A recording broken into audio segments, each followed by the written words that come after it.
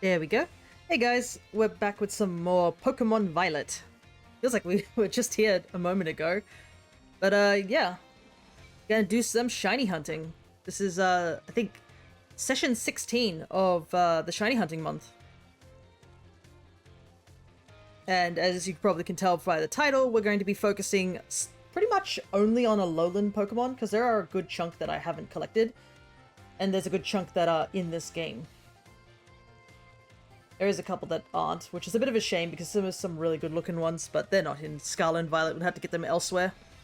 But for now, I guess we shall get going. As you can see, we've got our counter from back when we did the shiny hunting month. So we're still at a pretty good total. Let's see if we can reach 100 at some point before the end of, I guess, the shiny hunting sessions. Alright. I guess, since we're just starting, I guess we should just take it easy. There's not too big of a rush, because obviously we have another 15 so sessions to do these hunts. And there are a couple of overlapping, but one of the big ones I do want to get as of now, like, is the Dewpider line. Because I do like Araquanid, despite I have a huge phobia of spiders.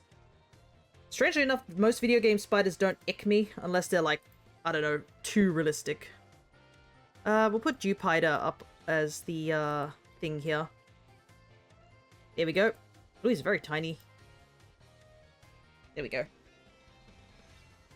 So, if I'm right, I believe they can spawn up here. And we just have to eat a bug sandwich. Since we're hunting via region rather than typing, we do have to take in account, like, any overlapping types that we might have.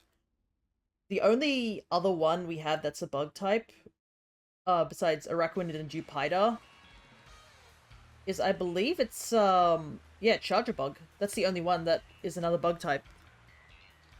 Now, it's either Araquanid or Dewpider that's up here on the top. It might be Araquanid. Might have to double check.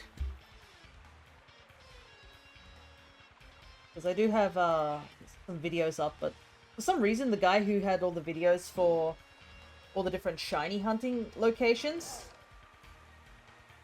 stopped making them for the Blueberry the DLC, which really kind of sucked. Because I was using his guides for that sort of thing. Okay, I think, yeah, you can get Dewpider up here as well. Alright. Let's head on up. Yeah, I can see Dewpider here in this water too. But it's a bit of an early morning. It's probably late for some people, but it's quite early. And it's the holidays for some of us over here in Australia. So both of my parents are home. Just chilling. Alright, bug sandwich away. This is one of the shinies I do like, I must say. It's very, it stands out quite a lot from its original colors and stuff like that. He's a cool bug. Alright, bug types, potato. I'm gonna have to eventually go get more ingredients. Getting a little low on some ingredients. But yeah, it's been a while since I've done any shiny hunting, so it feels quite refreshing to get back into it. I'll say this and then I'll get, like, immediately swamped by other things. Yeah, I'm pretty sure we're running out of potato salad because we have to do it constantly for the Vivillon. Which, don't worry, we're not doing a Vivillon hunt today. As much as I'm sure some people want to see me get another male Combi. Alright.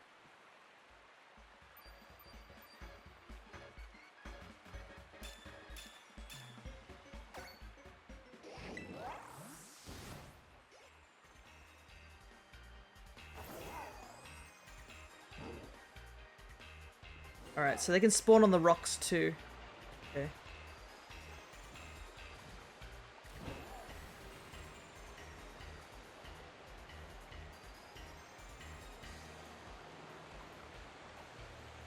I'll have to keep an eye out on that then. So it's on the rocks and in the water. It looks like they spawn quite frequently up here. It's a mixture of both too. So we're gonna hope we find Dewpider first. As much as I'd like to find Araquanid as well, there is the chance of getting 2 Araquanids instead of a Dewpider and a Araquanid. Kind of want to avoid that.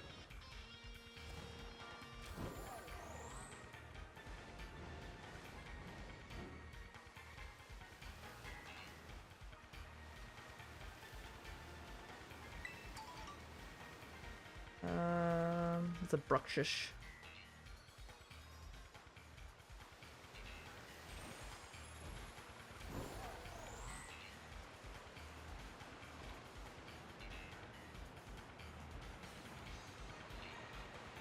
Might as well head down this way. Well, the water ones are going to be hard to see because they sort of are a bit wavy and stuff like that due to the water.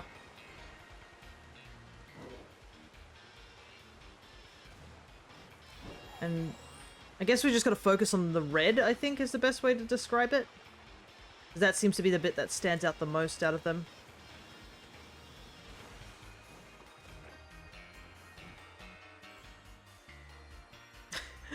Can't get over Araquanid's swimming animation. So creepy.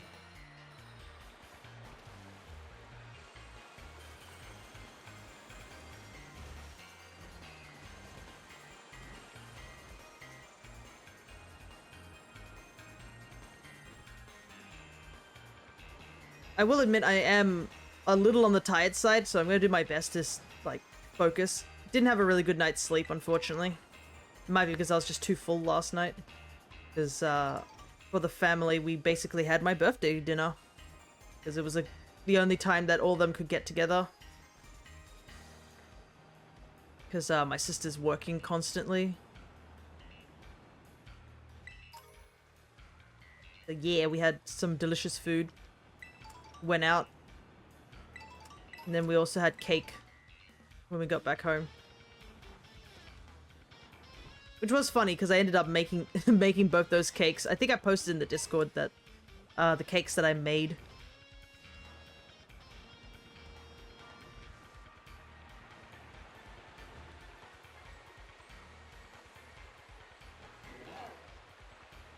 So we have plenty of leftover. That's always the good thing. That's usually what happens is, if I do make a cake for someone else, they obviously take most of the cake home with them. Since it's for me, I get to keep it.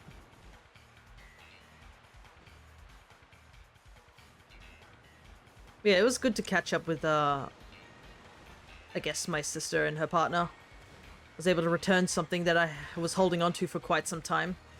Because, every time they've come and visit, it's basically when I'm not at home, so I can't, like, do the thing that I wanted to do. I'm just like, I find out, like, later, Mum's like, oh, you know, such and such visited, and they had to use the printer, so they came over, and I was like, oh, cool. You know, when I was at work, and I couldn't give them the thing that I wanted to return. Nice. But yep, it's all returned, it's all good. So hard to see these guys in the water. I kind of hope he doesn't spawn in the water. I'm so paranoid that I won't be able to see it.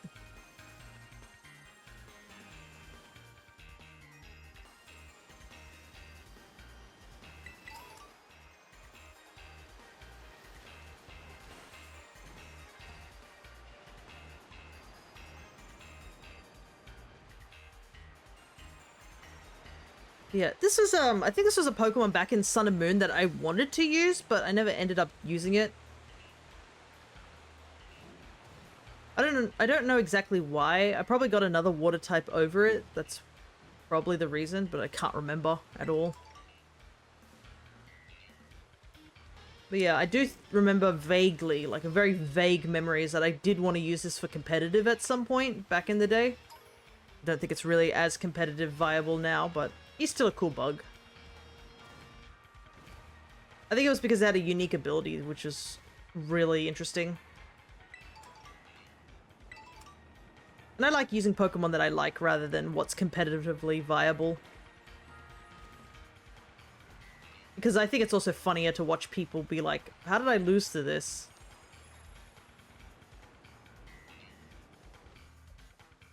Yeah, the competitive scene nowadays is everybody using big legendaries, so it's a lot harder. Keep up with the curve, you just gotta have legendaries as well.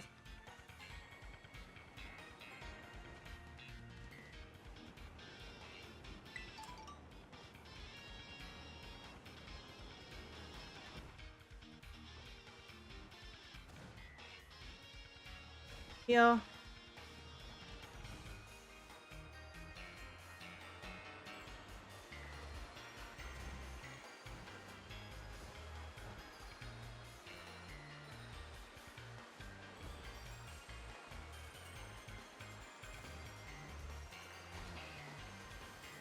Closer look at these guys.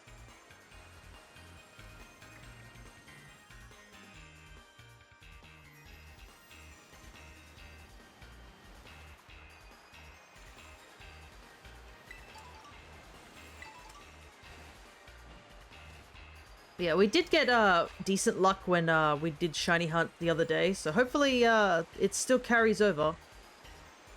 But like at the same time, there's a part of me that's like, should I be really using all of my luck? Because I kind of plan to do some more shiny hunting tomorrow, which is far more important day because that will be my birthday. We'll be going for the destiny mark then. I mean, a shiny is still a shiny.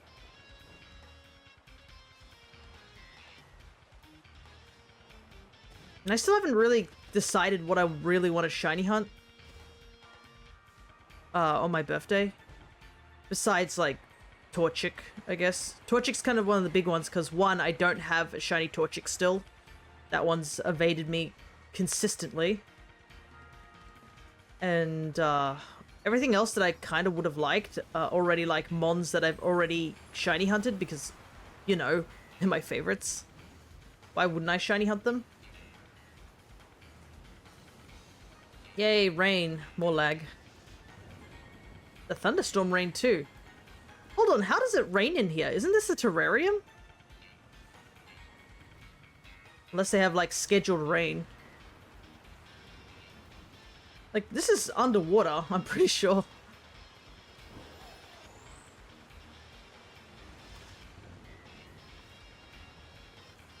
Well, I guess if they didn't have some sort of rain system, or like some system to, like, water all the plants, it would probably die very quickly in here.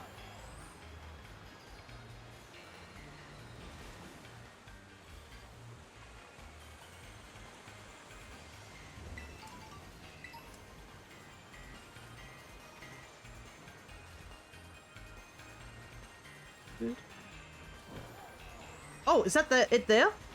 Yeah, it is! Let's go! We got one.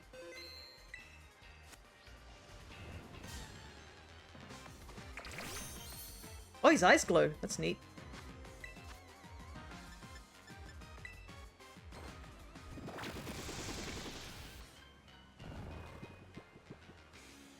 Look at that baby.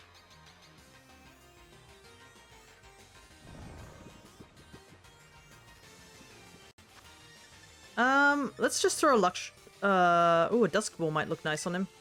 It's not really nighttime, but let's take a try.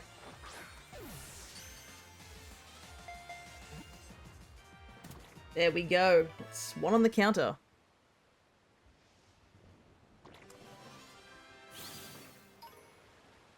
Now we just need one more. Let's take a look at him real quick. No mark.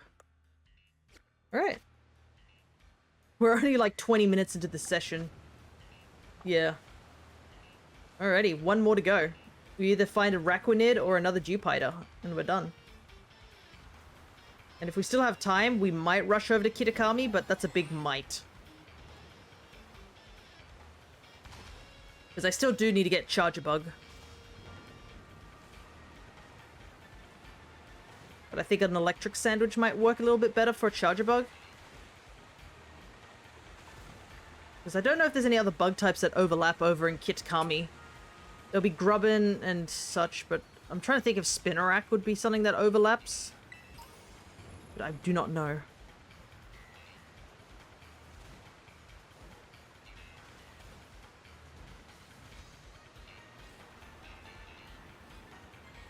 Off to a good start, though.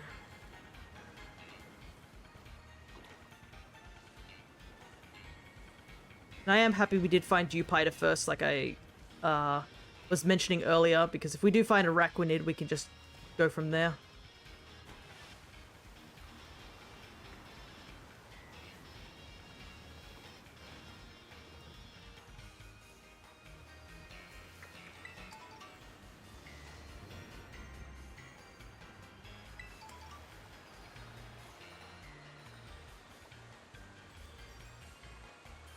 Okay, finally the rain has stopped.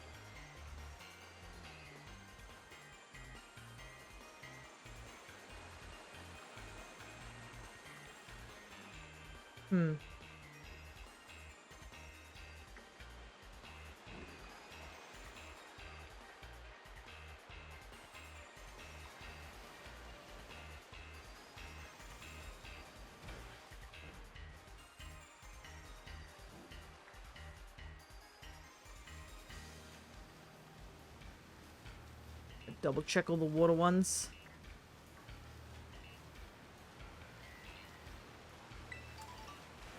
Get out! Come on, Rhydon.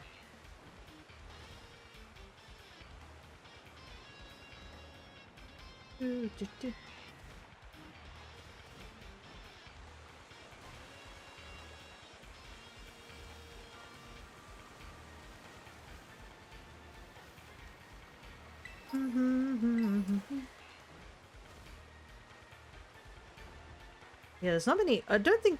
I'm not sure how many sessions we have left. Because there's obviously. Let's see.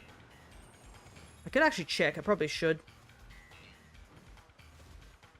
Because I am going away at some point, so.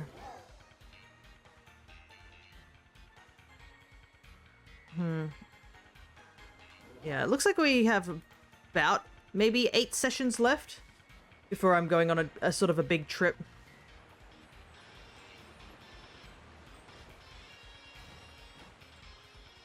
I'll have to double check everything with Twitch and make sure everything's uploaded at that point, so you guys have some VODs to look over whilst I'm gone. I obviously won't be streaming for a little while. That'll be over in America. Plus, I think it's fine, to be honest, because it gives me a bit of a break. And, I mean, Trip is always going to give us things to talk about. Because that's a big problem I find sometimes, where if I've been streaming consistently for a couple of days, I'm just like, I have really not much to talk about. Like, compared to last stream, I mean, the only thing that's happened between last stream and this stream was that I baked cakes for my birthday. That's pretty much how I spent my birthday. Was, you know, just chilling. I did do some drawing, so that was cool. If you're over at the Alchemist channel, you'd probably seen them. Though I have to, I guess, make a decision whether I want to upload some artwork for the D&D stream over onto our channel. Because I'm not entirely sure if people are 100% like keeping up with the D&D stream, because obviously it's a niche sort of thing. You either have watched it and are keeping up with it, or you may have watched like one episode and you haven't caught up with the most recent stuff.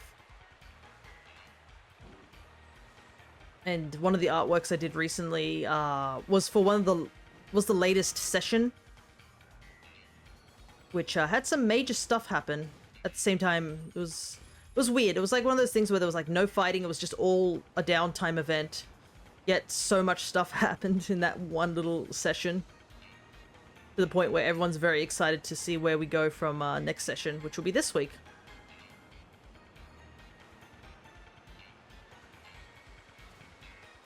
And plus, if you don't know where to go, look for that sort of stuff. I might have to add a link to the playlist in our events thing, so that people can go and catch up, because I believe Crescent just made a playlist for all the D&D sessions, so you can watch them all in a row. without having to navigate through the channel. Which makes things obviously a lot easier.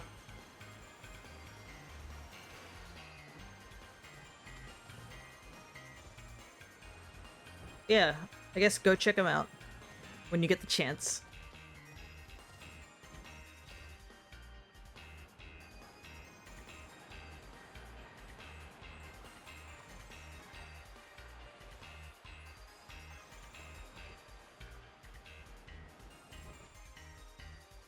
Maybe? No. It's just an unusually large one. I don't think this is a shiny. Yeah, nope. Water refractions! But I can't really complain too much, we already found one. So, I would like more than just one per sandwich, but you gotta do what you gotta do.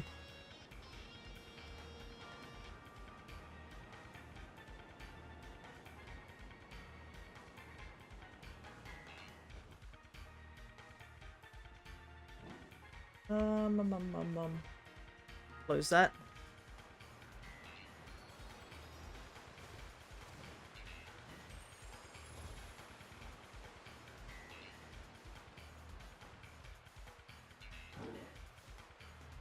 Oh.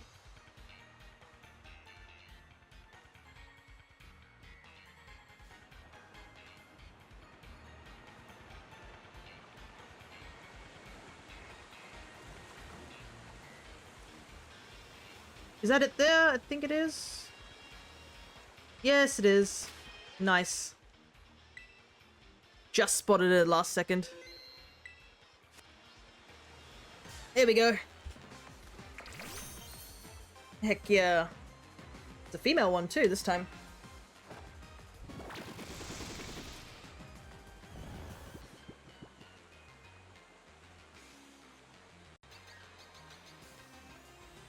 It's definitely not nighttime, but I'll give it a try again.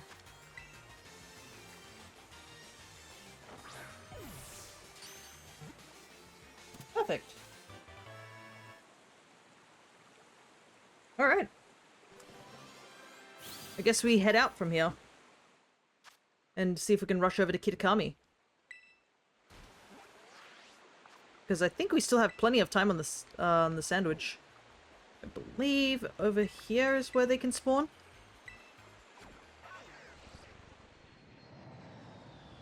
Guess I'll quickly change this immediately. Oop. Oh, he's really big. What you hear?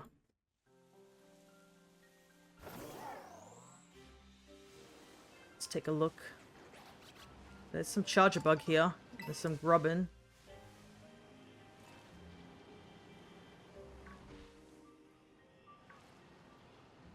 How much time do we have on the sandwich? We have 12 minutes, so I think this looks like a good area. There seems to be, yeah, a good mix of like charger bug and grubbin. Don't think there's anything else spawning here.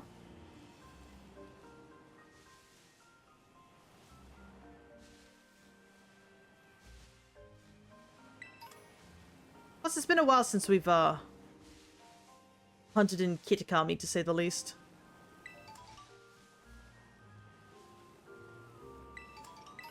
Might as well pick up all the items too, because we obviously aren't going to reset this sandwich.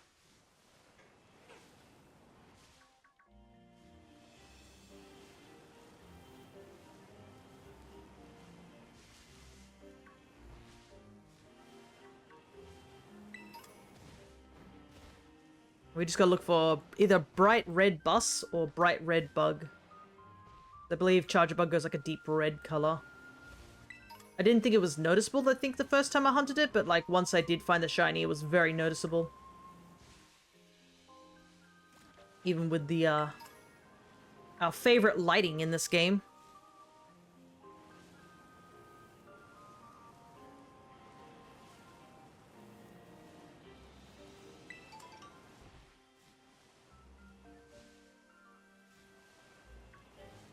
I should check also how our other Dupiter is. Okay, it does not have a mark. It has a modest nature, which I think is good, because that should be I believe that's special attack up. Kinda need this dusk to go away. Kinda hard to tell.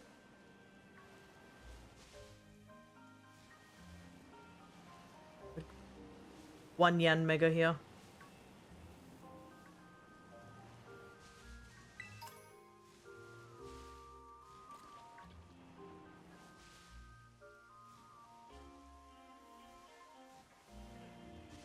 I probably should put a picture of Grubbin up instead, because Grubbin's a little harder for me to identify. There we go.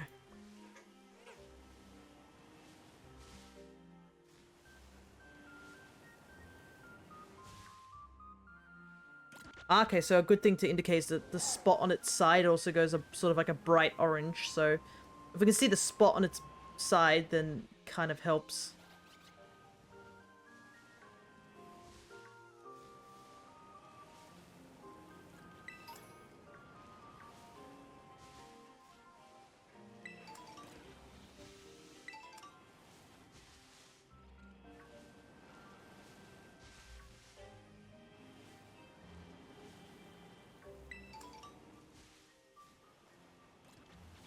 What to hunt after this? I'm sort of feeling to go for Shinydex next. We do have Mudsdale to go, so we'll probably also do a ground type sandwich so I can get both of those. I think the big reason is that I've been catching a couple of Shinydex over in Pokemon Go as of recent. I don't know if it was because it was just released or it's part of this special event. But yeah, I've been itching to get another Shinydex so we can get our Palisand, because they're really good shinies. And they're very noticeable, so it's a less of an eye strain for me to, like, stare at the screen.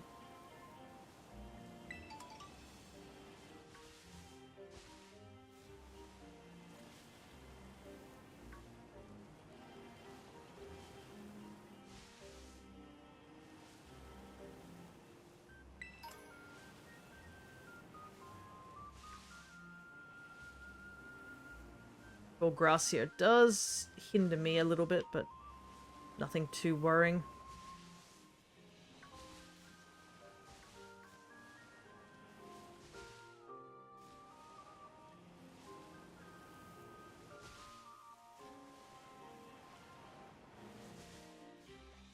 Well, so we've got 2 shinies on this sandwich, so we're at least at decent odds.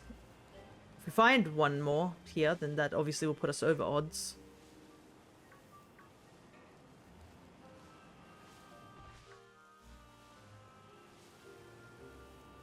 But, it would be nice, but, I mean, we can't be...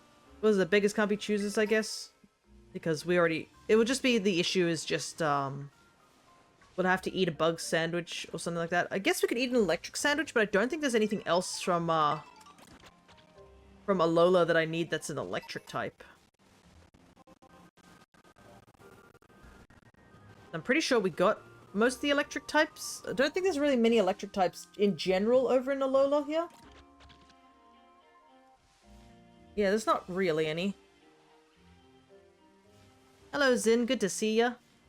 We're doing some shiny hunting today. We'll all be about shiny hunting. So if you are interested in joining, I should have probably said this earlier, you can join me in making sandwiches.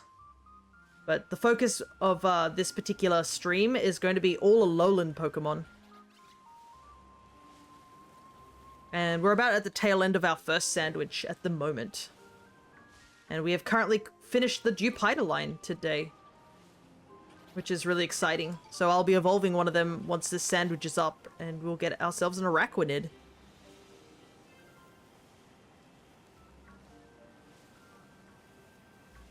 So, we're currently looking for Shiny Grubbin or Charger Bug at the moment, or for the last part of this sandwich. Because we do need just Charger Bug at this point. But I put Grubbin on the screen so I can take a look at Grubbin and be like, ah, that's what it looks like. Because for some reason I can never remember Grubbin's, like, shiny altogether.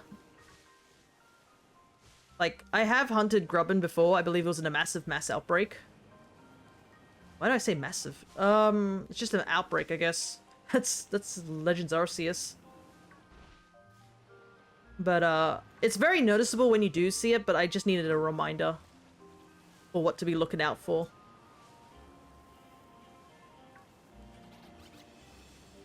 Yeah, we're just doing shiny hunting and stuff like that. This is part of our shiny hunting month. If you are curious about any information on that, it should be below the video. There's a section dedicated to shiny hunting month.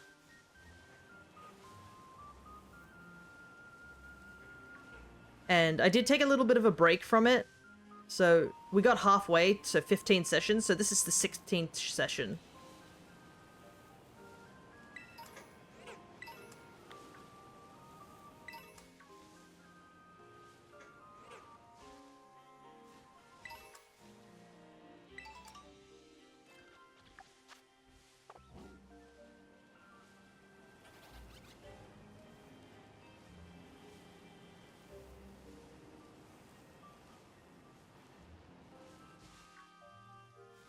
But our next target is going to be ground types, because I'm going to try and go for Sandygast and maybe a Mudspray, I think, or Mudsdale.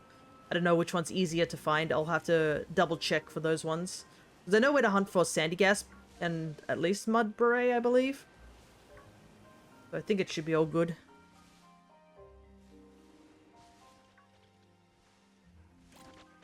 No, you're yellow. Got yellow on your tusks.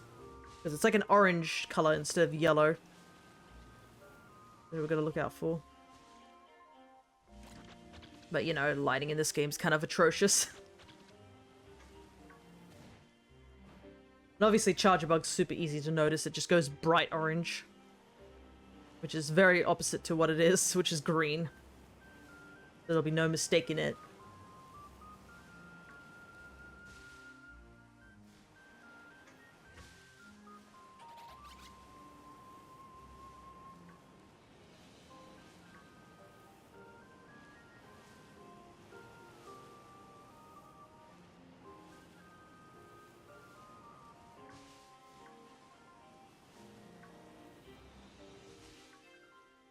Big boy. Some of these are like noticeably bigger than the others, I feel. And if you see, there's, I think the event's still going on for the Swampert, and as well as the outbreaks for the Kindly mark, I believe it is. Yeah, I'm not interested in any of those because I have all three of those Pokemon as shinies. Kinda wish they introduced more Hisuian Mons over here, but yeah. Because I'm still missing a couple of Hisuian Mons. I believe we're missing, what is it? We're missing Sneasel and Zorua. And both those Pokemon do exist in this game.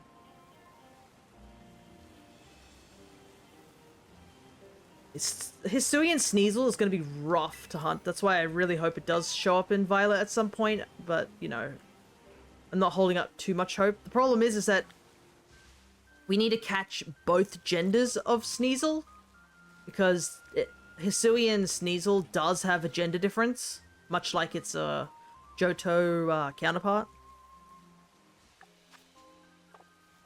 And I am trying to go for a full form shiny living dex, so I do need to get both forms.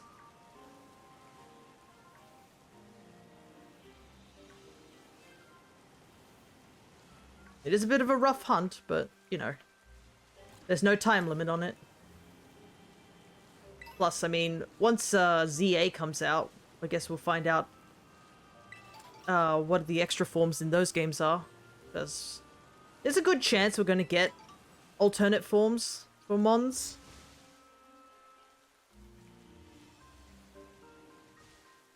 At this point, it's sort of like a guaranteed, so hopefully we get some really cool ones.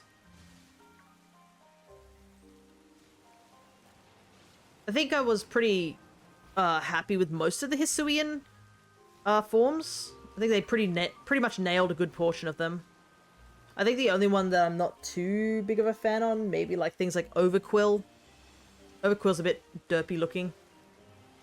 Maybe Sneasler looks a bit sort of disproportionate, but, you know, they're still very, like, it's only a slight downgrade, nothing, like, massive. It's just, I do definitely think Weavile looks a lot better.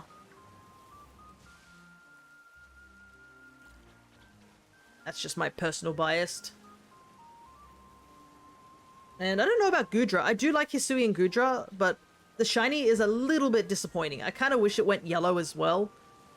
Like Gumi, because it just looks so weird that it goes from bright yellow Gumi to just the same regular color Sliggoo and Goodra with only the shells changing color. That feels like a bit of a missed opportunity, to say the least. So I think I do still prefer regular Goodra over the Hisuian forms, just slightly though. We do love and respect our squishy dragons. Alright, sandwich is up. I think we'll evolve the female one, because that was the one that had the modest nature. There we go, and I can mark off that Araquanid and Jupiter are done. Oh, and I guess here you go, if you didn't see the Jupiter shiny, you get to see both of them right now.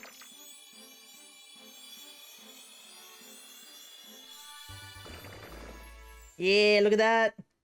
Oh, it's such a good shiny. Love the bright red on it.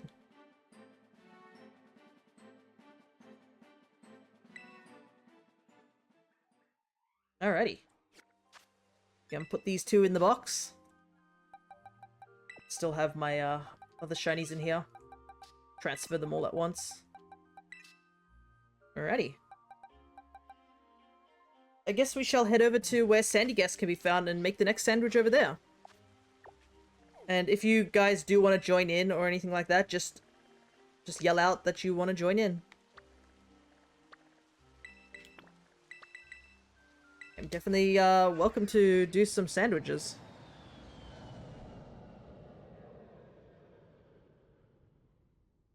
There is one Pokemon that I can't get over here specifically, and that's Oranguru. So Oranguru is a Scarlet exclusive. So that is a bit of a shame. We can still get Passamine. Or Passimian, I think it is. I always mispronounce that one. Alright, Shinydex picture. Let me see. Shinydex, it's Palossand. There we go. There's our boy. Here we go. Very noticeable shiny. Might also buy some more Dusk Balls. I'm kind of running a little low on them.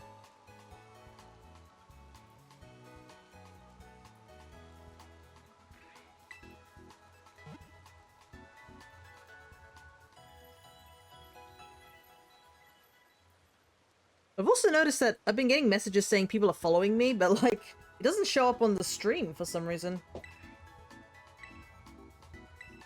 Nope, I didn't want to talk to Nurse Joy again.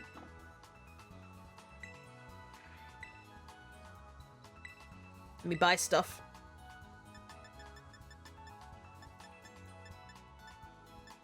Balls.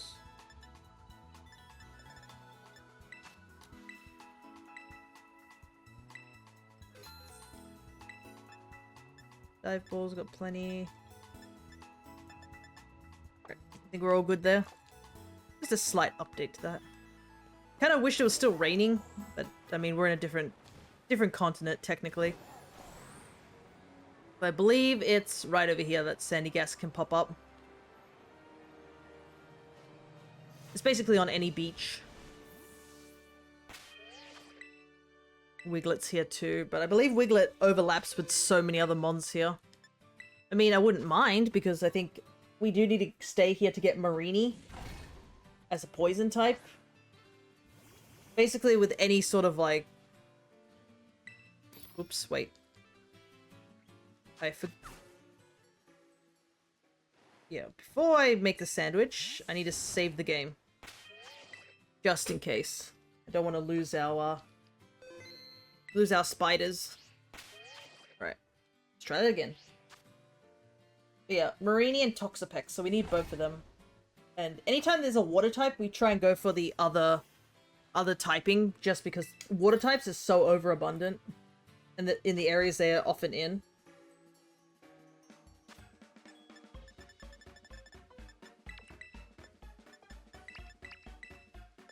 Kind of want to go for something that's narrows down the grouping.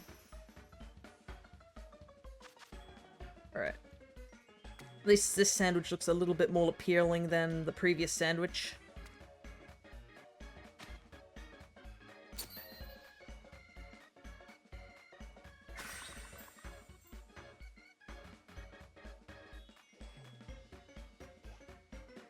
Yeah, I believe those are the only ground types that we can get is Mudbray and Sandy Guest. I don't think Palisand doesn't spawn in here, and Mudsdale does spawn in the wild, but I'm not entirely sure off the top of my head. I'd have to look that up.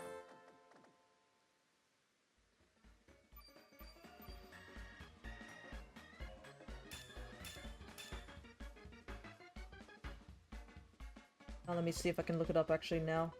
There we go. I do have a video next to me.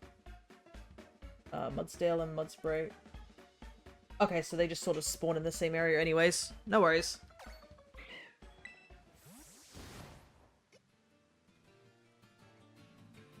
For Sandy Guest, I'm pretty sure I'm in... Oh no, there's actually a better area for Sandy Guest, by the looks of it here. If we go over on this beach, that might be a better place. When did the secluded beach have a warp, though, I gotta say? Wasn't expecting that.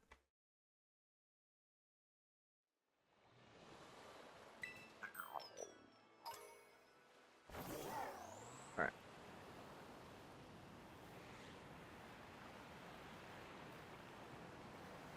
I guess it's because I never read this sign, that might be why.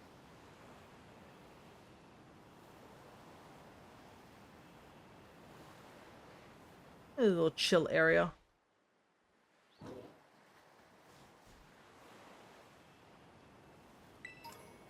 And since it's so narrow, then we don't have to worry about, like, turning our body too much.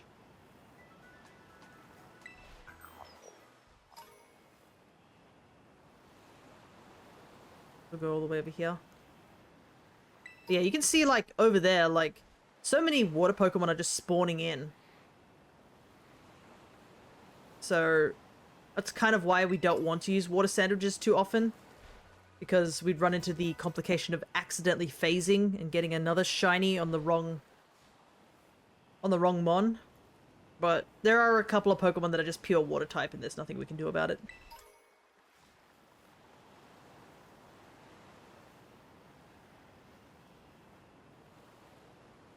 Luckily, I think the only water types that we really need to, like, go for just water type is pretty much going to be, like, the Poplio line, I think.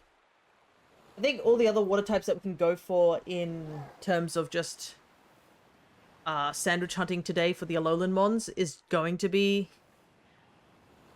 dual typed ones. So at least we can do that.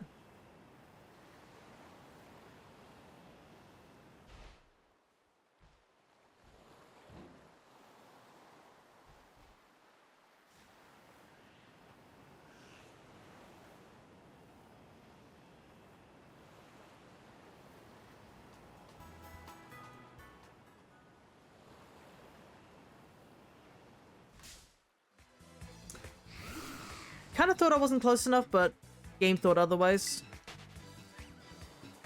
But yeah, there's a big reason I would have liked it to be raining here is because the rain actually washes away the Sandyghasts, except the shiny. Because pretty much any shiny that exists in this game does not get affected by whatever weather condition is in the area.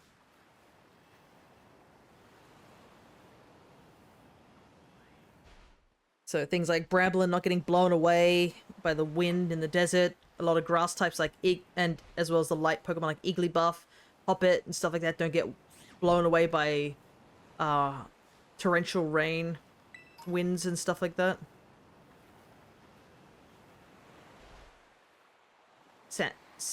I think Sudowoodo doesn't run if they're shiny. If it's raining, they sort of all panic and flee. I think Voltorb doesn't explode if it's a shiny. Unless you're in battle. Which we unfortunately found out the hard way during that particular event. Still can't believe I literally called it the moment I did it. I was like, wait, this has explosion. And immediately just copped it.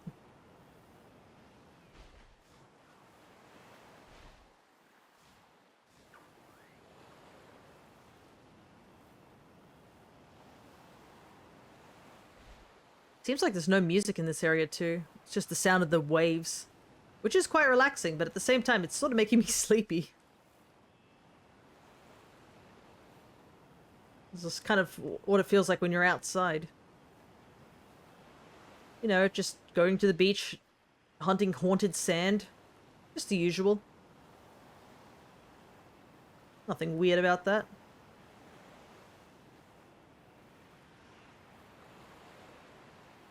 Seems to be like a tiny little group of Pokemon that just spawn here as well, besides Sandygast.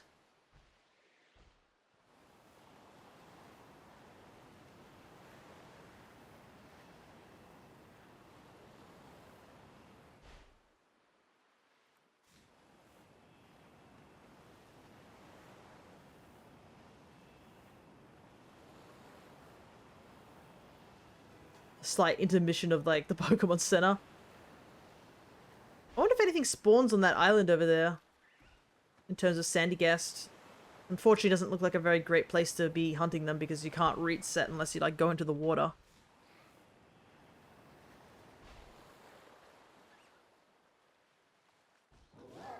I know the other location we can go to is the beach over at Levincia.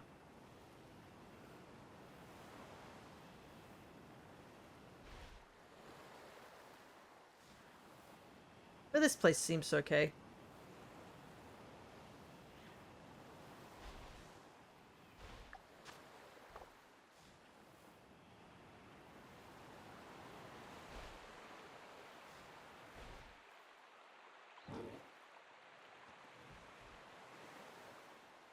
There's a lot of Wattrel. Wattrel is going to be so hard to find. I'm somewhat worried about that particular hunt. Because I do have Killer Wattrel. But Killer Wattrel, let's be real, Killer Wattrel's massive, so you can at least see the shiny very, very well. But Wattrel is very small, and Wattrel only has a very sort of subtle shiny, if I remember rightly. I think it just turns slightly purple. Like, its overall color doesn't really change. I think just the black part becomes a more purpley black. And considering that, like, it tends to immediately just jump up in the air and fly around when they do spawn in, it's going to be really rough. But we do need one Wattrel.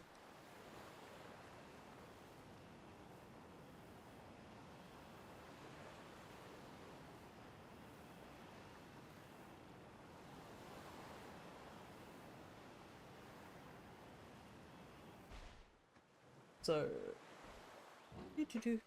Another one I do want to go for is like a grass type sandwich, because I still have to do the Bond Sweet line, which we have Bond Sweet at least. I didn't realize for Bond Sweet, to get Bond Sweet, there's like, it's the same tree method as in with Applin. That I didn't know. I was like looking around for Bond Sweet and I couldn't find it unless it was that one mass outbreak. But I decided to take a look at a video and some person's like, yeah, you just hit a tree similar to the Applin method. And I was like, oh, I didn't realize that. That's why I couldn't find them. They're just sitting in a tree.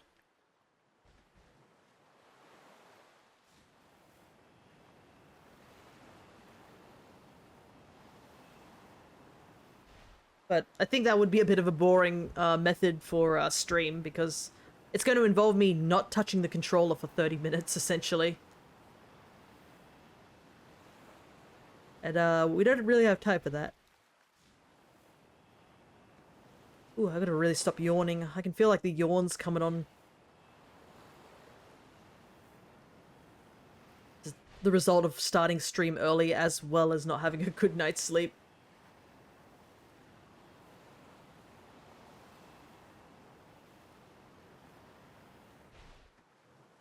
Another hunt that's going to be kind of not great will probably be the Salazzle hunt.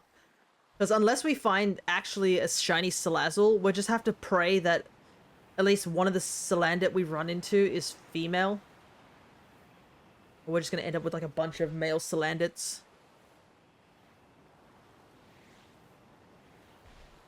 But yeah, it's a hunt that I've not attempted, I don't think. It's a really easy shiny to see too. I've just not actually gone out of my way to attempt the hunt, which is kind of odd.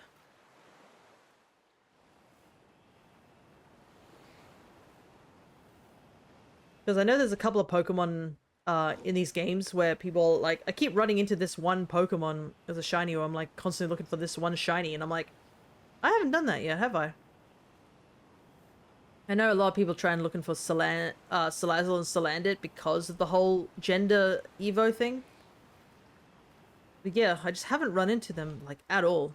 I think even when we've done a poison sandwich or like a fire type sandwich, whenever that comes up, I'm always like, oh, let's go hunt this Pokemon instead, and just totally forget that Salandit and Salazzle are legitimately a thing. That I probably should be hunting for those a bit more frequently, considering I'm going to be kind of stuck doing them for a while.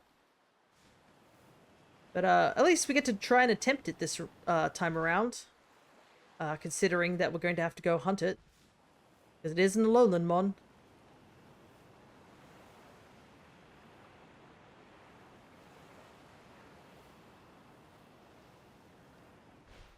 Yeah, there's a couple of grass types. I think I want to save one Rowlet for tomorrow.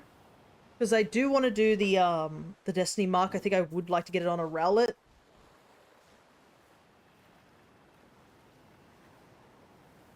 Because I only have one Rowlet which I got from the Masuda method.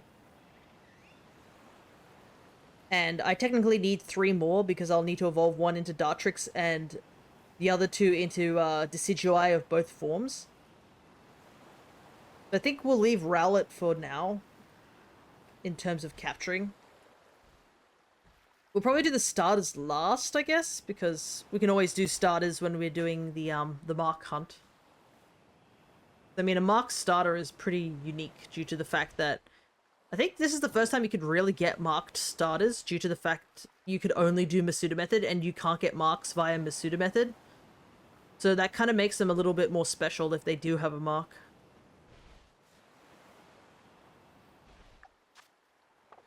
We don't find it in 9 minutes. I think we'll just head over to where Mudbray is and test our luck over there.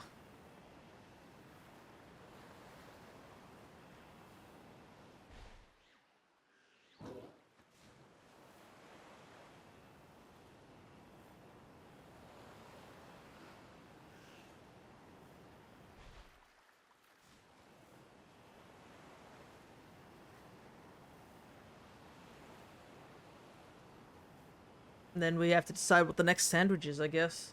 I mean, if you guys want to, like, request a sandwich that I do, you can always use exclamation mark shiny, take a look at the Shinydex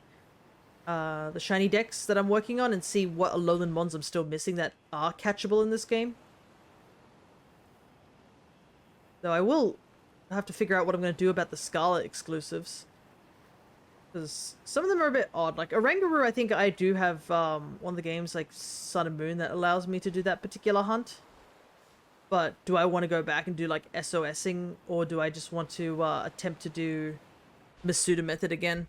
Because, I mean, as much as Masuda method feels a little easier in this game, it's like a weird one, to say the least. Like, some people like it, some people hate it. I think I'm more on the side that likes it just because I can, like, get a bunch of eggs off stream and then just hatch them all on stream instead of just doing the egg hatching on stream. But I know some people prefer the daycare method where you're just running around, pick up an egg, and just keep rinse and repeating over and over again until you get it. And, I mean, we might have to do that once we go back to Sword and Shield. Because there are a few Pokemon that are just still sort of stuck in Sword and Shield that I do not have as shinies. Obviously, I'll try and get the majority of them over here because it's much easier, but yeah. There are quite a few Galarian Mons that we are currently missing. And there's also, like, the actual just Galarian forms that we can't get, like Yarnmask and Rinorigus, Galarian Farfetch'd, Galarian, Darumaka, and Darmanitan. Stuff like that. There's probably more that I'm missing. I think the Galarian Meowth I still need. I think someone gave me a shiny Berserker, so I don't need that one for now.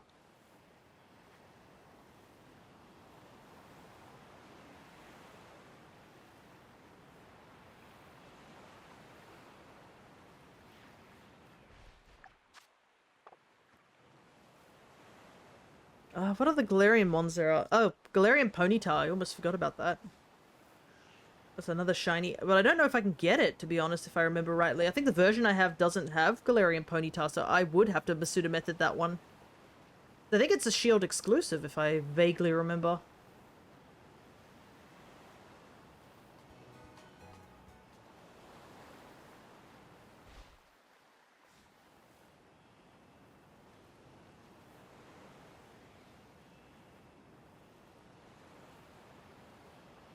Yeah, any Masuda Methoding in Sword and Shield is going to be done way later in the future, I think.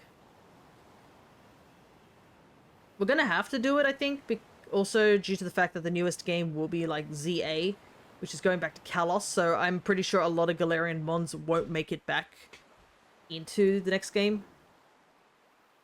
Due to, you know, they're kind of new.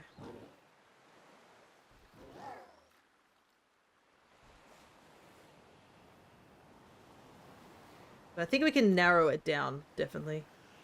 Because there are a couple of Galarian Mons that are in this game.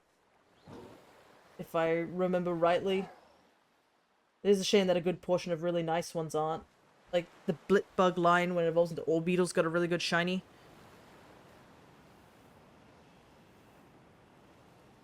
But yeah, I don't know. Because I think there is the brilliant aura method. I think they at least figured that one out at this point in time. So it's not completely impossible to do that method anymore. But yeah, Masuda method seems to be still the most consistent of all the abilities. The ways to get shinies. I mean, heck, I can attest to it because that's how I got most of my shinies in Sword and Shield, was via Masuda method. Heck, I got a Hone Edge while I was fixing up my living decks in Sword and Shield. That was a shiny on the first hatch, which was wild.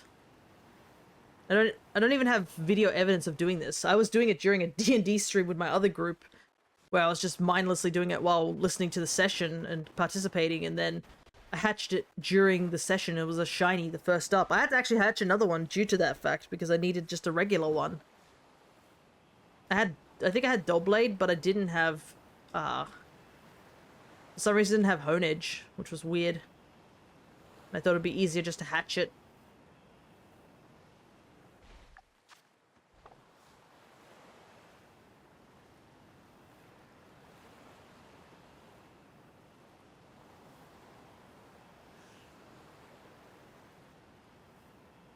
I think the Sandygast is not going to show up for us. He's just refusing to show up. Luckily, this is single player, so I can always just turn the game off to save my my Herba Mystica if we don't find any shinies per sandwich. But yeah, you can't really do that with multiplayer.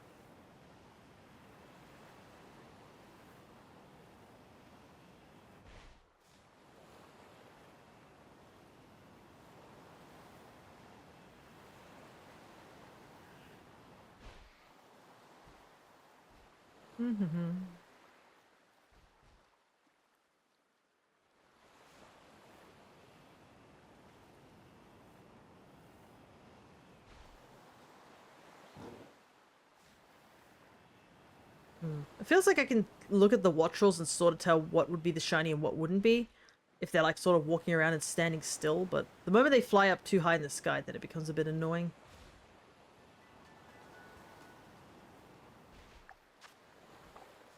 I think I might...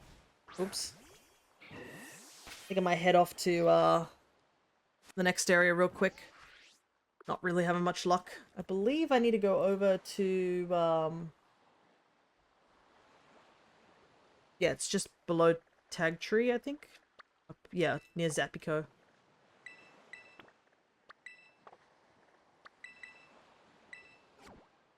Fire Eye.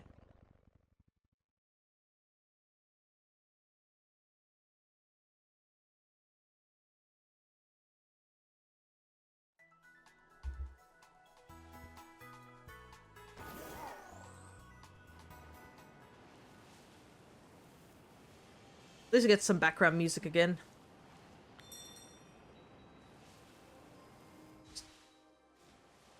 Another mon I need to get is Sotodle and Satitan. Because I did not get them the last time I tried to hunt for them.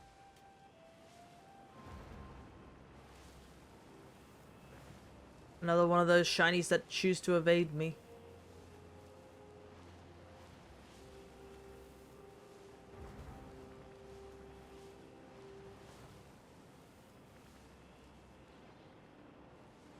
Probably it's a good thing it's nighttime, because I think, if I remember rightly, Mudbray and such go this like bright golden color.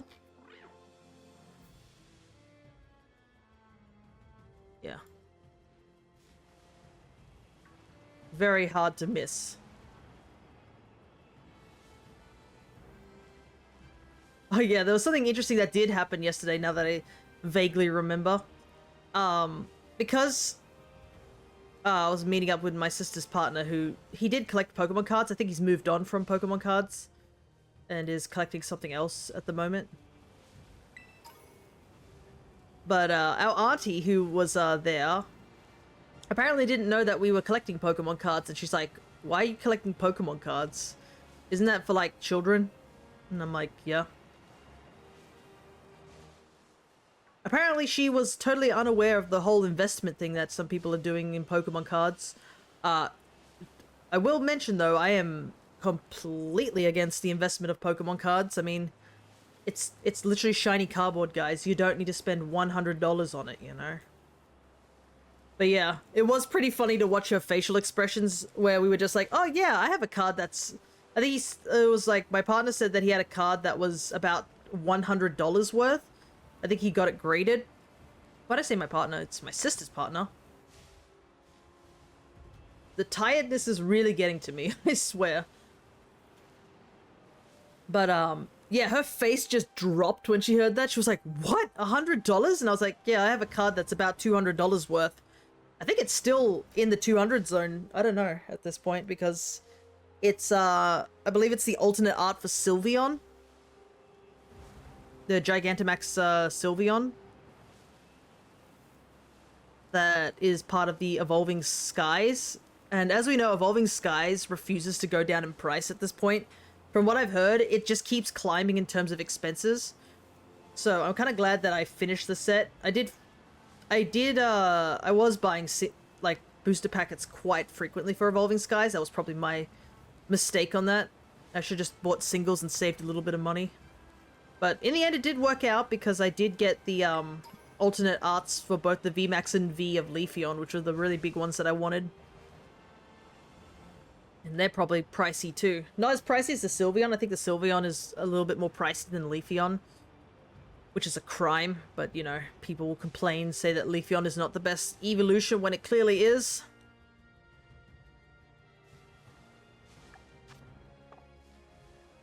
And then, obviously, there's Moonbryon, which we really don't talk about the price of Moonbryon. Moonbryon is stupid in price. Like, I think from what I've seen is that Moonbryon just keeps going up in price. And there are still people collecting, like, Evolving Skies, like, even now. Chasing after that elusive Moonbryon. Because obviously there's some people who will buy singles and just, you know, bite the bullet sort of thing. And then there are some people who sort of go after that chase of opening booster packs, like what we did on stream.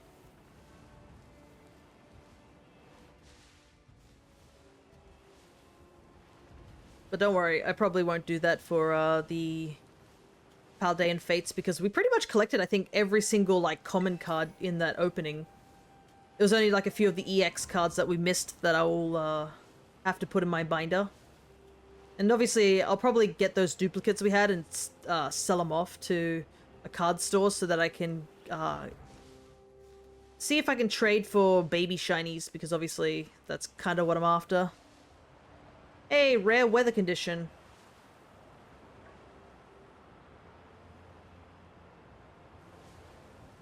Too bad it's like one of the worst to look for shinies in. Yeah, this is a really unique weather condition, I believe. The blizzard condition. There is a unique mark that you can get during the blizzard. So getting a shiny with the mark makes it a lot rarer. And I think a big reason of why it's so hard to get this one is that the blizzard only lasts like 30 seconds.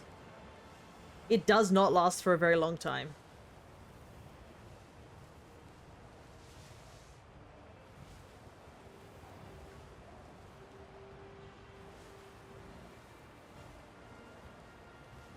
So not only are you looking for that elusive shiny that has to spawn during the blizzard, you can't just have the shiny spawn prior to the blizzard and then catch it during the blizzard. It has to spawn in the blizzard. And then you have to, like, hope that it comes with a mark as well. Which is rare on its own.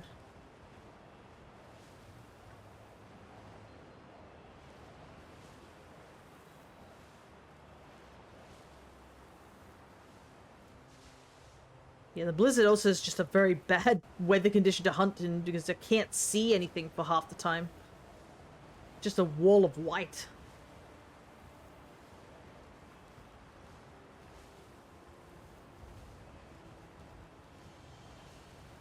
But you know, there are mark hunters out there.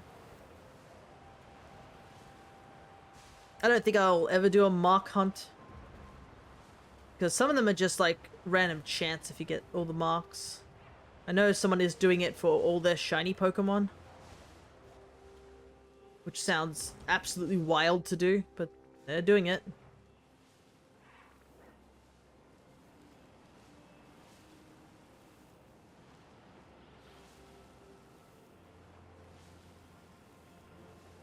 And heck, I don't even have all the marks myself just on normal Pokemon. It was kind of funny though. I think we did hunt for like the rare mark on a shiny, which we did eventually get for that the Skrelp quest. I think when they had like the event quest for that. That's the only rare mark that I've actually gotten myself. The other rare marked mon that I have, funnily enough, is from an Eevee that somebody traded me. So somebody traded me an Eevee on Wonder Trade, and it just had the rare mark on it. And I was like, what on earth? Did he not realize it had the rare mark? Because there's actually a couple of Wonder Trades that sometimes I look through them just to see what marks they have on them. Because sometimes you do find marked mons in there, and you're like, oh, okay. Guessing you didn't care for the mark, or you just didn't notice it there.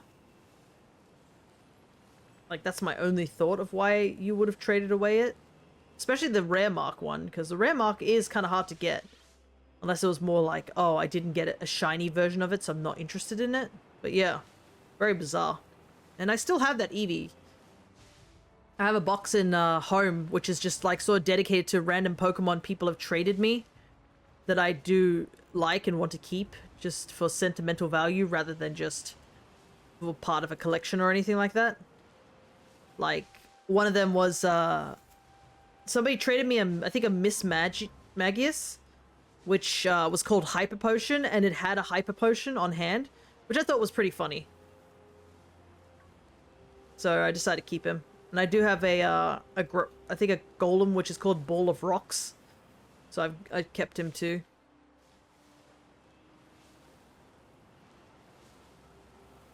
There's sometimes you find some little unpolished gold in the Wonder Trades out of all those definitely hacked shinies.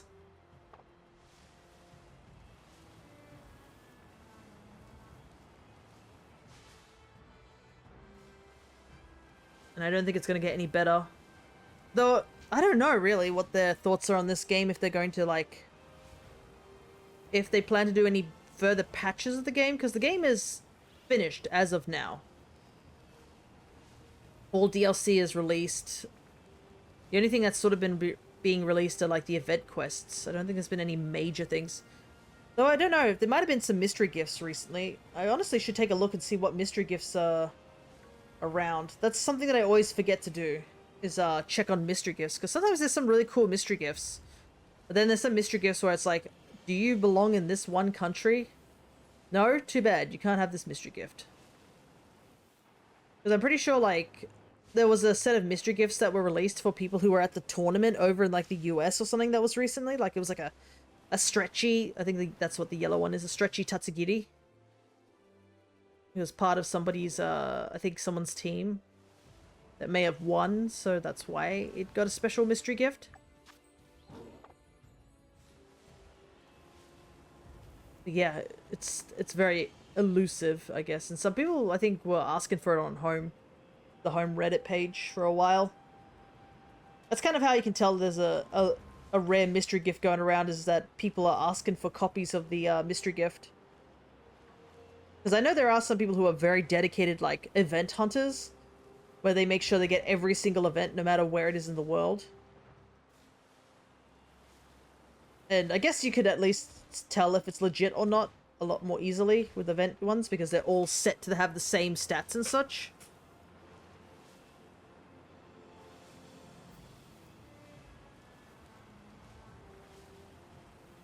And I don't know if people are botting event mons very often.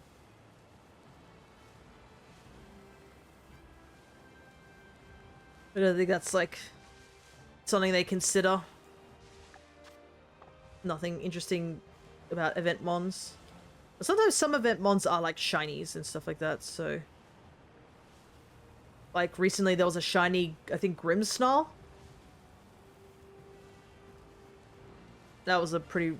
that was actually, feels like a while ago, that one. And while it's not my ID, it's like the only Grimmsnarl I have, so... It's still in my box over in home. I did get a couple of copies of them, due to the fact that I have multiple accounts, so I can get mystery gifts in those... in the secondary account.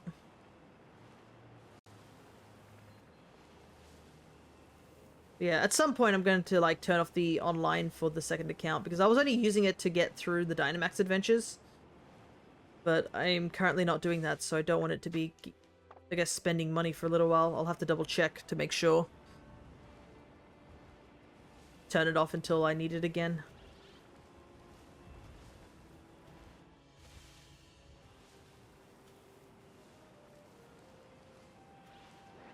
Yeah, looks like this sandwich is a dud. Didn't get anything for this sandwich.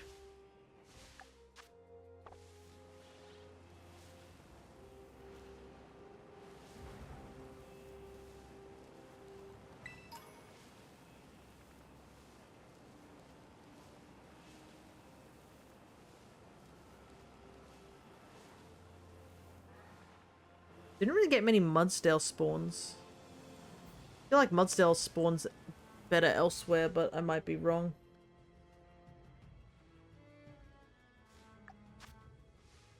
Alright. One last look around. And a quick reset. Whilst we reset it, I guess we can take a look and see what we need next. Let's see. What's something I want to go after? We were talking about Marini earlier, but...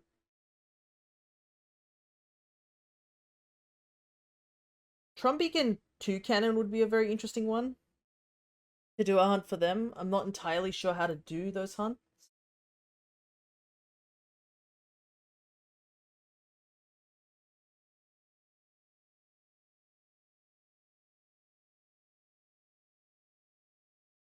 Yeah, so they're just in the coastal area.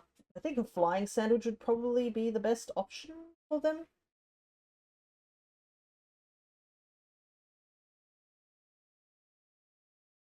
Let's see. The issue is Picky Peck. That's probably my worry. Because Picky Peck is so small in this game. It is rough to see. So I'd rather look for a location that we can hunt Trumbeak instead. Because I do have a shiny Picky Peck, so I don't need it. I got that Picky Peck back in Sun and Moon. I think Picky Peck was one of the first shinies I hunted in Sun and Moon. Using the SOS method. I did get a couple of Pokemon from the SOS method. I believe I got... I got Picky Peck, I got Cutie Fly, and I think I got Wishy Washy from SOS method. I think those are the only three. I wasn't terribly good at SOS. This was back in the day when I didn't understand that you could get a Pokemon sort of dedicated for that sort of thing. I don't think I was a complete noob with shiny hunting. I did understand how to shiny hunt, but it was definitely one of those ones where I wasn't totally the best at. Alright, I'll probably get a pit... I know what Trumbeak and Toucannon look like, because they got very vibrant purple beaks. Let me just grab Let me show you what Pikipek looks like. So yeah, I think the eye color changes and this part of the head changes, but because Pikipek's so small, it's very hard to see those changes. Alright, let's head on over to the academy. So we need to go over to the coastal area. So I believe it's here. Ooh, there's an Alolan Muck hunt here. And I believe we do not have Alolan Muck. I think we have Alolan Grimer, but we don't have Alolan Muck. Let me take a look.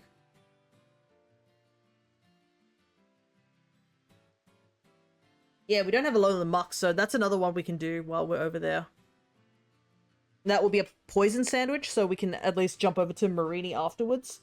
We do need to get Diglett, Dugtrio, and the Geodude line, as well as Sandshrew. They're all Alolans that we can catch over here too. We can't get Vulpix and Ninetales because that is Scarlet exclusive again. There's a good chunk of Alolan Mons over here.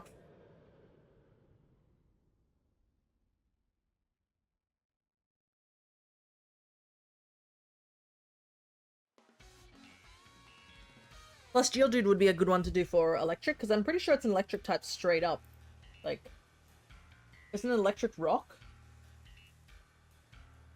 Yeah, it's Electric Rock, so if we need to go hunt for Charger Bug again, we can always do that. So that definitely is quite useful.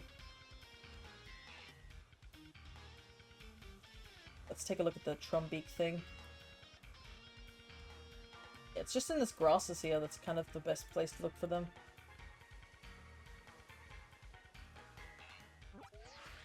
Sort of up around this area specifically.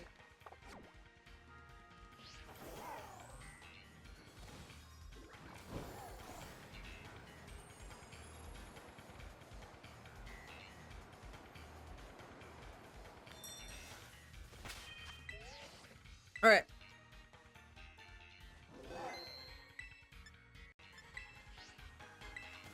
I hate you can't just automatically go to picnic mode. You have to get off Miraidon. Like, game, I know I want to do a picnic. I don't need... you just take me off from Miraidon for like a second. Alright, flying sandwich. I think it's been a while since we've done a flying sandwich. Let's see what flying... prosciutto. Plenty of that.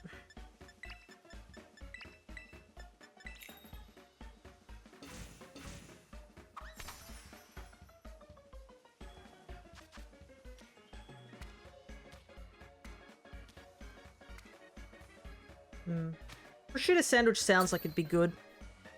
Prosciutto's quite salty. Could go with cheese or something like that. Cheese and prosciutto sounds pretty good. But you need a specific type of cheese, I'm pretty sure.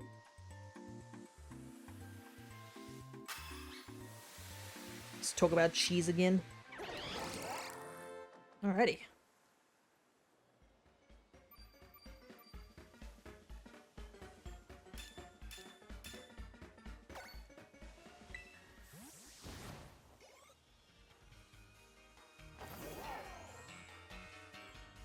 Okay, let's take a look around and see if any flying types are starting to spawn in. I did see a Toucannon on the ground here earlier. But hopefully...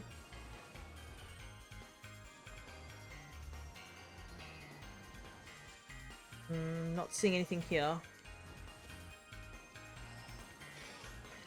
I am seeing a lot of the wrong types of mons.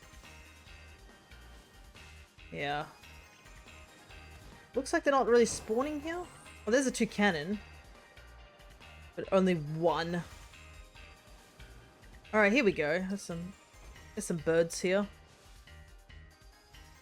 Not many, but there's birds. Yeah, I'm only seeing like a very small scattering of like bird mons here. This might not be a good place to hunt. I think the other place that they suggested was the beach area. So we might need to go to the beach area. Ah yes, I like fighting bushes.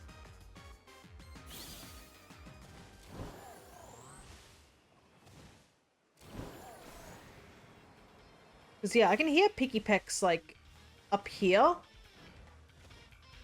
But it's like such a rare spawn that it's not going to be worth it hunting here.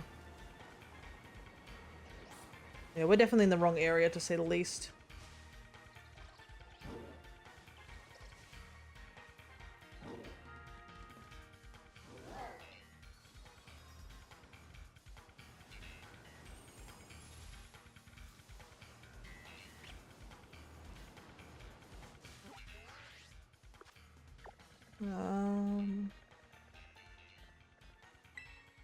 Try this beach down here real quick.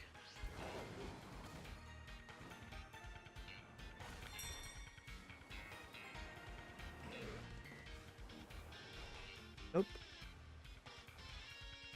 Quickly pause my timer.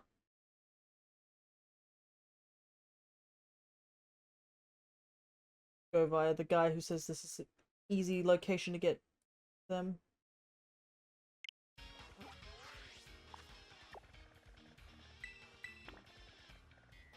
Okay, it's this beach, apparently.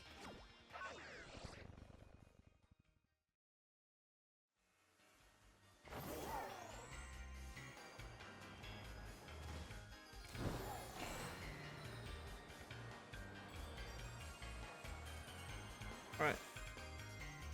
Let's see if we get some birds here. Probably away from all the humans. Okay, there's a Trumbeak. Alright, there's a couple of birds here. Ah, here we go. Yeah, now we got some birds spawning.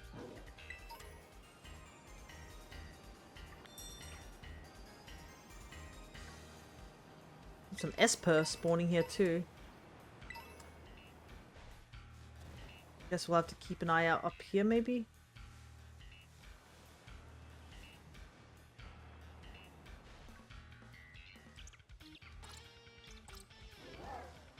Go away.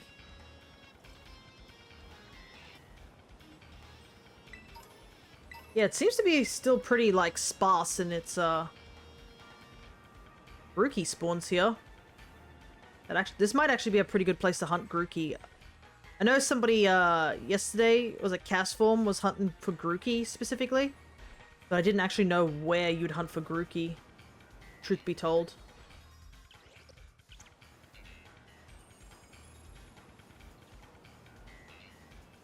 I guess it's on this beach here.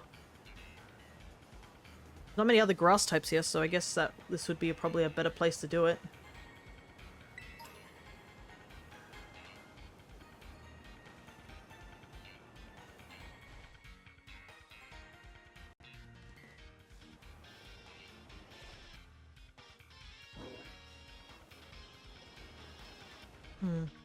They still feel very sparse, these bird Pokemon. Like, I'm finding more everything else as opposed to birds. So I'm wondering... Yeah, and meanwhile, this guy's just like, yeah, I'm finding birds everywhere. Like, what? I'm pretty sure I ate for a flying sandwich. Oh, wait a second. Ah, I see. The sandwich is incorrect. I was wondering why there wasn't many birds spawning. It's EXP points for some reason. Oh, wait, I was supposed to use a specific, herb. Right, I was supposed to use sweet, spicy, or sour with a salty. No wonder. Okay. No wonder there was no birds spawning. I was so baffled. I didn't even realize that. Alright. Let's, try that again from the top. At least we can go over to the beach that we, need to go over to. But yeah, that was a blunder on my part. Good thing I figured this out pretty early in the sandwich. Could you imagine if we did most of the sandwich only to find out that's kind of the issue? Ugh. Alright, let's...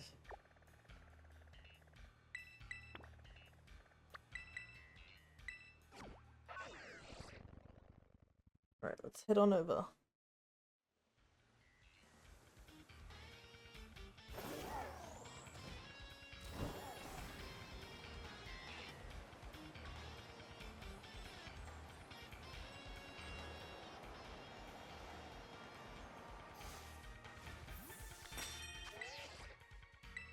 Alright.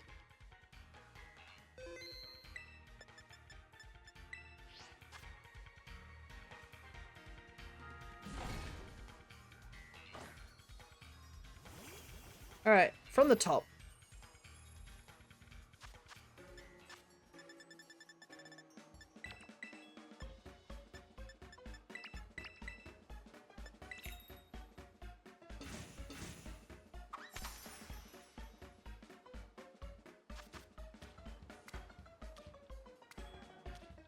Oh jeez. The beach's light is like reflecting off the meat.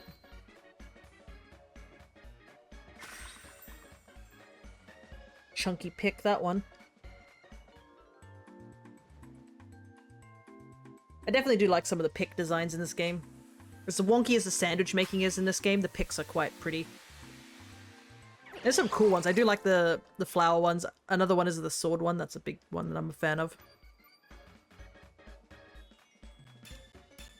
Alrighty. This time it should be working.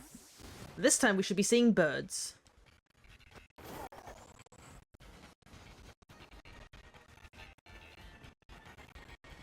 There we go. Birds. Actual birds. Everywhere. As I take a closer look at the picky pecks.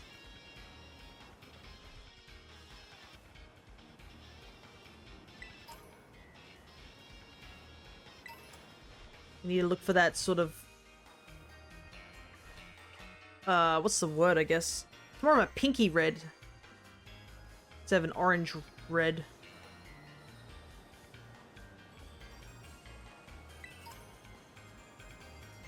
There we go. We actually got birds now. Problem is, for the picky pecks, we've got to take a look at them from the front.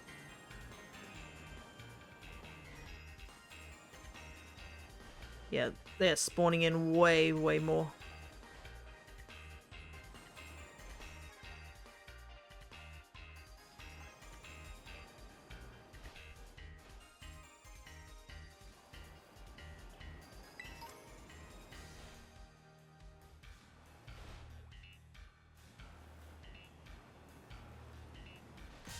Oops.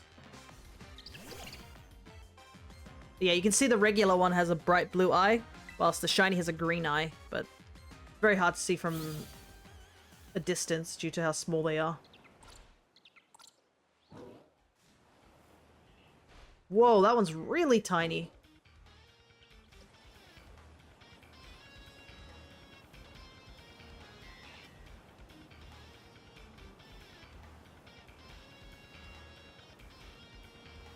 Yeah, this is so much better.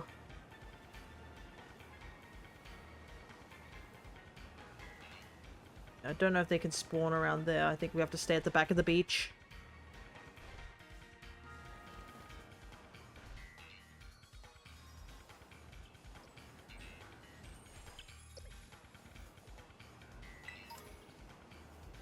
I guess the Trumbeak group is a bit of a rare spawn.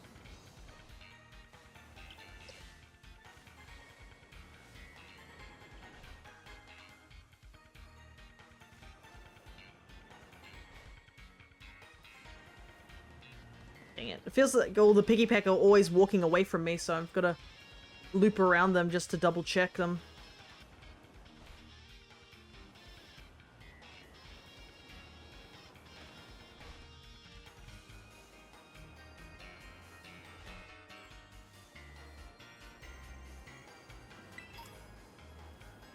Yeah, gotta focus on this one. Because Trumbeak are kind of a rarer spawn. We do need to find two of them because we need a toucannon. And I don't think toucannon can spawn in the wild, but it doesn't seem to be spawning around this area. Probably have to go somewhere else for toucannon. Maybe we should go back to that other location that we were in earlier. Because we were kind of biased due to the fact that our flying sandwich was the incorrect one. So I don't know if there would have been a lot of Trumbeak and toucannon spawning over in that area that we were checking earlier.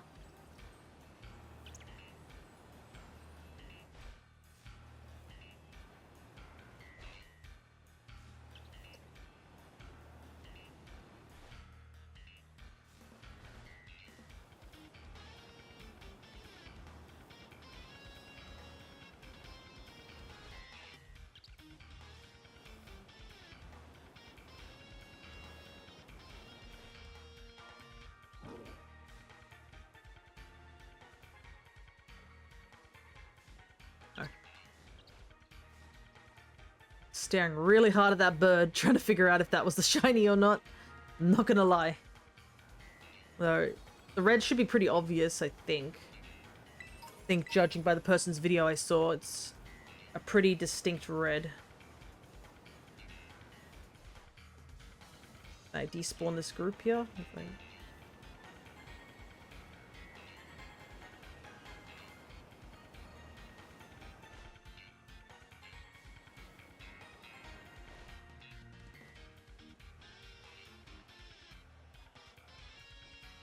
Thankfully, it seems that Trumbeak aren't aggressive.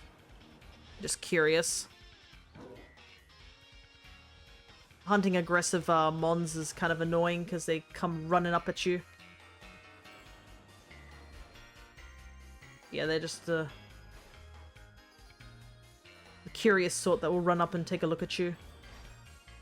Which can be useful if you want to just get all of them all in one sort of row. Take a closer look at them.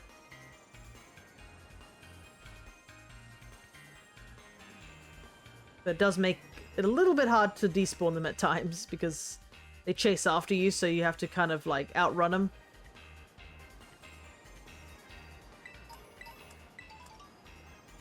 Really shouldn't be picking up items until I find a shiny.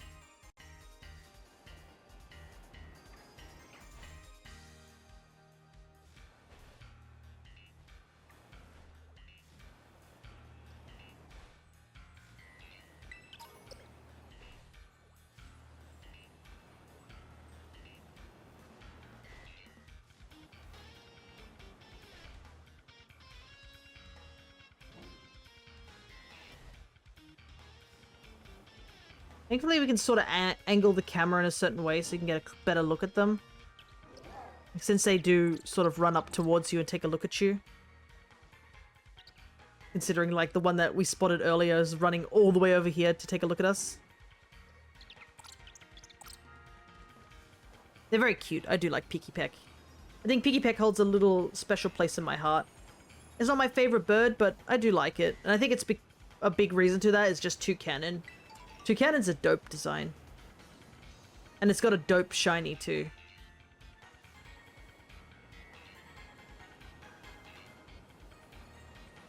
Trumbeak's a bit of that awkward, like, middle evolution. But not enough to, like, completely deter you. But it is kind of funny watching a bird with a very tiny beak and tiny, like, design, like, evolve into something as big as Toucanon.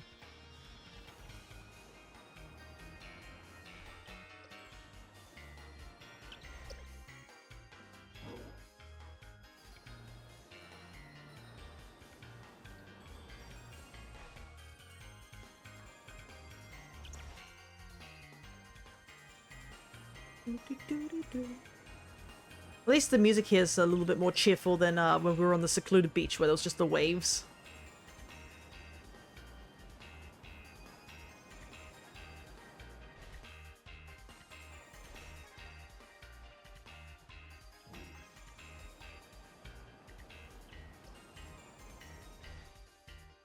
And the sand is also really nice to, like, just as a terrain to hunt shinies on, because as long as the mon isn't like, I don't know, bland yellow, you can pretty much see any mon on it, so it's super useful for shiny hunting, especially the smaller mons.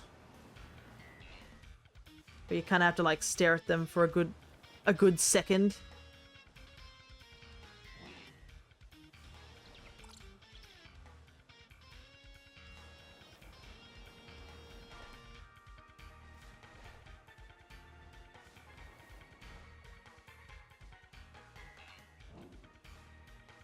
Nope.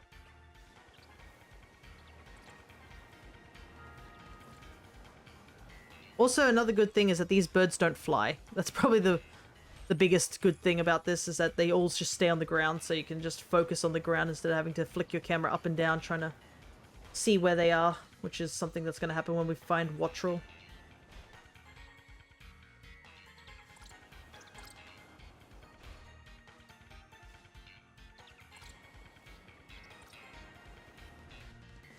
I think I've looked at this group. I mean, there is that, the counting method where you just spawn in a bunch of mons and count if there's 15 or 16.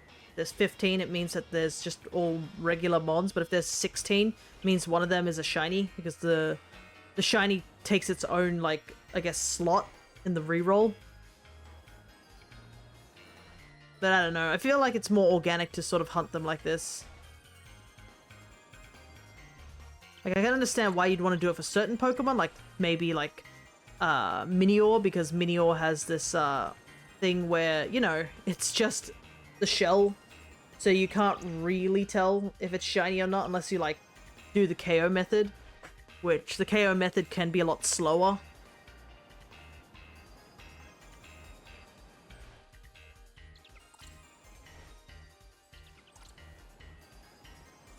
But I feel like a lot more Pokemon keep spawning in every time. Like, I was looking for it on the Dewpider thing. It just felt like there was just mons disappearing and reappearing, completely skewing the number. Probably not on purpose, but it definitely felt like it.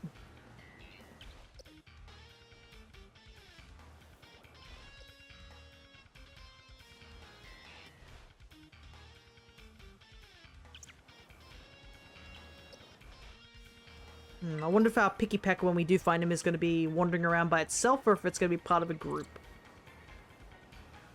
We'll see, because not getting any results.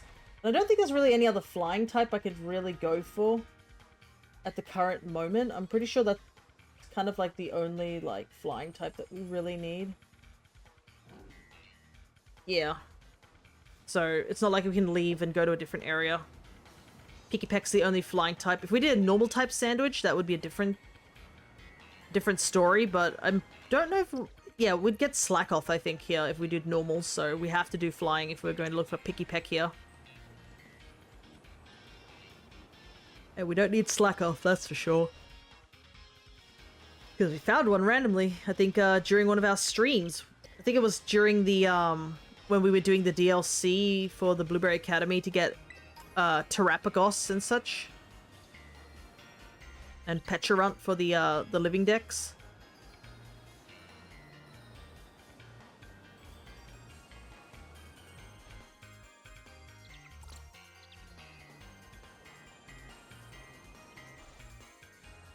I think we're fully caught up with the Living Dex. I don't think there's anything else that we need to do. But I might have to double check to make sure. But I'm pretty sure I've gotten everything, because I think I recorded a video saying that I got everything.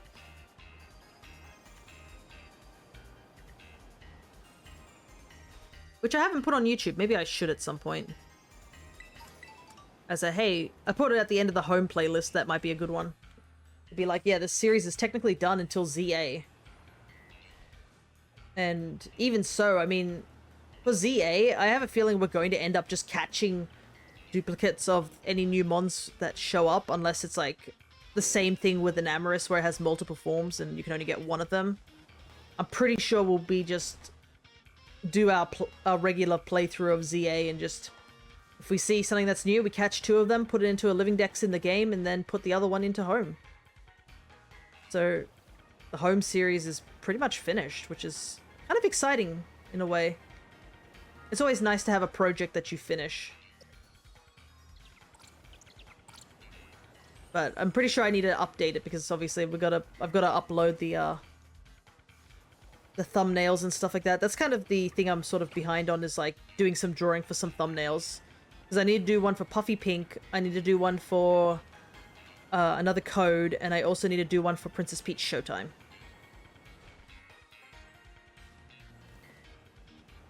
So that I can actually be like, hey, here they are. YouTube.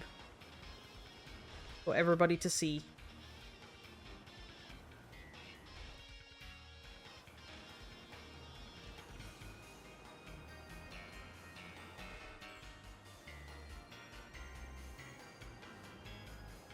Then I'm gonna have to do one for Paper Mario as well at some point.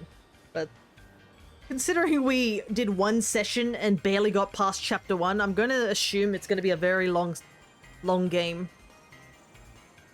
So, but I should probably get it ready so that I can, I don't know if we'll finish it before I head off on the trip. I'd have to, like, hardcore focus on just Paper Mario if I do that. I do want to finish Paper Mario 64 as soon as possible. So I might just have to dedicate... I also have to do an extra stream for it anyways, but like I might have to dedicate a week just to Paper Mario. So I can make some progress. Problem is I just don't know if those chapters are as long as the one we did, or if it's just me being slow and not understanding what I'm supposed to be doing.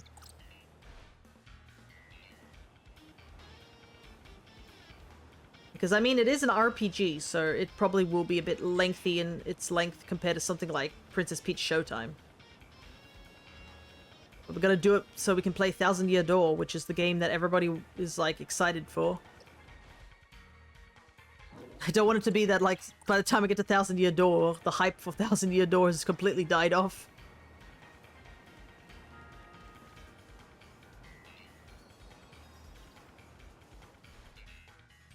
And it'll be a mostly blind playthrough, I think, of a Thousand Year Door, because Thousand Year Door, I don't remember the last time I watched a video on Thousand Year Door. I'm pretty sure it was like several years ago when I was was it Chugga Conroy I was watching back in the day? It's been a while since I've watched any of his content. But like back in the day, I remember watching his Thousand Year Door and Super Paper Mario playthroughs. But like I said, that was years ago. So my memory of Thousand Year Door is very rusty. So it'll be a very interesting experience. It'll be mostly a blind playthrough in a way.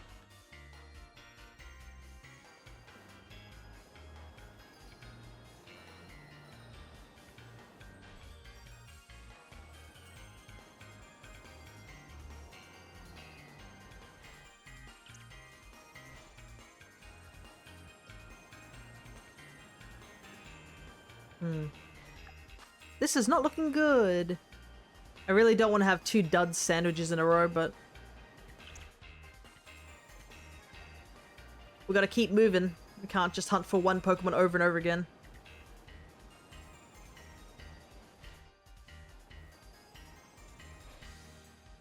So each sandwich is like a whole half an hour, so if we go for like 5 hours stream, that's like 10 sandwiches, approximately. So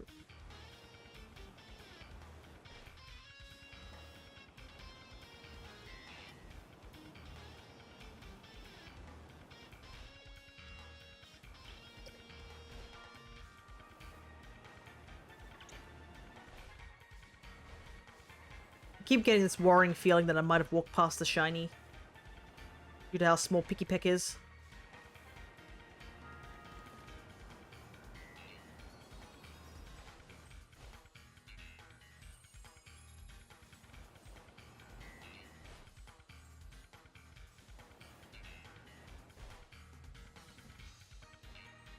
I'll keep looking at the shiny from time to time, so that I have a refreshed visual representation of what I'm looking for.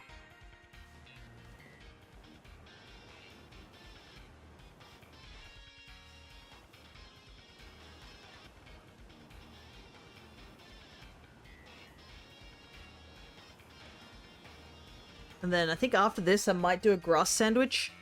Might look for Stine and Lurantis line.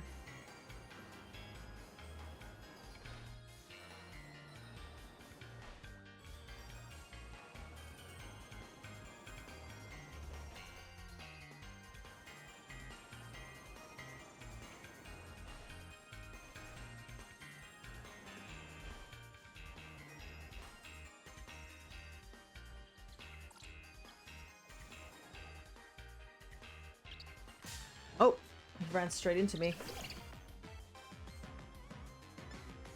Wait, no. Maybe? This guy... No, I thought it might have been the shiny from a distance, but it's not. Sag.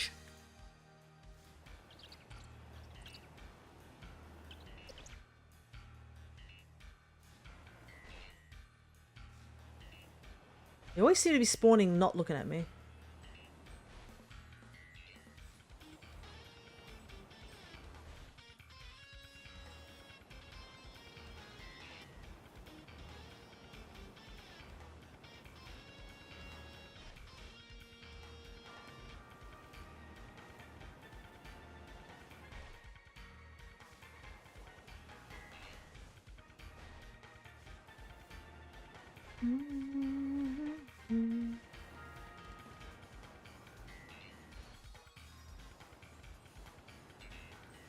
How much time do we have left on the sandwich? 10 minutes.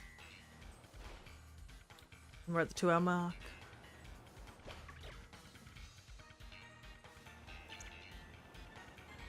No sign of Trumbeak either.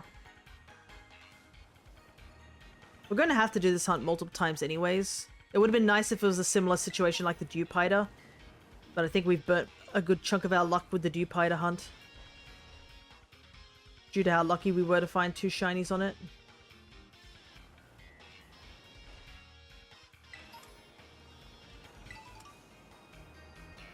I keep hoarding items that I'm not going to keep because I'm going to reset if I don't find the shiny. Ugh. It's like a trigger thing where I'm just like absent-mindedly seeing the shinies on the ground, just pressing A. Gives me something to do.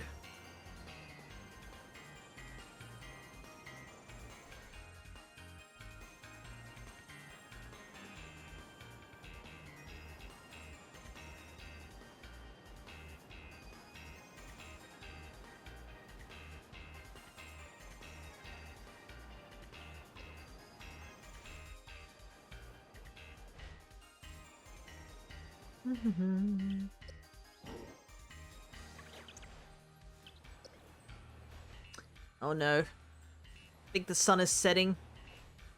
Gonna make it so much more difficult than it already needs to be.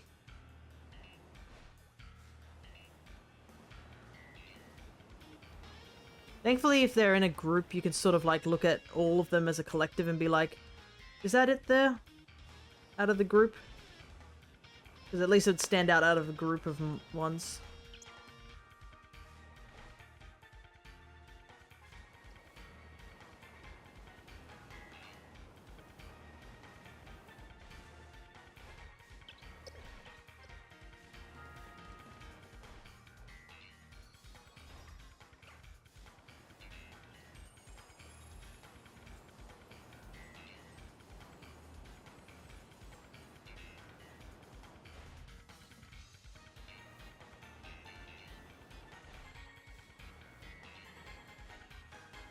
Ah, dusk, go away. I can't tell the colors.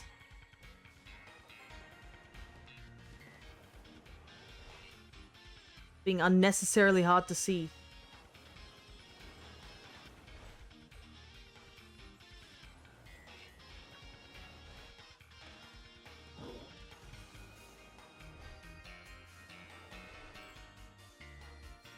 Like, sort of have to do like a gamer lean where I'm leaning like slightly closer to the mic and slightly closer to the screen. Just to be sure that I'm not missing the shiny.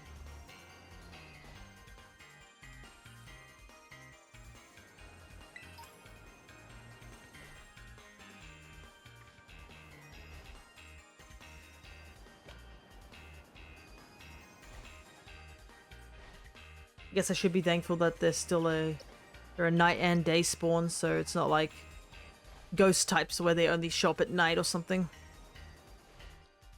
Ah, but there's also that muck outbreak we should probably take a look at. I mean, without leaving here.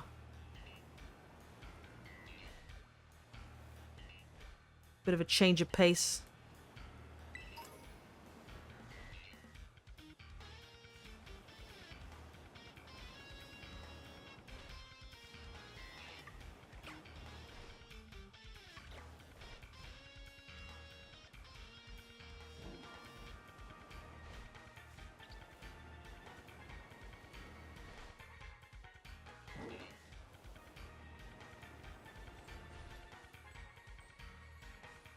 I feel like it's actually somewhat harder to look for these guys at night.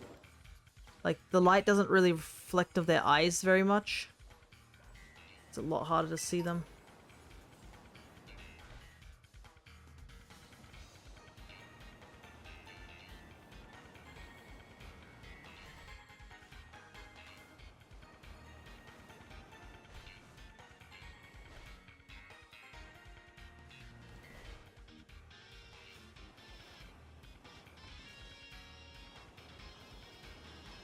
It also feels like the groups are not spawning in as much. It seems to be a lot more scattered.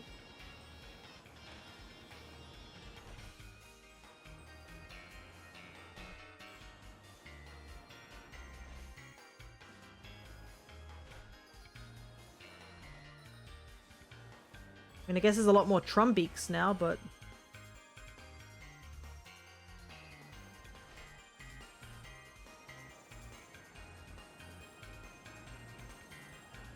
maybe the groups are a daytime spawn. Oh no, there's one over there.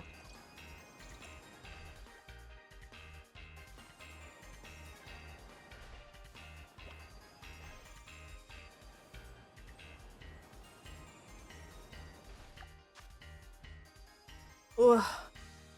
Near stretch. 5 minutes.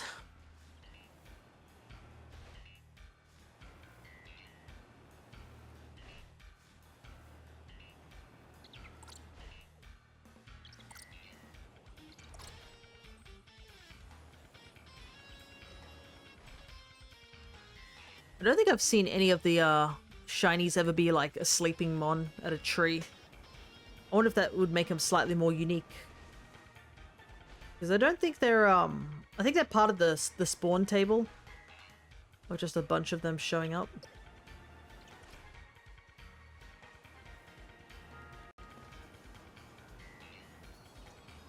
I think they count into it. It's just, oh, are they sleeping near a tree? Yes or no sort of thing.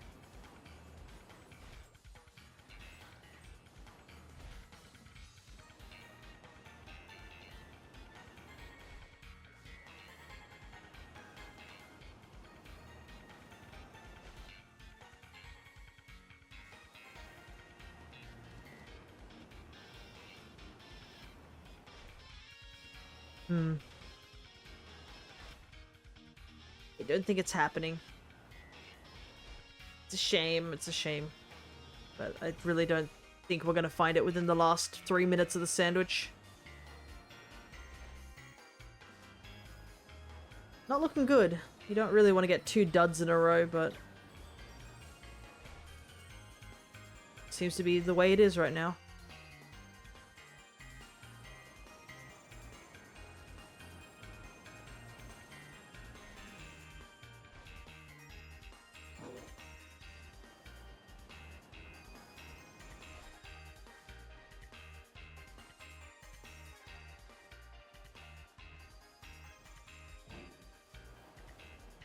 Popplio's gonna be a rough hunt.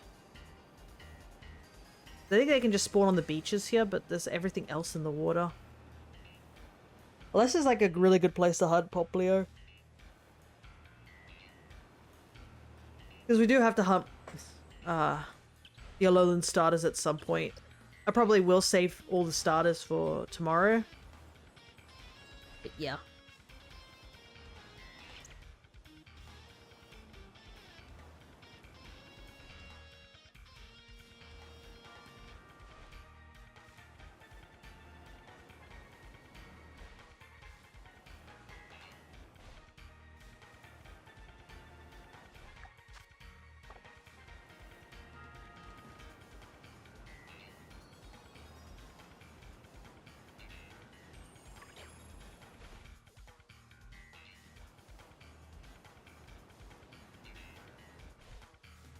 Come on, bird.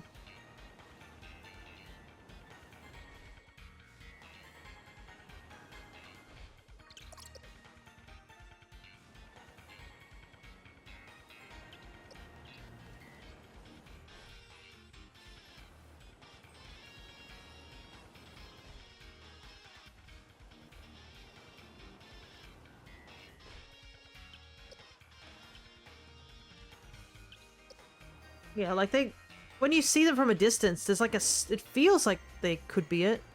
Just looking at it from a distance, but most of the time it's not. I don't know why. It feels like the orange blends into the redder version of itself.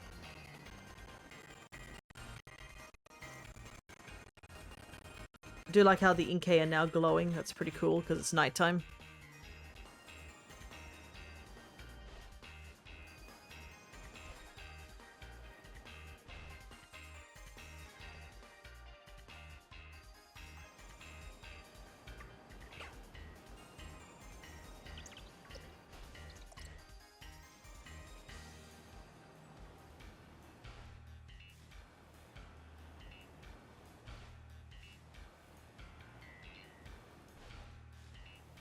Nothing here.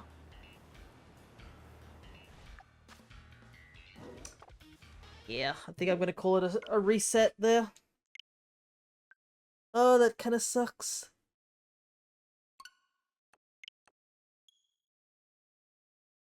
Alright, let's switch to Muck. Seeing I will have something to do because I gotta KO a bunch of them.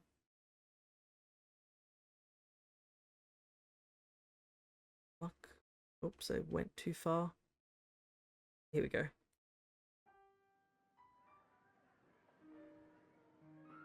Big guy, so I'm just gonna shrink him down. Alright, and I do have my counter up for the other thing, so I can easily get the counter going.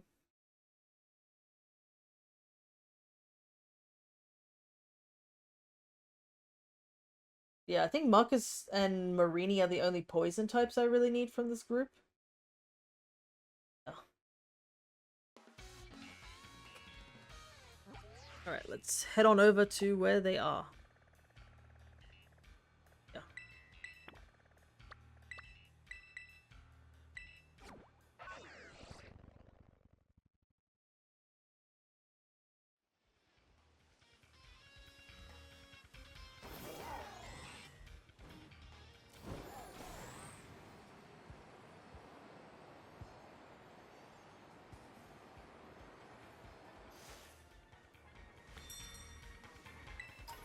This beach is also where we can get those twigs, so that's kind of handy. Okay.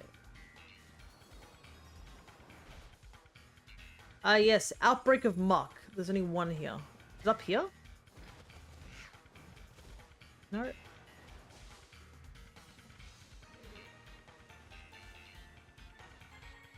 How is this an outbreak? There's literally just only one Muck here.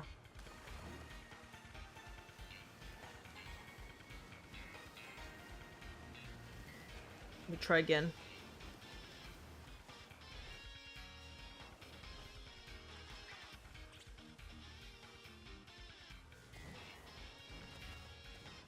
Okay, now they're sort of spawning up here. This is weird.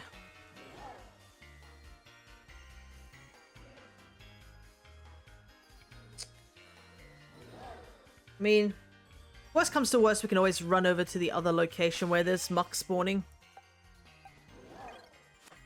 Alright, I guess we should start KOing.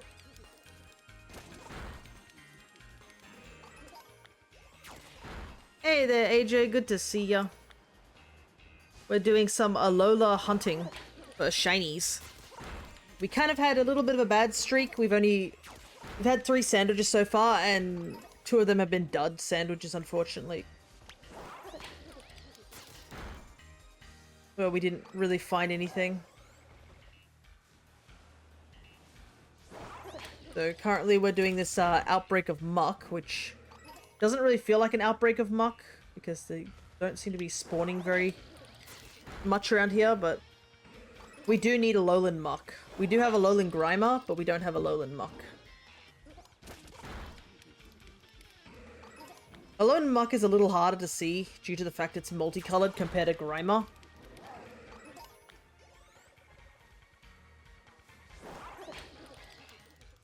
I mean, we can find Grimer here too, so it's not a bad thing. But yeah, you can see, like, they're really hard to spawn in. I don't know why the mass outbreak is not really spawning in. I think it's maybe too close to the beach corner.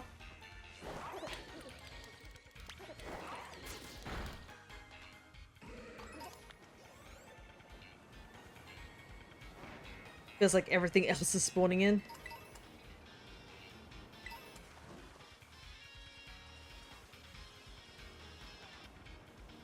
Like, the outbreak is supposed to be right here.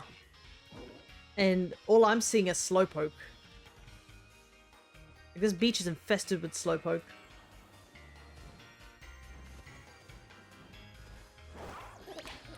So I don't know how much of this is worth doing this, because it feels like it's being really, really slow.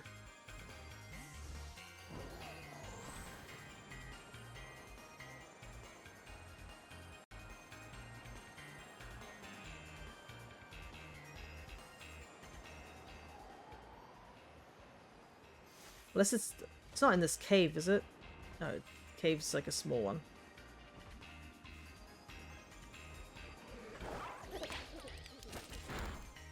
Wondering if it's a daytime, nighttime thing either.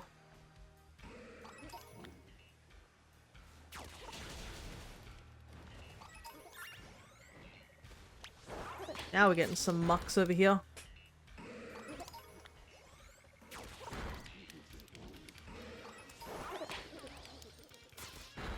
Yeah, we've done a ground sandwich that didn't get us anything, and we've done a flying sandwich that didn't get us anything. So this will be a poison sandwich this time.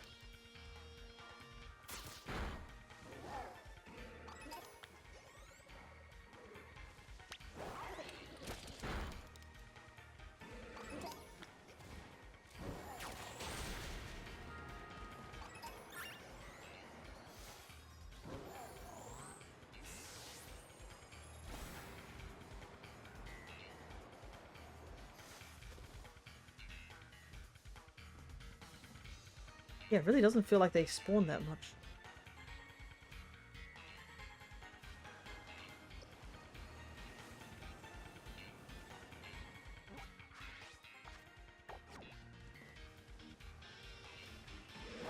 I mean, we're slowly getting through them.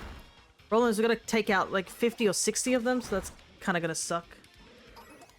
But I think once we do, we can just eat the poison sandwich, and that will also boost the chance of Grimer showing up too, because Grimer is also another one we can hunt for. I mean, if we find it, we just evolve it. Simple as that.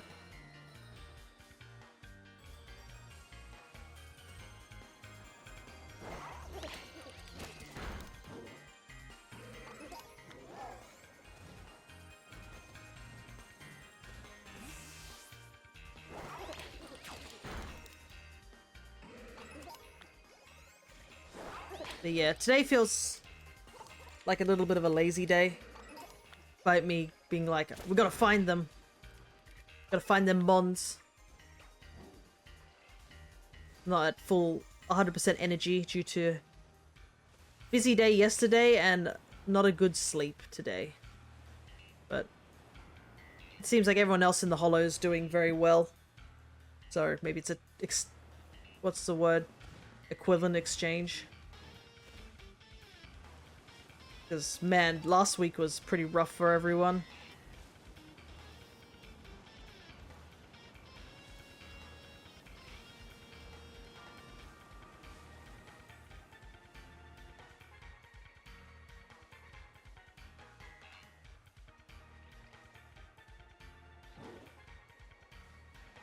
Really isn't anything showing up. What if I try a picnic reset? Will that do anything?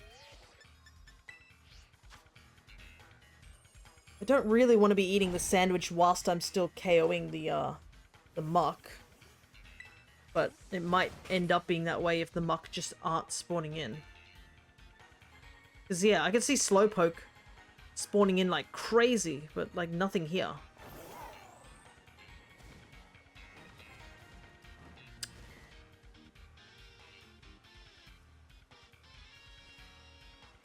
Yeah, I think it's not worth it.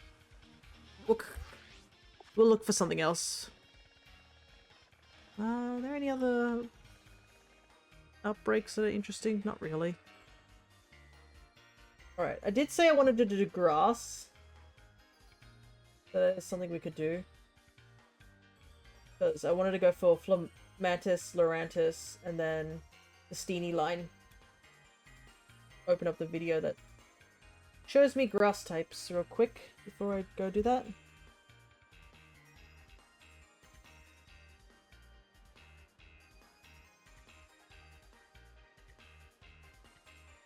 Seems like Steenie is sort of near Autozone.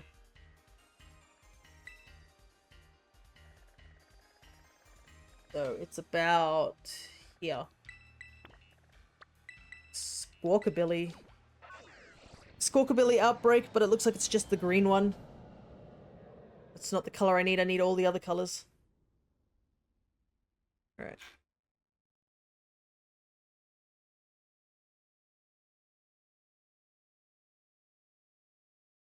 Steenie. Pretty easy to see Steenie. Like,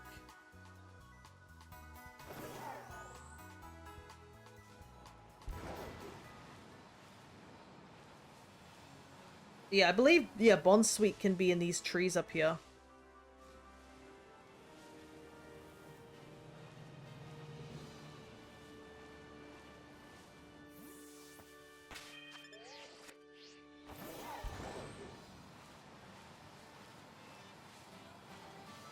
I think it's around here.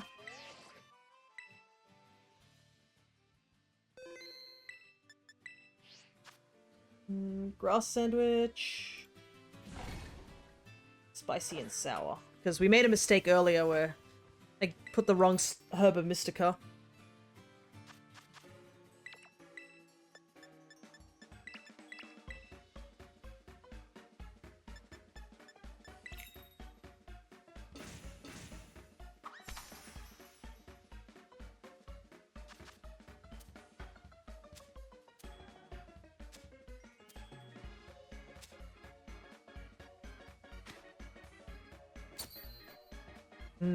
A nothing sandwich.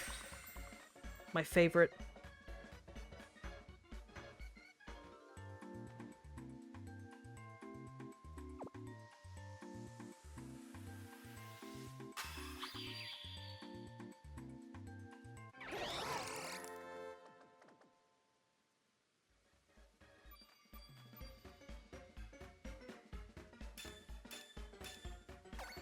Alright.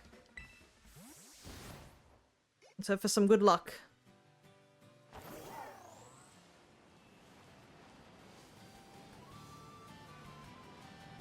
We do have to be careful, I guess. I mean, dealing isn't too bad if we find a shiny one of those, but I think the other spawn that can happen is Hoppit, which we definitely don't need. I believe we just gotta hang around the trees. And that's kind of where they can spawn.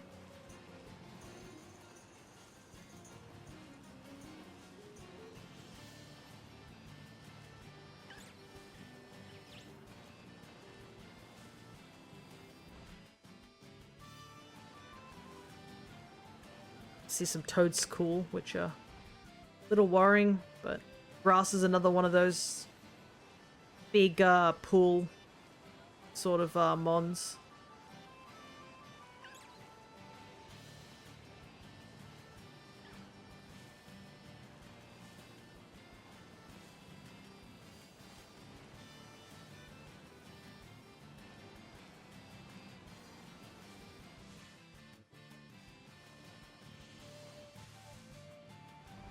Feels like dealing will always sort of spawn in this sort of area.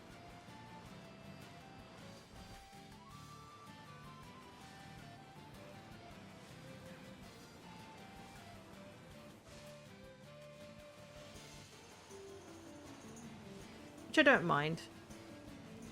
I'm just worried about, I think, Hoppit and Toadstool are the only ones that I'm sort of worried about.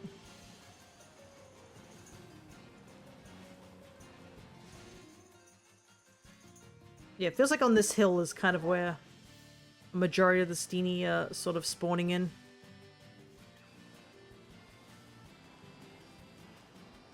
What if I go further down this way, will anything spawn?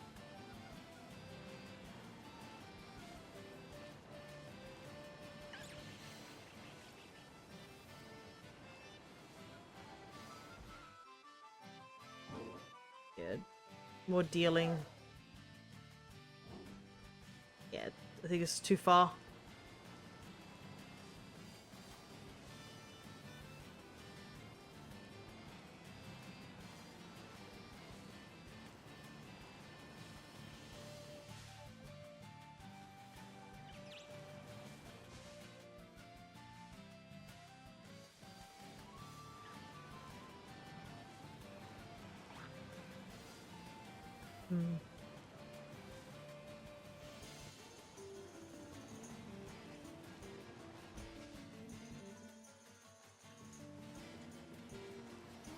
What is that? I can see there's a terastallized mon, but I can't see what it is. Just that it's terastallized.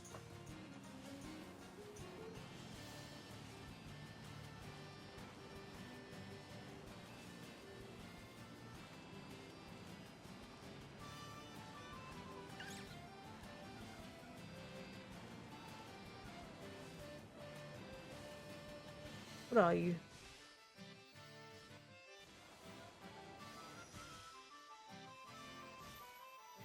it's a Floette.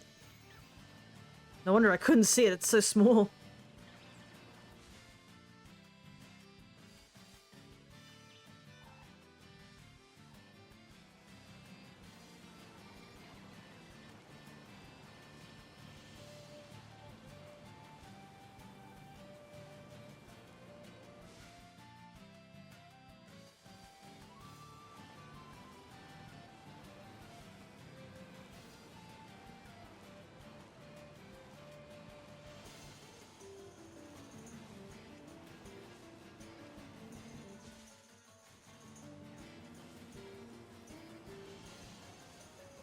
Hmm.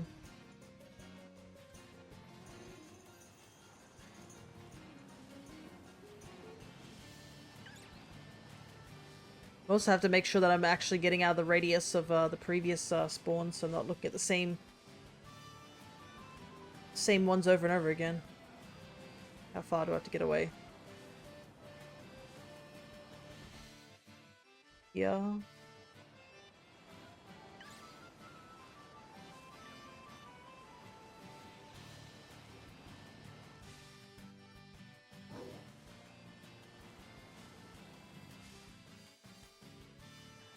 Mm-hmm.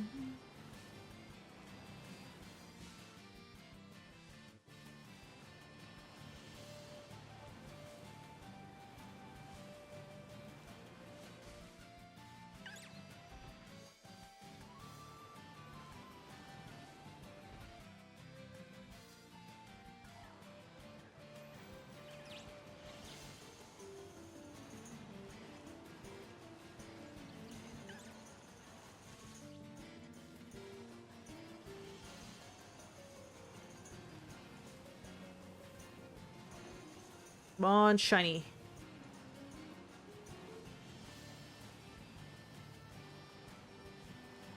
Really trying to find you right now.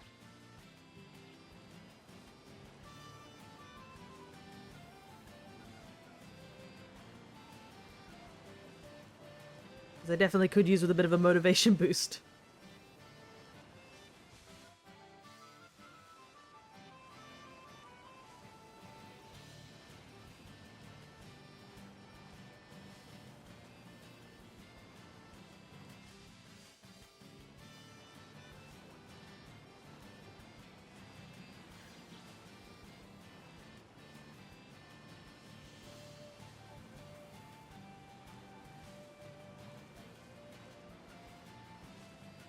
Oof. Feels all the green is just sort of absorbing into the green. Thank goodness Stine is a very obvious shiny.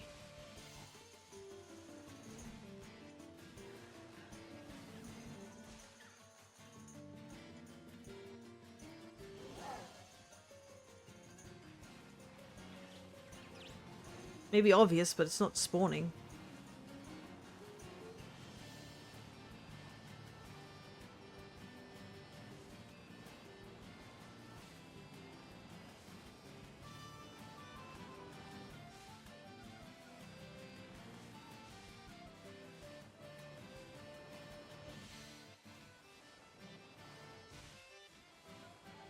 Oh my goodness. I am definitely too tired because I had the camera like this and I saw the rock in the distance and I thought that was the shiny.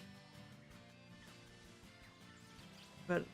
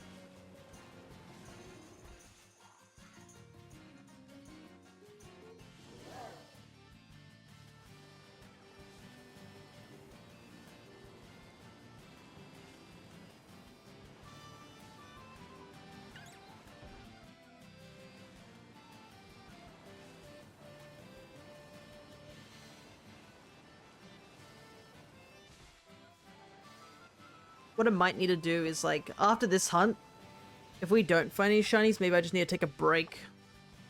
Do something else for a little while.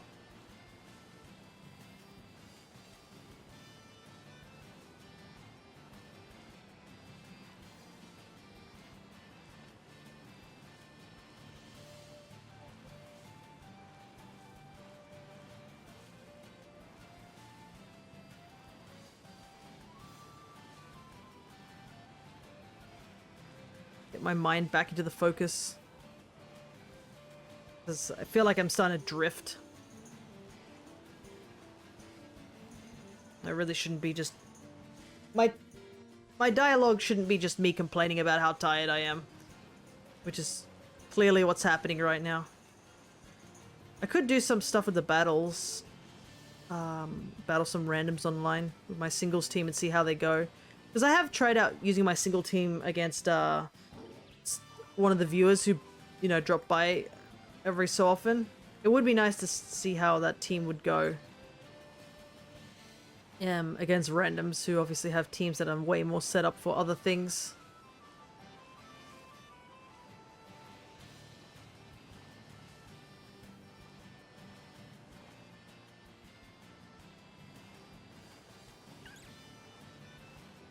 I feel like if I update my doubles team as well, I'm gonna get down to doing that at some point.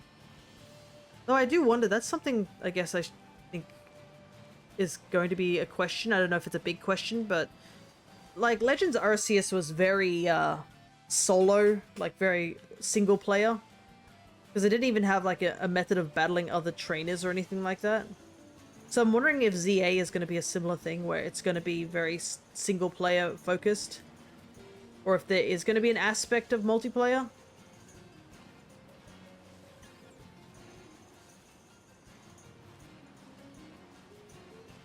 Because that was something I remember, like, talking, I think, to Crescent back when it first came out, and I was excited that we could battle.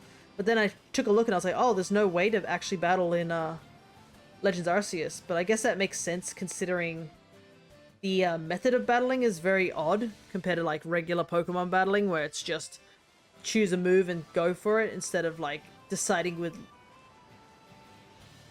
techniques of, like, agile and strong style, stuff like that.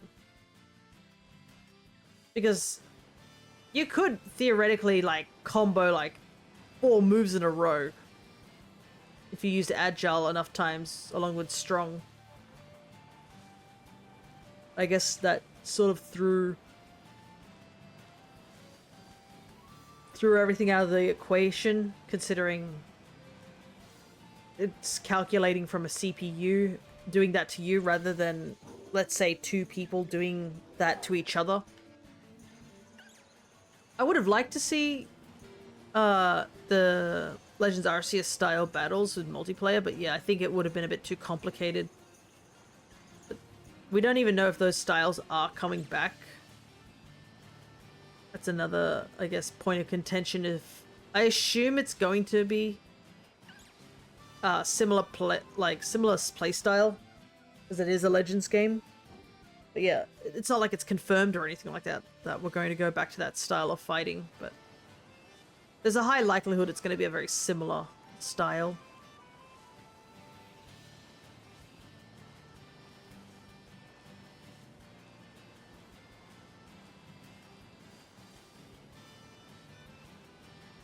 I mean, the other thing that would add, like, more complication to it is that they did confirm Mega Evolution is coming back. So we don't know how that would also affect the gameplay. Because we don't even know if this is, like, in the past or the future still. I'm pretty sure that's still a big unknown at this point. Like, some people have been, like, thinking it's a more of a... It's not as far in the past, like Hisui is, at least, but... There's still, like, no story given whatsoever. We haven't had a trailer for it at all. I mean, we could possibly get a trailer next Nintendo Direct, which is most likely going to be in June. But yeah, if there is no trailer, then it wouldn't bother me.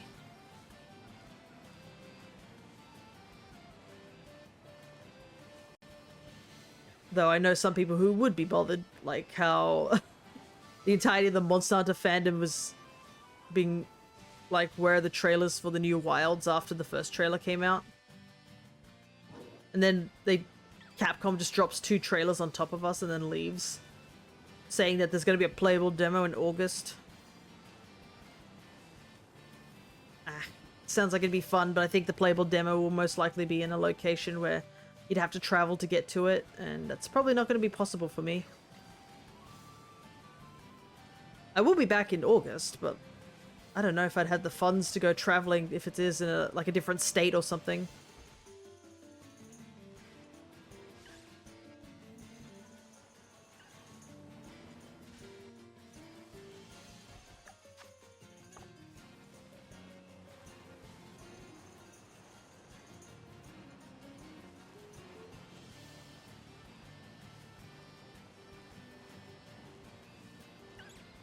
Yeah, I am looking forward to Monster Hunter Wilds.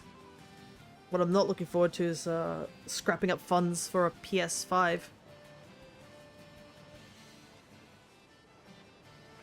Though at least it'll, I guess, open up me trying out some other games on the PS library.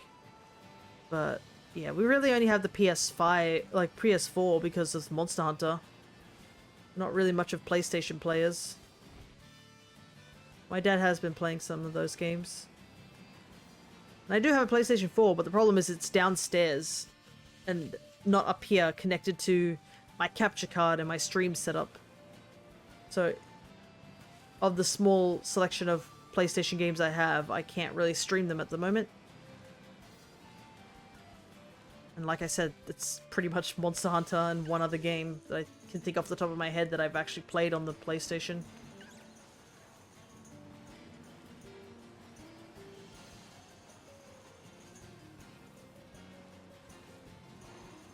Plus, I'm pretty full on games to play as of now.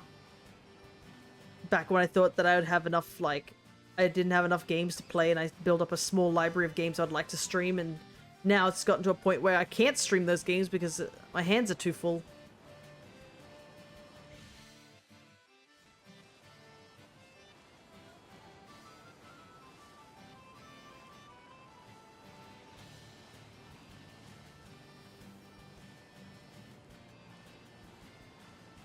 But we did nail 2 games down. They're complete. So I should have a lot more room for Paper Mario. And we're still chipping away at Stardew Valley. The Wednesday stream is going to be another weird one, whether or not it's going to be on. I don't know if I'd do Pokemon hunting on Wednesday. I think I'd rather just do a small bit of Stardew Valley on Wednesday, even if it is a short stream. Because we got to just keep... With Stardew Valley, we're at a point where it's just chipping away. Like, our big goal is to get enough money and then collect enough resources, as well as get the last few friendships that we're missing. Because there's only like a few more that we really need. And I believe we did get the friendship with Sandy high enough that we can at least make the recipe, so we'll have the full recipe done. And it's just waiting for Key to give us the quest for the dangerous mines and to try that again. This time, hopefully, we get the dangerous mines on the first day of the week, so we have maximum amount of time to focus on it. And we're better equipped now as well, because we have the iridium ring on hand, so we'll always have like that little bit of glowing spot. That was kind of one of the issues, was a couple of the rooms in the later parts of the mines were like pitch black, so we were wasting a lot of time just looking for the exit. That won't be an issue as much anymore. But yeah, we really got to get those dangerous mines unlocked so we can actually have like a steady supply of radioactive ore. Because we do need to get radioactive ore in order to get the a couple of the recipes completed for that for that particular achievement. Hello there, Cryo. Good to see ya. I agree with you with the yawning bit because I am quite exhausted, unfortunately. We're doing some shiny hunting with Alola Mons, but it's not really going too well. We found 2 shinies in the first sandwich, and we only have 10 minutes left of this 4th sandwich, and we haven't found any shinies since the first sandwich. So it's kind of been a bit of a rough state at the moment. To the point where I'm getting a little tired as well, because I think a lot of people in the chat are quite quiet today. So, woke up half an hour ago. Yeah, it is quite early in the morning for me as well. But I just had a really bad sleep after the birthday dinner last night. I don't even know why I had a bad sleep today. Which didn't really help. Like, it made no sense, but my body was like, nah, no good sleep for you today. But yeah, after this sandwich, whether we find this shiny or not, I might do some Pokemon battles on the internet just to break up a bit of the monotony of this hunt due to the fact we haven't really found anything. And while I'm happy we completed the Dewpider line, not finding anything else for like almost 2 hours really does put a bit of a strain.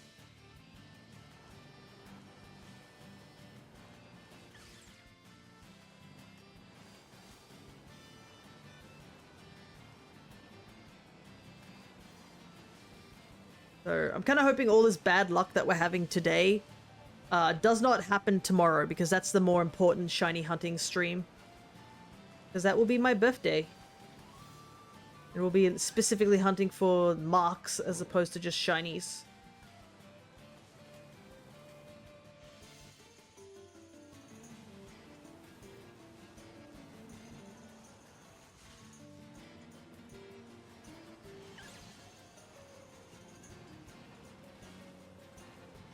But I was just talking earlier, a little bit earlier, about Stardew Valley, how we're sort of chipping away closer to perfection, but one of the big things is that we just need a lot of items, it seems.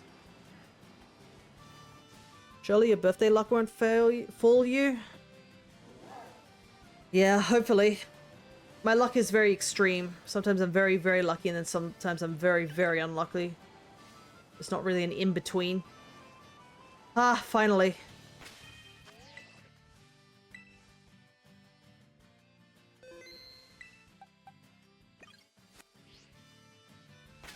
I realize it's a grass type, so we're gonna have to go via this method.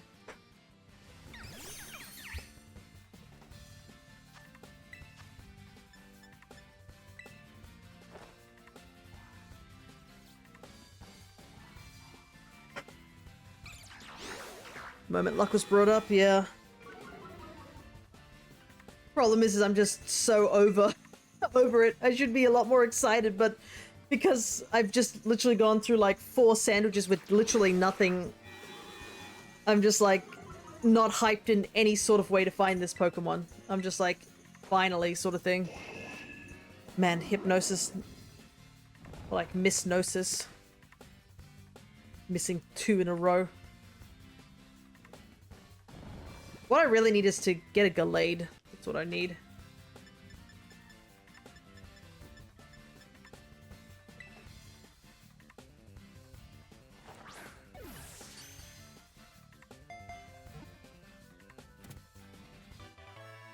Alrighty, Steenie Court.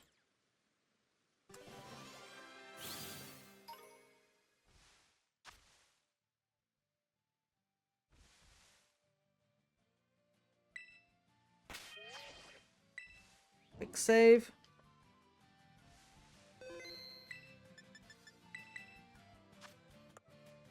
No mark.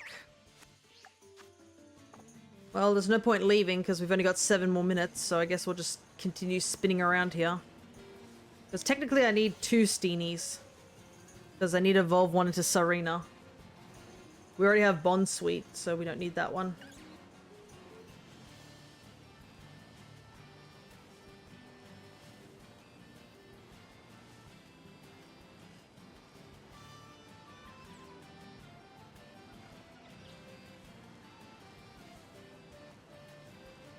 Do do do. But yeah, after the sandwich, I guess I gotta decide what I want to go hunting for next. Trying to think if there's an easy hunt to do so that I don't have to think too hard about it.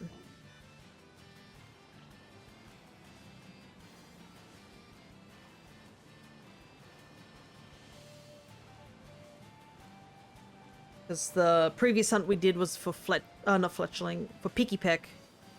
And that was a bit of an eye strain because we were just staring at the screen intensely.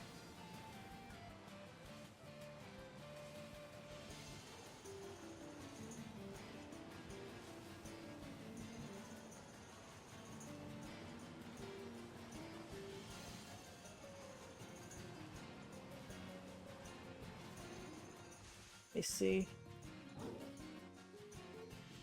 I can at least mark off Steenie being got. Bruxish could be a pretty easy one to find, seeing it's a very bright coloured mon. And I mean, it's a nice shiny, so that's definitely a big contender. And I believe there's like a location sort of off the shore that you can sort of go to where there's only Bruxish there. And because it's a psychic type, you can just basically eat for psychic and then it'll only spawn those. My eyes always blended colors together when I was looking for the paradoxes. Yeah, and especially if you're looking for the future paradoxes, especially with all the chrome. And especially on those mons that have a lot of chrome on their body. The colors do definitely blend. Like, the one consolation is that if you're hunting, like, in the inner part of the Area 0, the ground is quite a dark blue. So, at least the Pokemon stand out really, really well. It's not like the situation here where Steenie is, like, green on top of green, surrounded by green. That makes your eyes blend and, like, causes you to get drowsy looking at this. Yeah, we gotta look for Paradox Mons at some point, because I'm still missing a couple. But, unfortunately, well, not unfortunately, but yeah, basically this session is just going to be focusing on Alolan Mons, because I do have a lot of big gaps in Alolan Mons. So I do want to, like, focus on that. And then next session, after the birthday stream, will probably be Gala.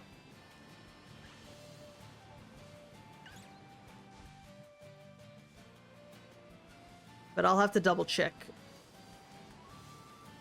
Because if we don't really find too many Alolan Mons, we might have to do just another session for Alolan Mons. At some point. I swear I saw an Iron Valiant in the wall and I couldn't tell if it was shiny or not. It was driving me crazy. Well, Iron Valiant's pretty obvious to tell compared to most of them, isn't it? It just goes completely grey. Like, there's no green on it. That's kind of the big way to tell. But if it's in the wall, yeah, I can understand it being a bit hard to see. That's another thing I still don't understand why they let that happen. Like, why would you have areas beyond the walls spawn Pokemon? It just sounds so dumb.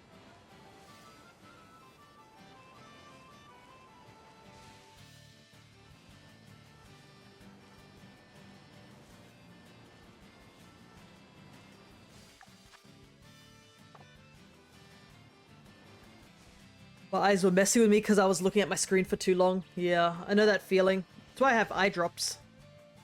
I tend to get dry eye on top of the fact of looking at screens for a while. Doesn't really help that. I have this bad habit of just staring at a screen without blinking for a long time, and my eyes are like, why you do that? You do realize we're gonna have to punish you for doing that? And I'm like, yep. So sometimes during a stream, if I need to take a break or something like that, I will go away and put some eye drops in just to help with that. Oh. What? That's one of these things. I was wondering why I had a battle encounter there. It's so weird.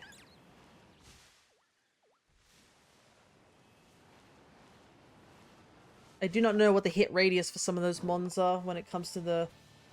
Oh, they're far away from you. And you caught them off guard somehow, when in actuality it's the other way around, they caught me off guard.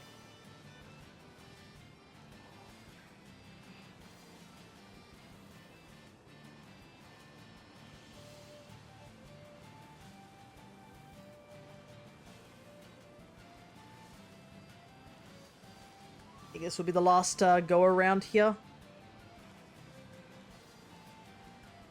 And while we're battling, I can start thinking about what I want to go hunt for next. Because I won't be on too much of a timer except for the battle timer.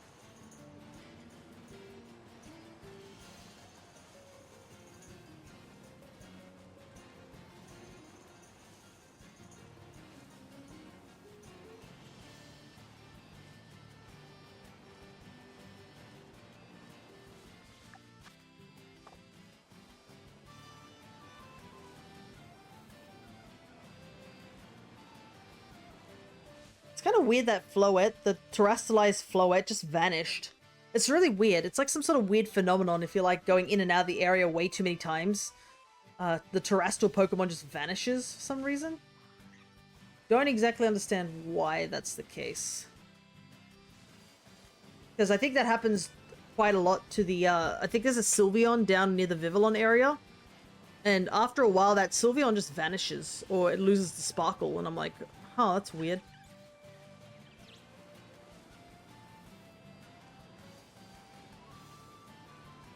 I'm not sure what triggers that to happen, but yeah, it does. Alright. That is the end of this sandwich.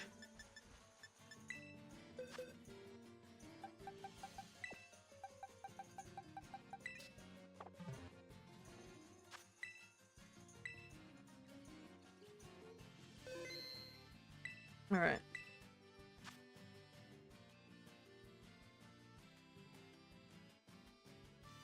Gonna take a quick break with the Shinies.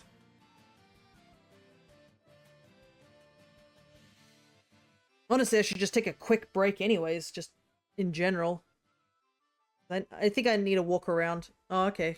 We also get to see what the next, It's Embor, huh? When's this happening? It's happening this week.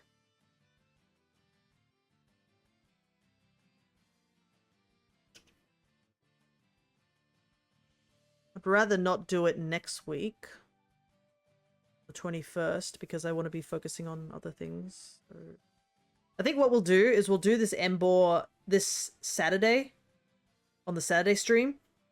And then as soon as we're finished, like, capturing it and stuff like that, we just jump straight over to, like, Dynamax Adventures and just keep there doing Lunala hunts, I think. Because we only just did the Swampert one, but that's because we did it the second half. But yeah, I think that's what we'll do. Anyways, I'm going to take a quick break. I need to walk around, stretch my legs, see if I can wake up a little bit. I'll be back in a minute or so. Nothing too serious. Let's see where my thing is. Here we go.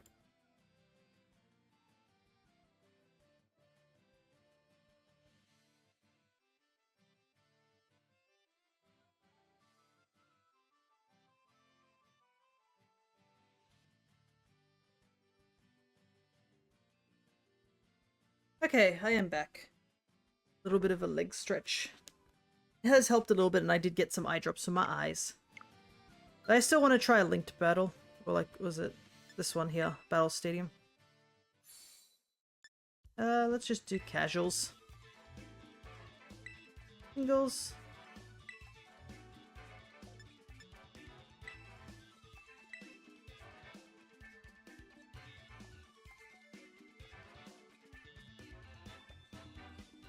I do the Ruinous Legends.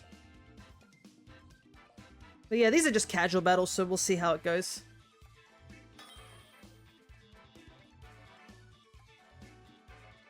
Uh-oh.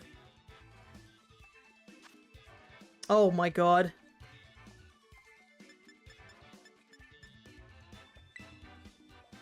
All legendaries, it's rough.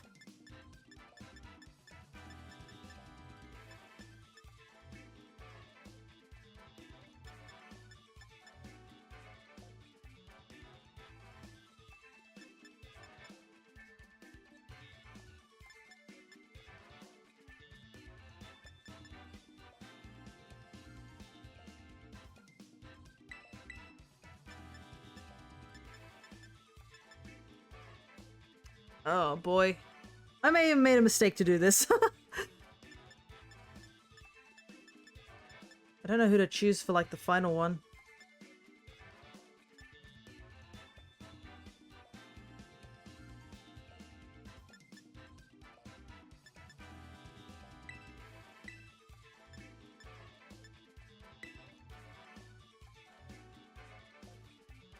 Let's see how this goes. I completely forgot that casual and ranked battles exist. Yeah, maybe I should have done ranked. That would have been a bit of a better choice instead of casual, where I'm about to fight someone who's got 4 legendaries on their team.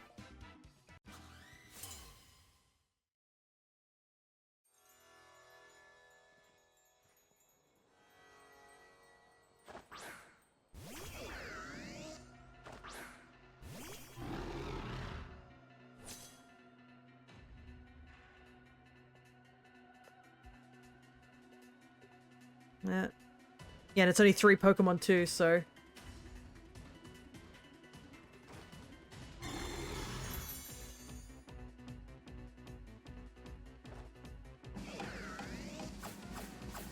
Yep. It's probably gonna be a choice item, yeah. I don't think I can do Parting Shot. Oh no, I can. Because the choice spec hasn't activated yet.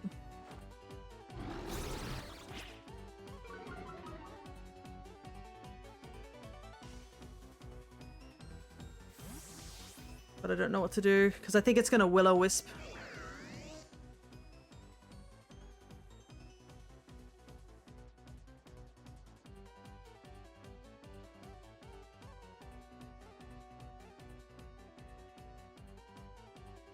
Let's just give this a go, why not?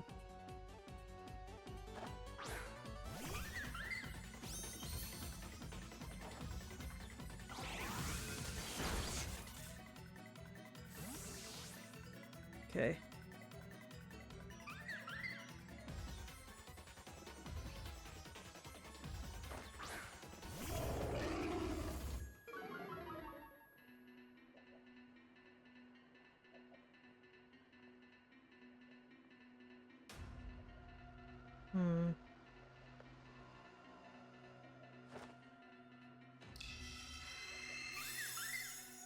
I do not know what to do in this situation, really.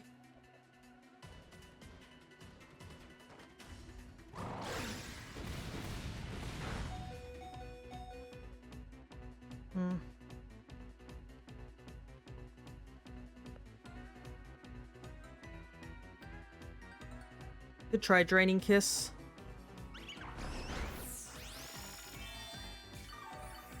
I don't think it's enough, though.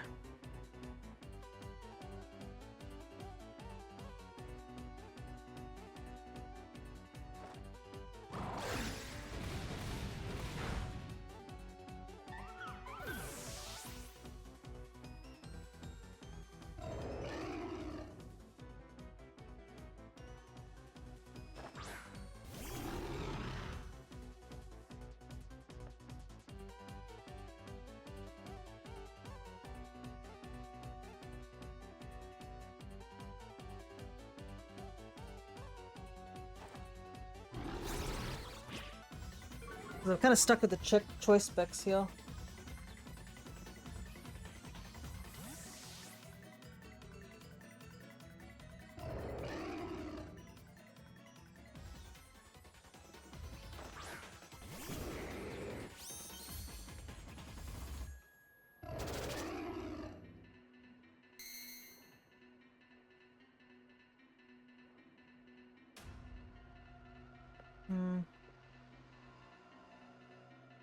Might switch out, but I don't know.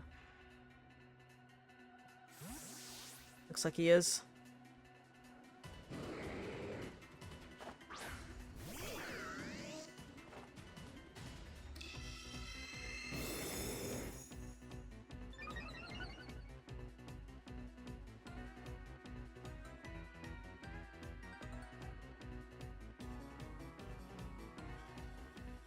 Maybe go Luster Purge? I don't know. We'll see, we'll see.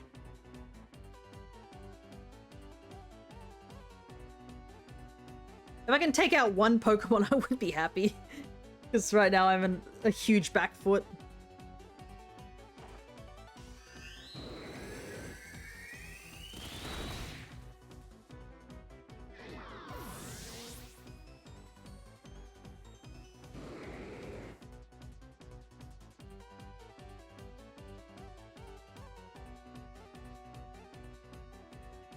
And I still haven't seen what his third Pokemon is.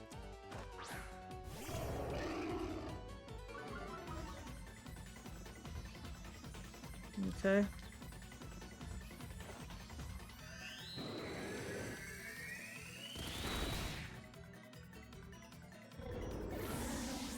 Made some ground.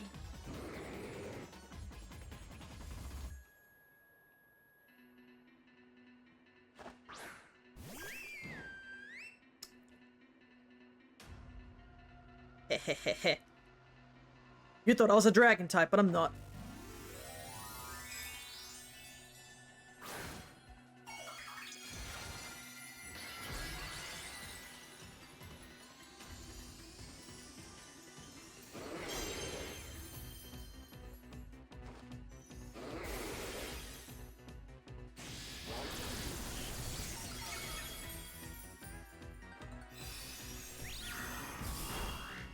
I think I win.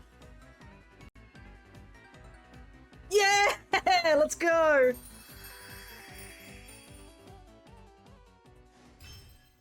From the jaws of defeat. Let's go, my Latios. I know, I was kind of shocked I was gonna win. I thought I was kind of like on the back foot, but then I think that switch he did because I assume his Landorus didn't have anything to deal with Latios's Levitate that he switched, and it gave me the opening to give that Calm Mind up. But holy heck, that was a tanky Primarina at the end, wasn't it? I know I had the Terra boosted, like, Calm Mind +1 Thunderbolt, and that didn't even kill.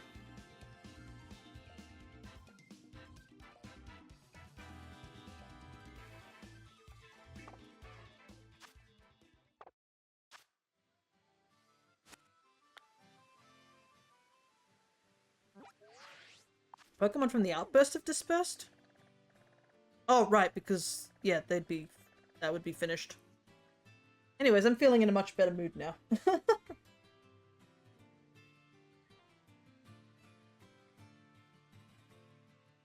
I guess we have to go on to our hunt again. I did say grass types, so that was what we did just now. Okay.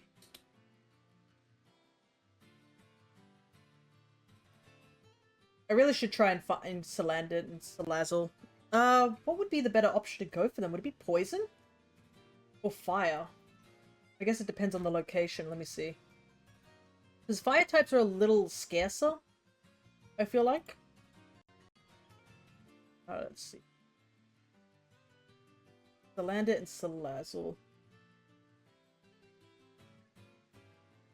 That's, where's that at? All the way over here, isn't it? Near the weird wibbly spot. Up here. Guess we'll go to the leaking tower.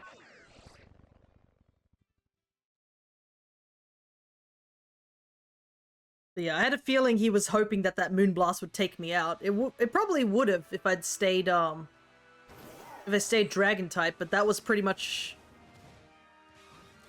what the Thunder, the Electric Terror is for. It's to get rid of that fairy weakness.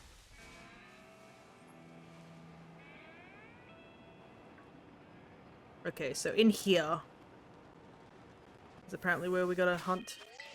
Ah, right, there's toxicity. So yeah, fire is our best option here. Alright, fire sandwich.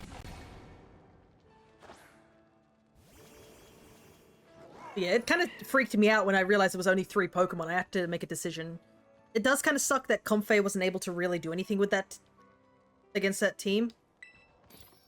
Oh, I forgot caves are blindingly... Oh my goodness. Basil. Salty and... Spissy. Can't see anything.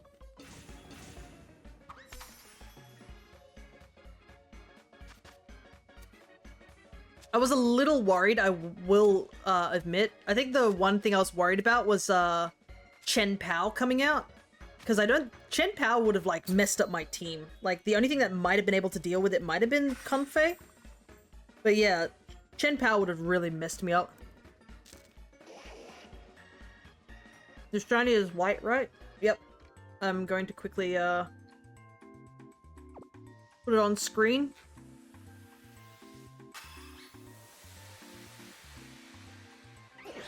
There we go. It's a very hard shiny to miss.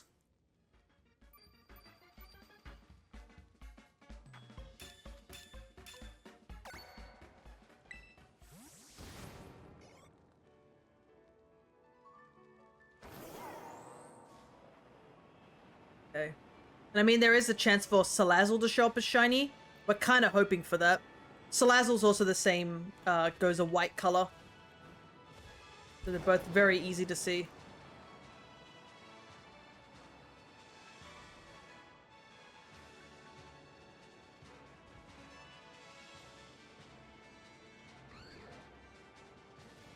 I guess my only issue is accidentally running into the regular ones. Because they kind of blend in with the floor, don't they?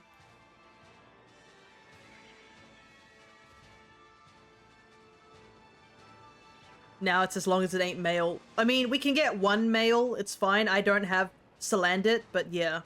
We gotta hope for either a female Salandit or... Oh, for a second I thought that was it. I was like, looking at this one and I was like, that's not it, right? Yeah. It's the lighting of the torch here that's making it a bit iffy.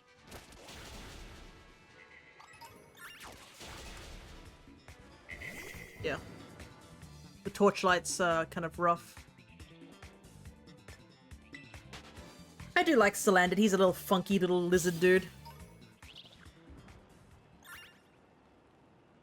I think I like the little neck piece. No way, is that... Oh, okay. For a second I thought that was it, but it's just the lighting. That's not shiny, is it?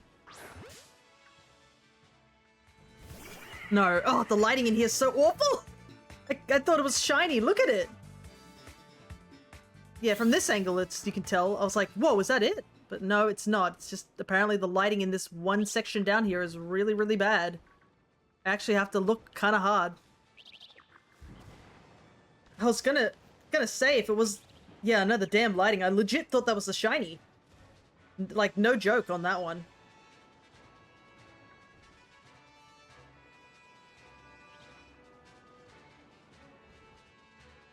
I don't know why the lighting's so atrocious in this room.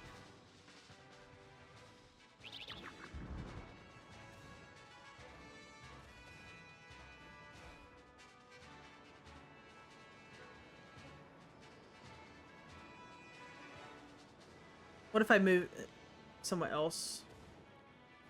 Do they spawn up here? No, it looks like they only really spawn down to the lower levels. There's a couple spawning up here. This is kind of like the worst location for them to spawn. I mean, look at that. How am I supposed to tell if that's like the color or not? My only like thing is to just send out my Pokemon and see if it takes it out.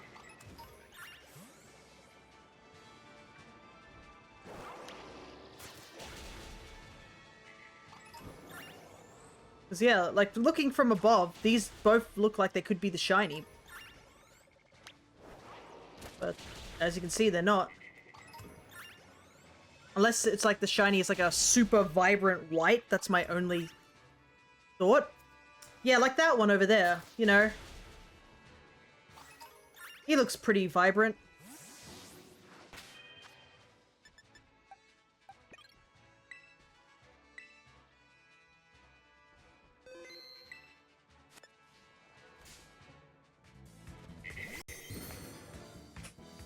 Okay. I got the... Okay, yeah, that's super noticeable. It is a male, but I do need one, so...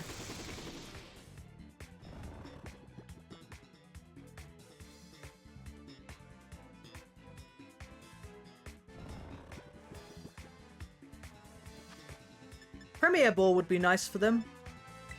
We got plenty of those.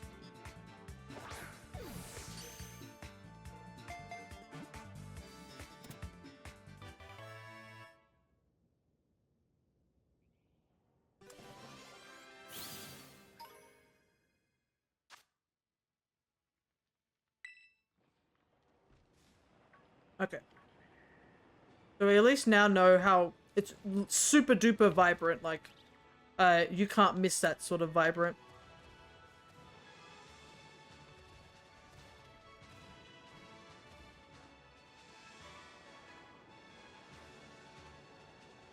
Alright. Now here's the hard part of the hunt. Because we did find one Salandit, but we gotta either find a female Salandit or just a Salazzle straight up.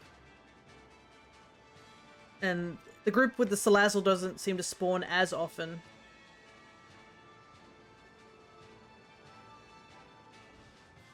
And I've got to keep staring at the Salazzle.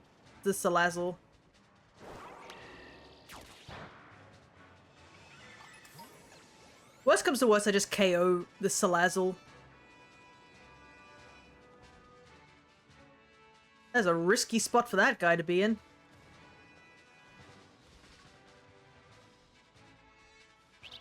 Just taking a bath.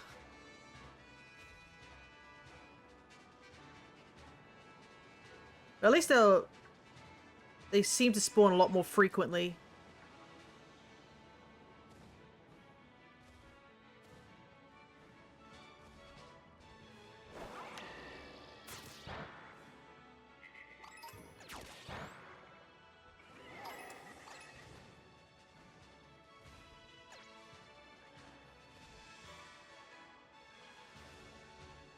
Yeah, I'm not gonna take a chance. If it looks like it could be the shiny, I'll still try and KO it just to be absolutely certain. I mean...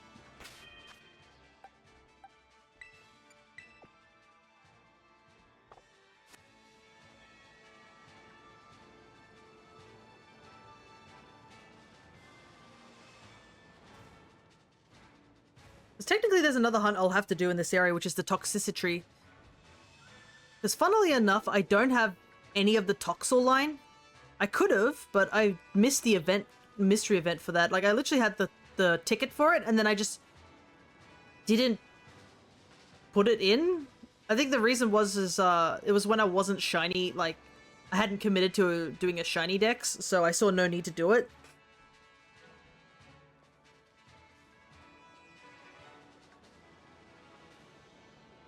Now I, like, kind of regret it, but I mean, it's not the worst thing in the world because Toxicity is in this game.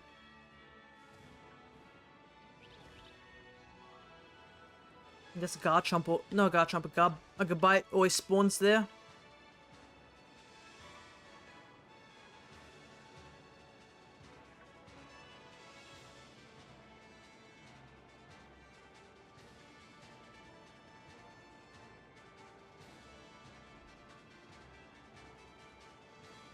Yeah, there's some of them spawning in the water over there. I don't know if that's truly a safe place for them to be, considering, I don't know, fire types.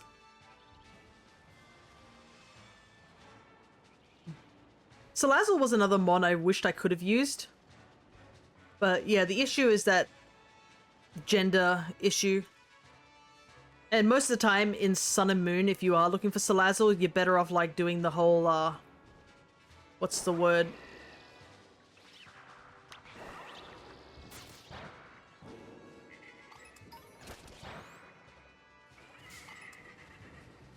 Doing the SOS method to run into a female, because I'm pretty sure the gender ratio for these guys isn't even 50-50. I'm pretty sure it's like a a much higher number on males than females. Though it was kind of funny because I'm pretty sure there's a glitch in Sun and Moon. Not Sun and Moon, what am I talking about? Sword and Shield. Which you can transgender your Salandit. And I believe it also works for Combee as well. It's like you have to do some sort of specific thing, and it basically makes it that the game checks the Pokemon and it's like, oh, it's actually this gender instead. And thus, it can evolve. Yeah, 87% male. Oof. So, yeah, we're much better off just finding a Salazzle.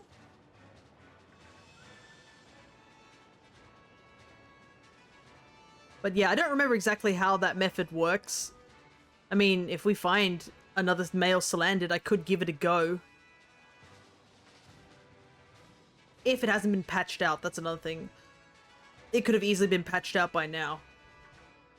Because it was quite some time ago. And I can't remember if it was before the Crown Tundra DLC or not. Because I'm pretty sure Salandit and stuff were in the base game. Unless I'm misremembering.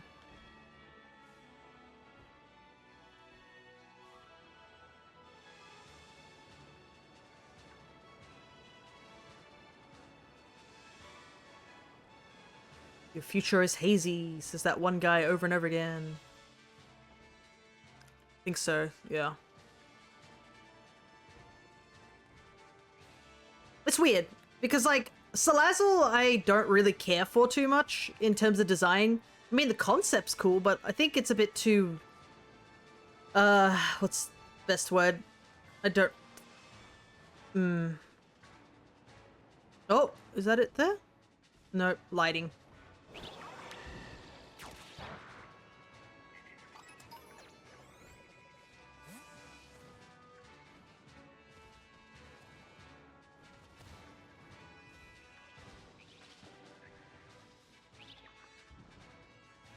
Like, I think I just like Salandit's design over Salazzle. Would have loved a male exclusive Evo to go with it. Its ability made it unique. Yeah, that was the thing that... I always am a sucker for Pokemon with unique abilities because it makes them more interesting. But yeah, I think I just preferred Salandit's design in general. He just looks like a little gremlin, you know? And I love the little, the bandit mask-like design where he's got the little things flicking back and forth. It's really cute. But then Salazzle is just like... way too feminine of a lizard. And I think it really just sort of takes it out of it, of the design. We're not going to talk about those weird freaks out there who take things way too far with Pokemon. But like, Corrosion, I think its ability is? Yeah, that's cool. Like, that definitely made it unique. But also, the problem, another problem is that Salazzle is like made out of paper. Like, girl goes down in like 2 hits. And because she's a poison fire type, like Landorus had to just cough at her and she'd die. Now we have a poison steel one. Yeah, we do. Because the Varoom line. Not many poison types what's the word? Combos left, I don't think. Have we got all of them? So grass poison is the most common. We've got a poison fire, poison water, poison flying, poison electric. Do we have a poison rock? I don't know.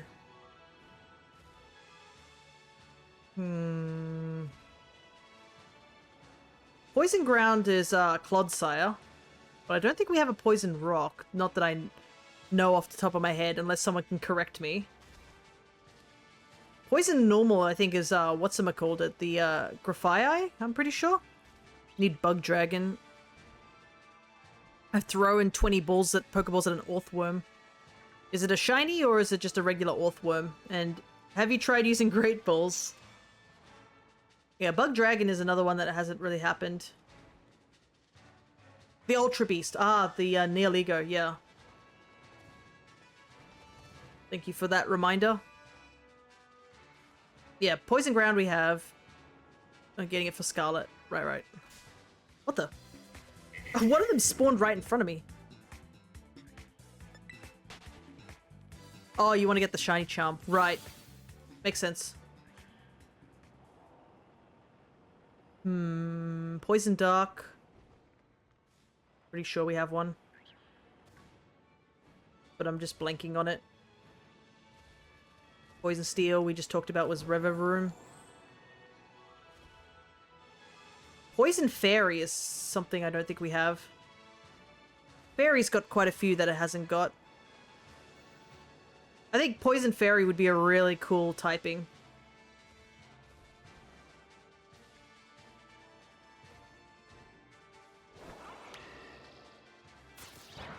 Like, I think you could come up with some pretty cool concepts for a Poison Fairy.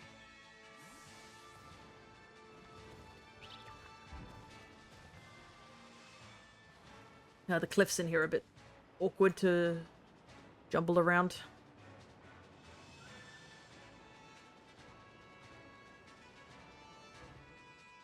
Wheezing? Oh yeah, you're right! Galarian Wheezing. Oh my goodness. Totally forgot about that.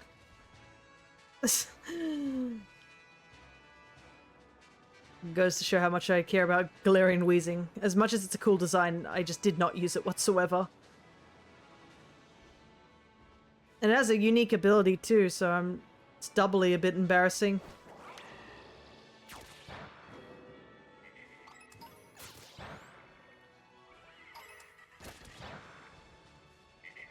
Hariyama's coming after me to throw hands.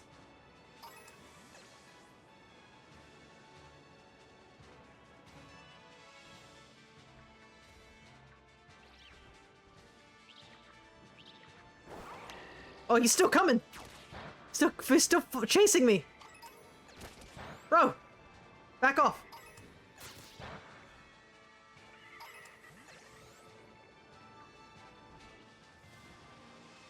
What else is there? Well, Poison Ghost is pretty common. It's like literally the Gengar line. Poison Ice, I don't think we have. I'm pretty confident on this one. I'm pretty sure we don't have a Poison Ice type. I mean, I could always look this up instead of just guessing and looking like a fool.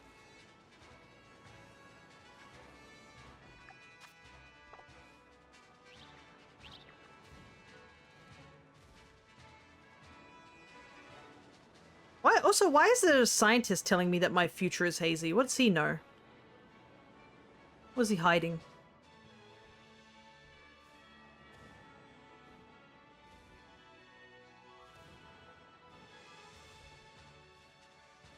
Nope, not one. Okay. Finally, one that I'm confident to say that it doesn't exist.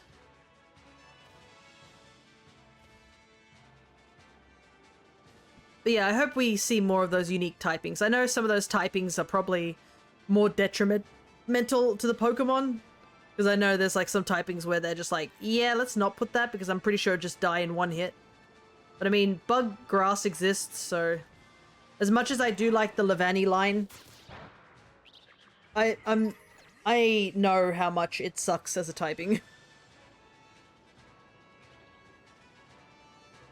Because, I mean, you're weak both to flying and fire. I like the leaf bug. I do too, I do. But the problem is also is that that line has another thing going against it, which is it has a very bad shiny.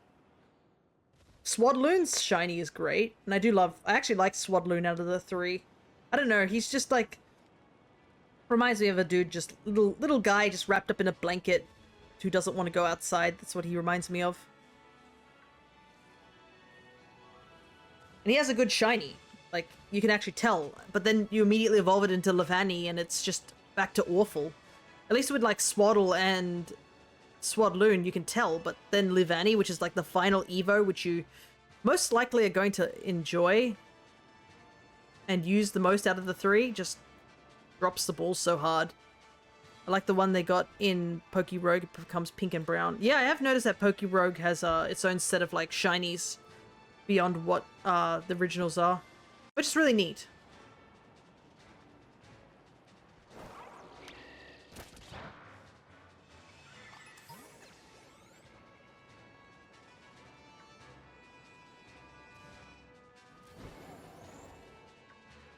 But I don't know, because I haven't played Rogue. Is it that there's like all shinies become the alternate form, or is there like the original shinies are still in the game? Because I've seen some people where they've pulled like 2 shinies or something like that and they're all different colors, so I'm just like, is there multiple different shiny colors, or am I just misremembering something?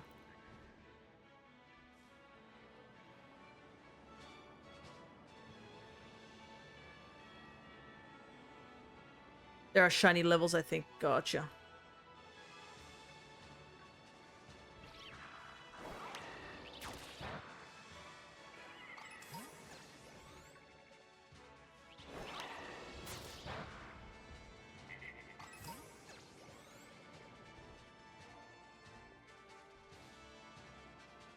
Well, either the original or the new one. Gotcha, gotcha.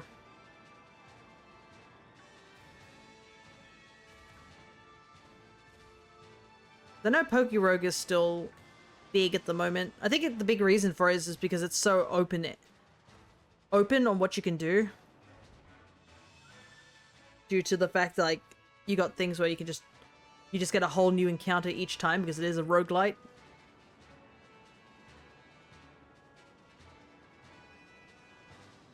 And I have seen somebody do a solo run. That was pretty impressive.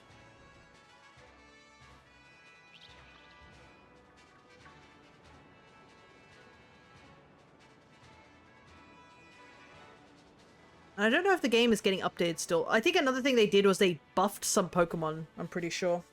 That was a big thing that I vaguely remember. So some Pokemon have, like,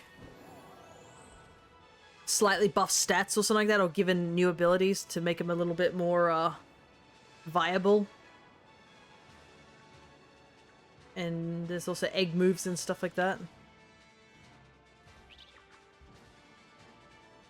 So there's a lot of passion in that project, and I think that's another reason why it's doing so well. When a project has a lot of passion behind it, it definitely helps.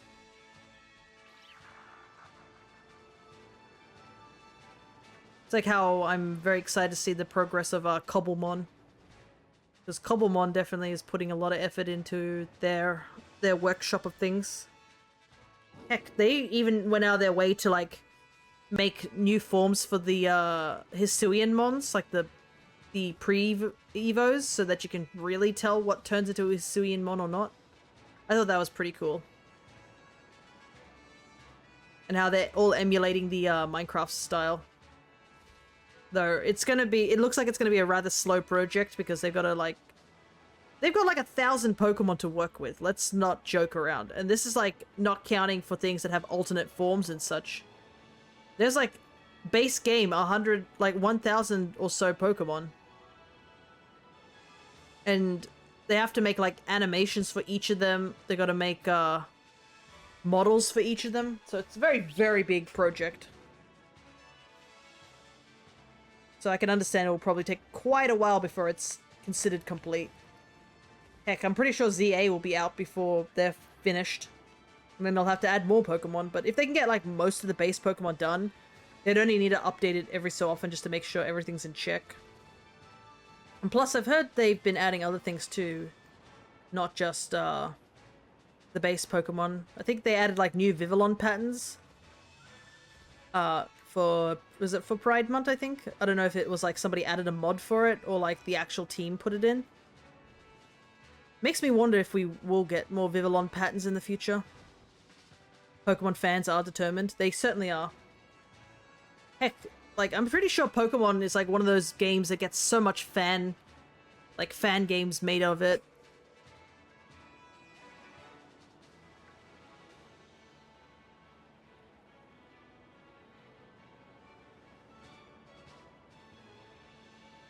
So I can totally understand that sentiment.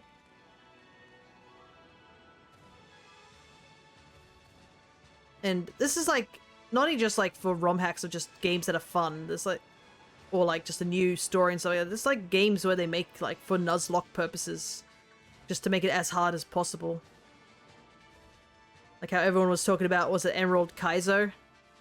Being like one of the hardest Pokemon games to Nuzlocke, and now we're at a point in time where there's even harder ones, like, what's the game called? I think it's called, like, Pokemon Run and Bun.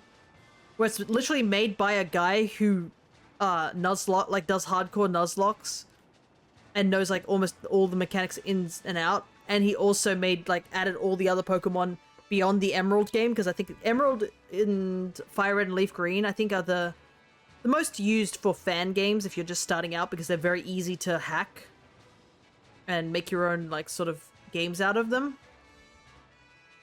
But he went on and like added everything like beyond that, and I think it's up to like maybe Alola. I don't know if maybe Gala might be part of it, but I don't think Paldea and Pokemon are in the game. But like, it's still pretty impressive because they had to make sprites and movesets for them, and then to make like actual teams for all the bosses and stuff like that, all the gym leaders, and all the new encounter tables. Like, there's a lot of stuff that they added, and it's made by a guy who does hardcore Nuzlocks. Oh my god, is that it?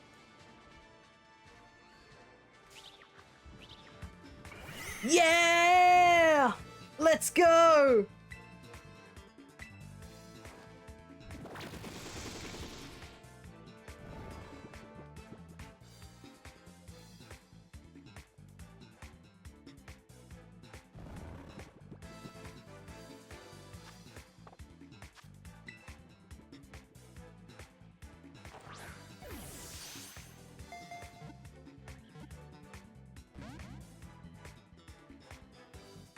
I don't know if she has any recoil moves, so I'm just gonna try again. Maybe we'll get a crit cap. There we go. The luck is starting to turn around. I just need to take a bit of a break, that was all. Alright, let me see how much time I have on the clock. Oh, we were in the last 5 minutes.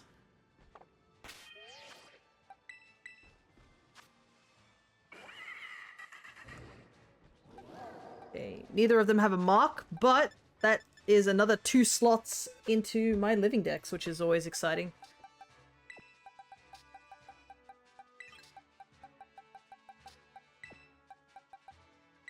There we go.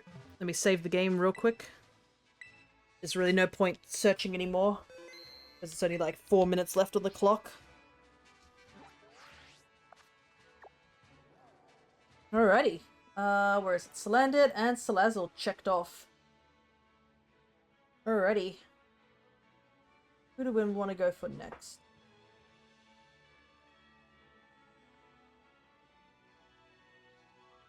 Oh yeah, I said I was going to do Bruxish. So I need to get the Psychic type locations real quick. Because I believe there's like a location where it's like very specific for Bruxish. Oh, I hope there's a better location for that.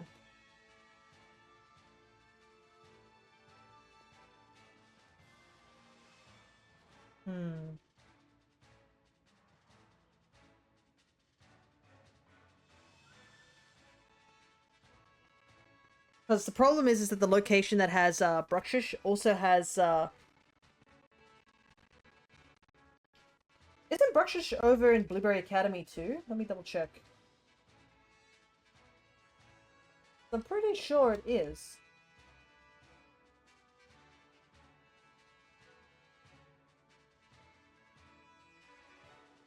Because the one location that this guy gave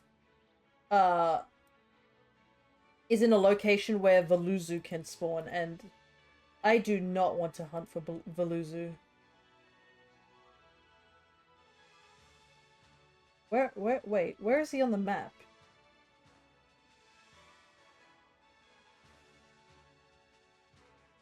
He's on a beach area, that's... I can tell. I think it's here. Yeah, I think he's over here in this area. A Tolkor I'm trying to catch got a double protect. Yeah. Them wild Pokemon having the luck of the double protect. Alright. Apparently, the Bruxish is... yeah, sort of in The water's over here. I might just... I don't know how far, if I have to get to that island over there.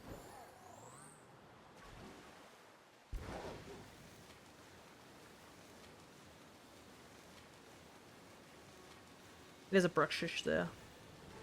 Also, yeah, this is one lady who's just here.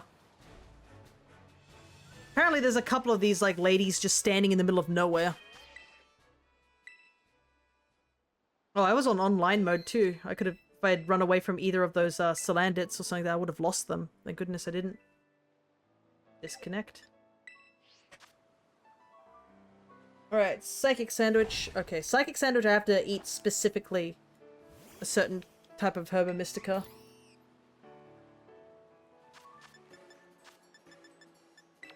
So I need exactly sour and salty. No other one will work.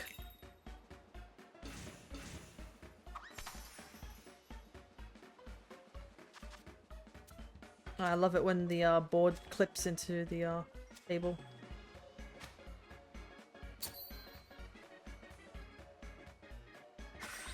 Alright, hopefully the water's not too much of an issue, but Bruxish has a pretty noticeable shiny.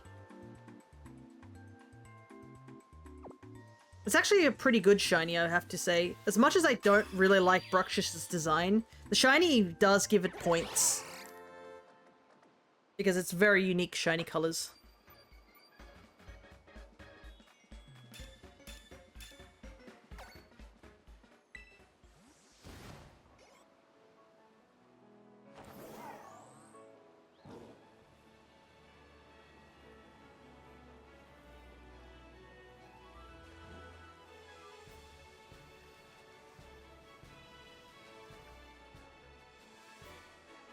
The only problem is that they're aggressive.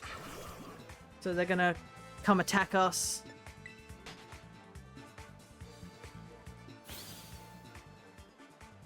If this area doesn't work, I can always try the other area with the Veluzu. We'll take a look around here for a little while and make sure that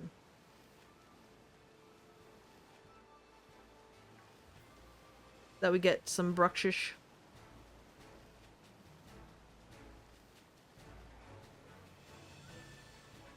Okay, here we go. Yeah, might have to zoom the camera in just a little. Because I can't really stay in their vicinity too long. Because they will attack me.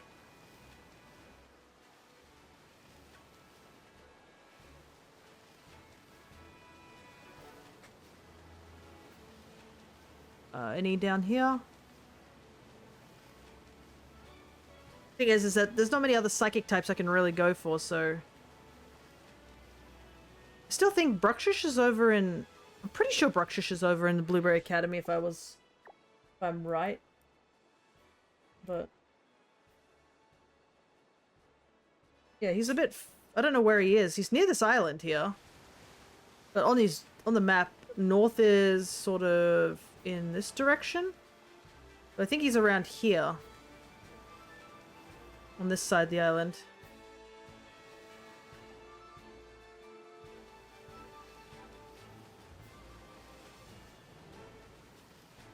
I'm trying to determine where he's at.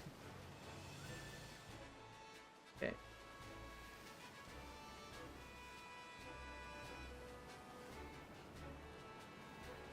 Yeah.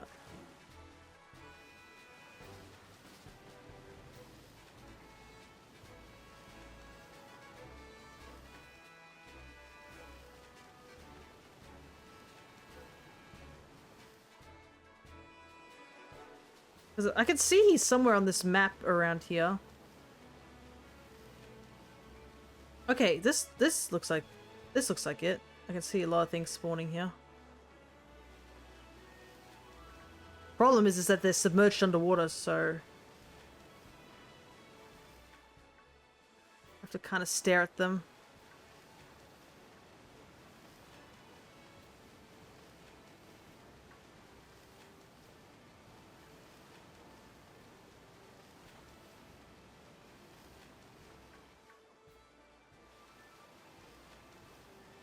Oh my goodness. I don't even feel like I'm moving anywhere. At least they're spawning in.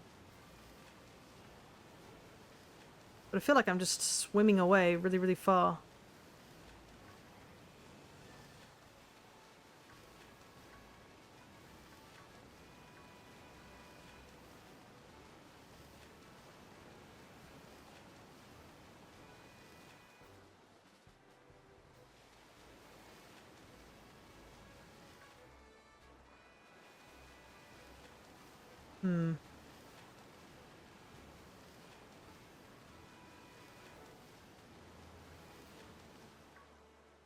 I think I'll stay here for just a little while, and then I might go and investigate over in Blueberry Academy, because I vaguely remember seeing these guys in the water over there.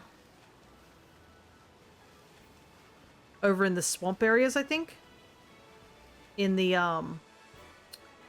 what section of the map? The savannah?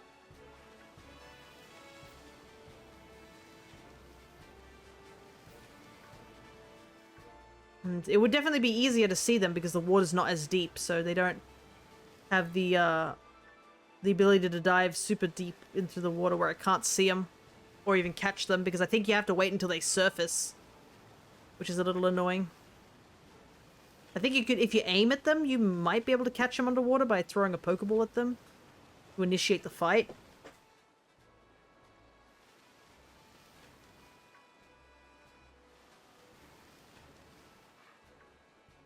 Yeah, it's kind of rough to see them.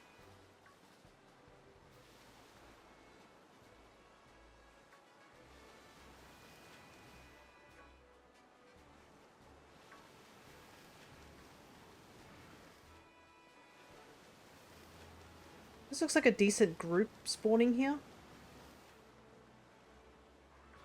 Yeah, like, there's one, like, right underwater that I can barely see that's pink. I have to, like, get really close to them if they're underwater. I guess since they're aggressive, they'll come up to the surface.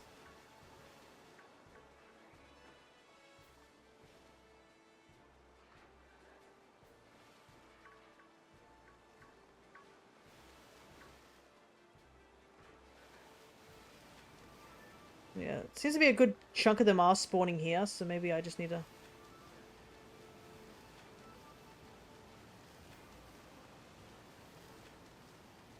stick around this area.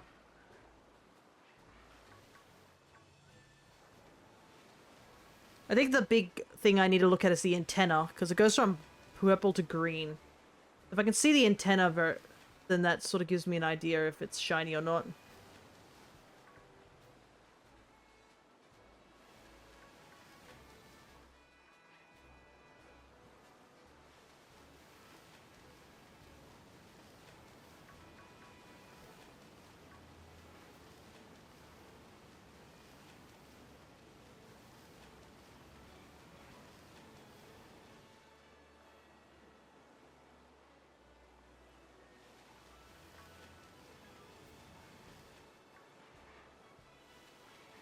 They're very sporadic in their spawning, I must admit, though.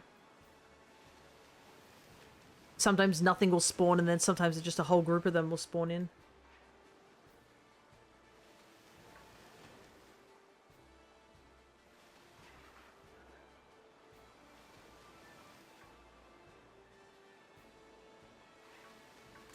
Oh.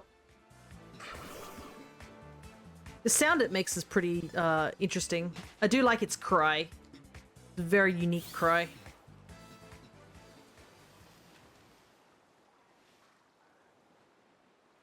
But yeah, it's still an ugly Pokemon. And there's not really much redeeming about it. It was kind of funny because I think this is one of those Pokemon I tend to forget exists in the game as well. I don't know why. I just never could find one back in during my adventures of Sun and Moon. I had to like go out of my way to find it. Is that it there? I think it is. Yep, there it is.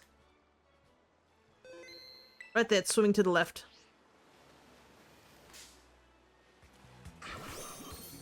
They're beautifully terrifying, yeah. But I always just forget that it's a thing. I don't know why. But yeah, look at this shiny. It's such a good shiny.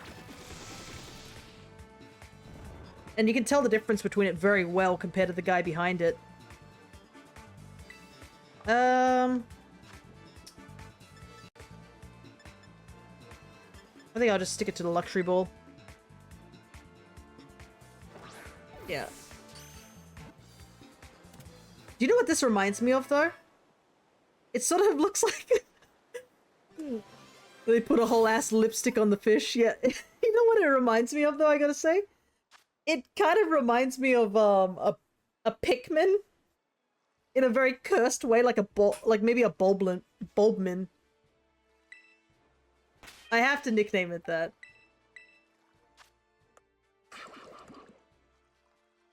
Like, doesn't it look like a Bulbmin? If you, those few Pikmin fans out there. I could see it. Yeah. It does, doesn't it? Alright, he's unique enough to get a nickname. Bulbmin. Alright, here's the downside. I'm pretty sure I still have a lot of this Psychic Sandwich left, but there is no Psychic types left, I don't think, that I can get. If I had Scarlet, it would be a Rangaroo, but I don't have a Rangaroo. Okay, Bruxish kicked off. Yeah, there are really no other Psychic types here.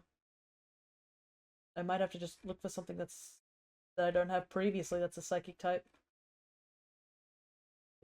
Do I have anything that's previously a Psychic type that I don't have? Nothing there.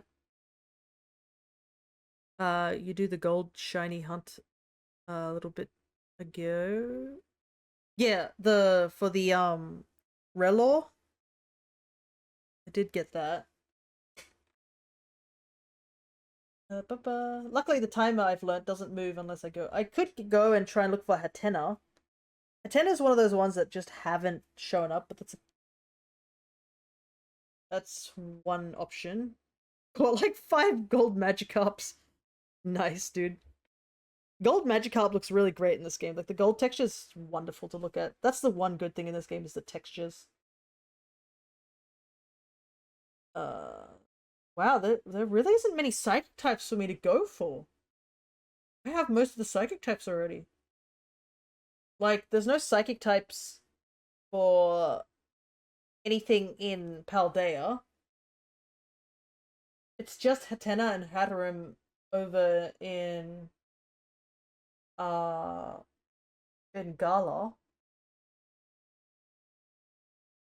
Alright, they even modded Gyarados to gold because of it. Oh, yeah, because the textures in this game are like one of the big highlights. The game may run like butt, but like at least the textures look really great. And hopefully they keep that trend, having the really good textures. Oh my goodness. Yeah. I legit don't have anything that's Psychic type. That's literally it. It's just Hatena. I've caught all the Psychic types that you could possibly get. Wild. I didn't think I was already done with Psychic types. Right. I need to look up where Hatena is. It's in that little area down. Yeah, let's hope for ZA that it's got good frame rates. I don't think I can go for Galarian Slowpoke, right? Galarian... Wait, actually, could I? Because isn't Galarian Slowpoke still a Psychic type? No, I already have all of the Evos, I don't need it. I thought I didn't. I thought I might have missed like Slowking or something, but no, I've got all 3 of them. Yeah, it's literally just Hatena. I have no other mons to go for. I believe it's over here. Yeah, in this tiny little lake area. I think multiple times I've come over to look for Hatena and not found it. I need 2 of them. I need Hatena to get that and Hatchrim. That's kind of wild. I'm done with Psychic types. There is really no more Psychic types for me to go for. How much sandwich? We have like so much sandwich too, so...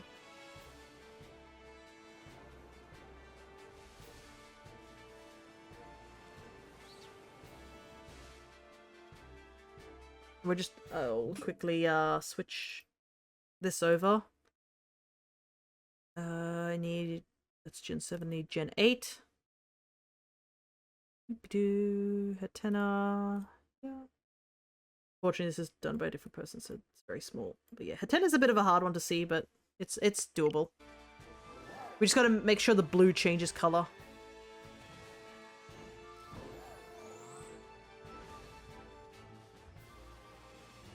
Yeah, I'm pretty sure I've hunted for Hatena like multiple times. Whenever we're done fairy or psychic sandwiches and just not found it.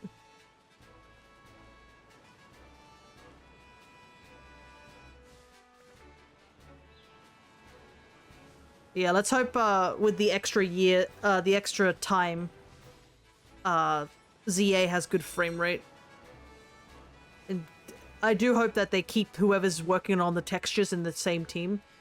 Because, yeah, the textures in this game are wonderful. Not for the environments. The environment team needs to get a change.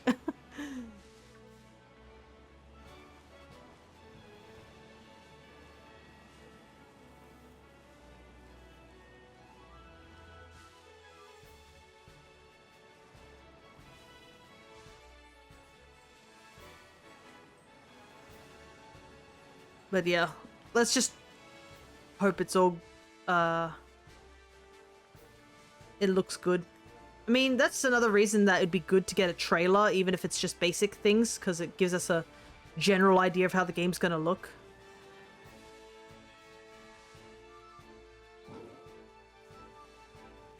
The shiny has been drained of their color. Yeah, for Hatena, it's like a weird, it's like a pinky gray color. I think that's what happens to them. Wow, that one's really small, so they're more of a blue color. So, and the hat seems to be a lot lighter pink. So basically, the Hatena has to be super light in color.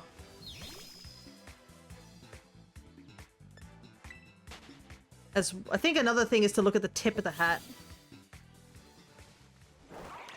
Because I think the tip also changes into a color that is quite noticeably, like, similar to the hat. So if that's one indicator.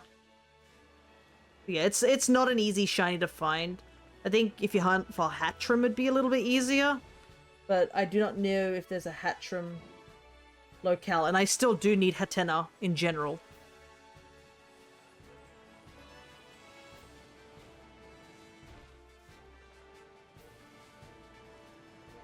I don't need Hatterene because I got that in Sword and Shield back in the day when people were like putting out those Gigantamax shinies out there.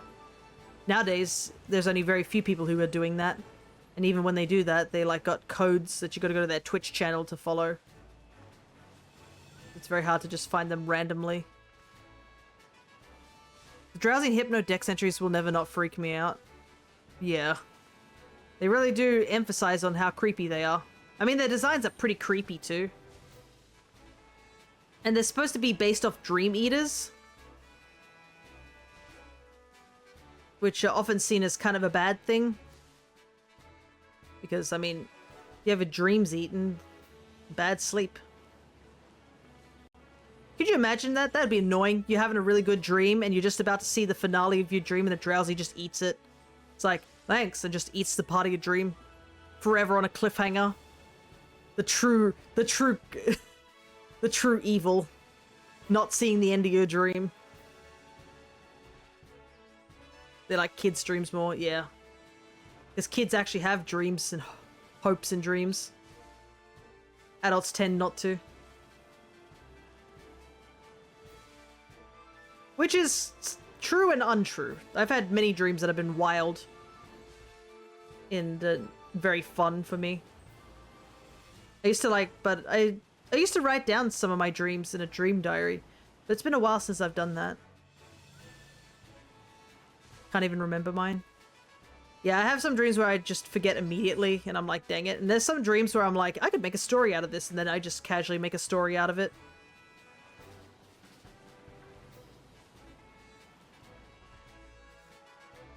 But, yeah, of recent, I've not had a good sleep. I've been having a couple of stress dreams of recent.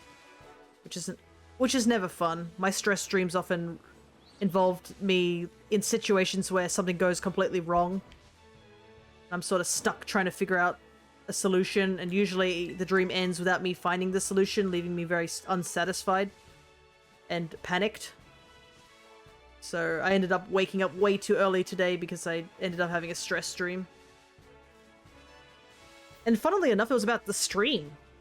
I don't know why. Maybe it's because I have a lot of the streams today, and maybe there's a small part of me that's a little worried that the birthday stream won't be that exciting, or nobody will show up, or I don't find any shinies, and maybe that just accumulated into a stress stream.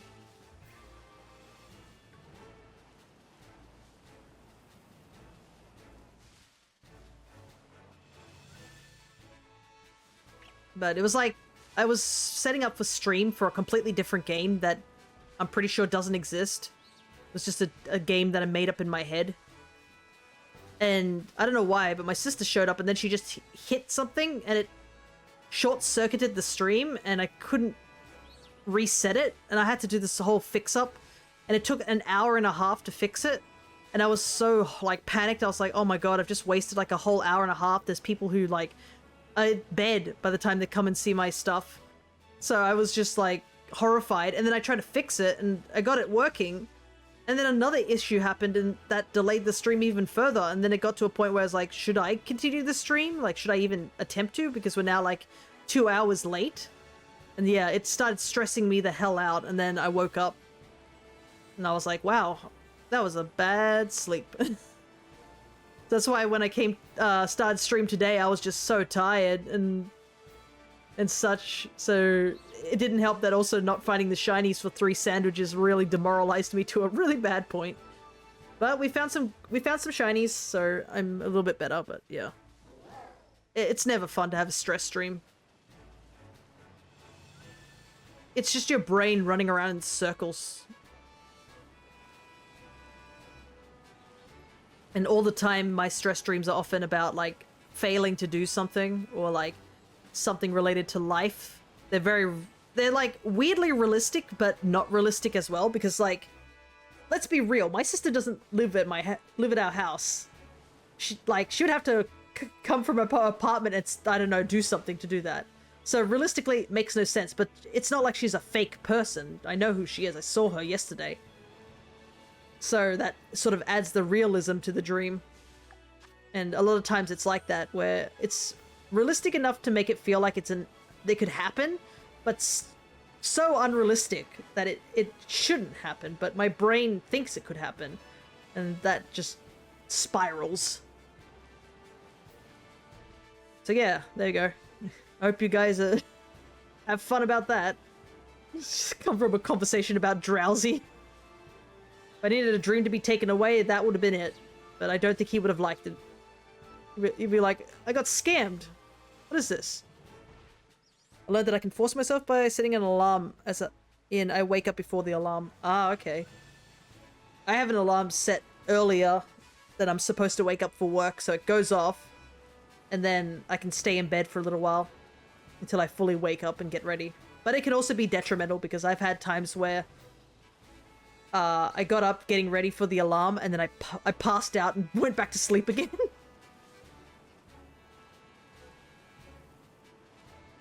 But usually if it is me needing to go to work, my dad will just, if I take too long, he'll just turn all the lights on and he walks out.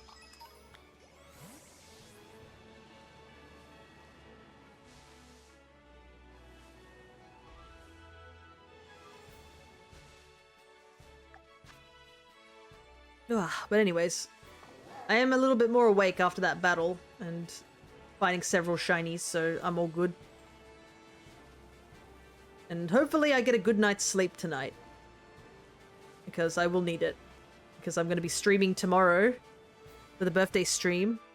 And I also have to do D&D as well. Just say what time I want to get up and I'll get up then. Internal clock be wild. Damn, you got superpower of waking up when your internal clock wants you to. You got your body trained for that.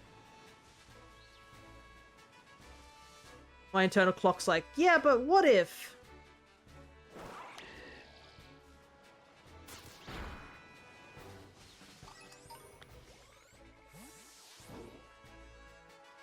I don't know why, but my body forces myself awake with stress whenever I got to go somewhere in the morning.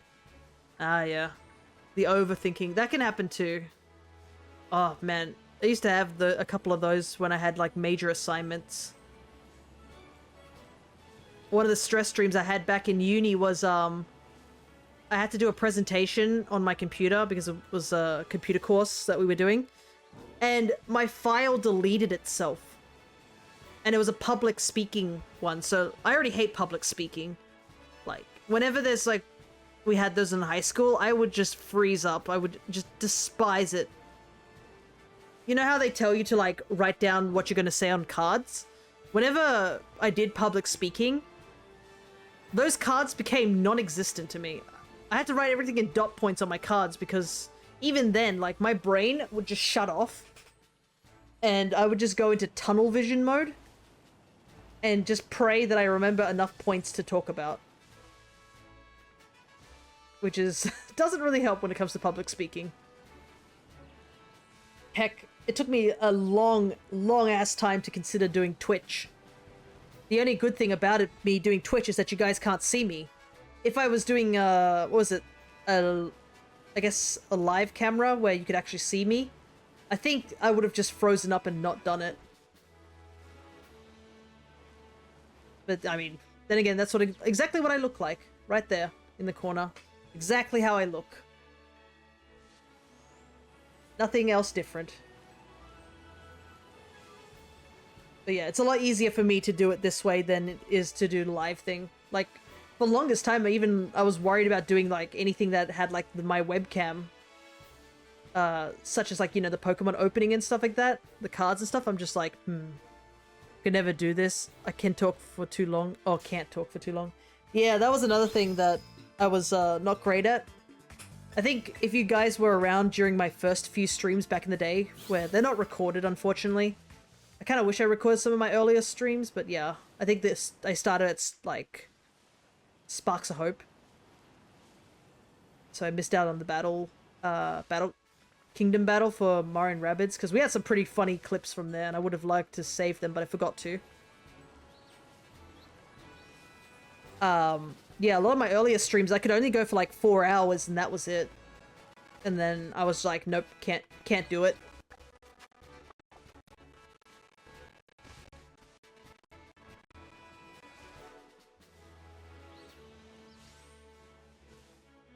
But, now it's a little bit better. Like, I can handle going for a lot longer.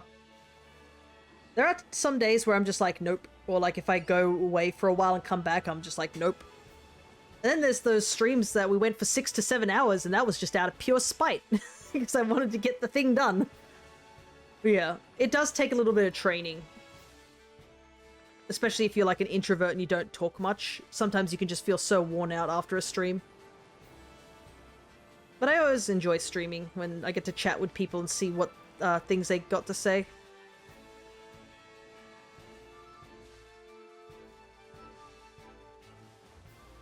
What are we up to?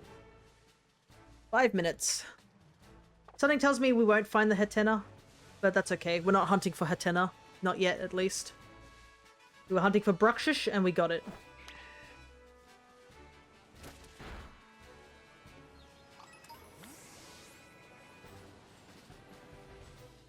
So we're gonna decide what Alolan Mon we go for next.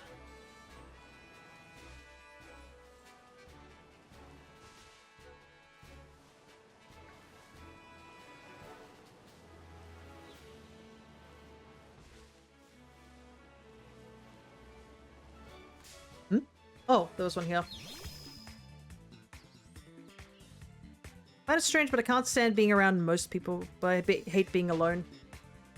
Yeah, sometimes it's like, yeah, I do want to be left alone for long periods of time, and then sometimes I'm like, yeah, I kind of want to talk to someone. But the problem is also finding people who are, like, interested in what you talk about.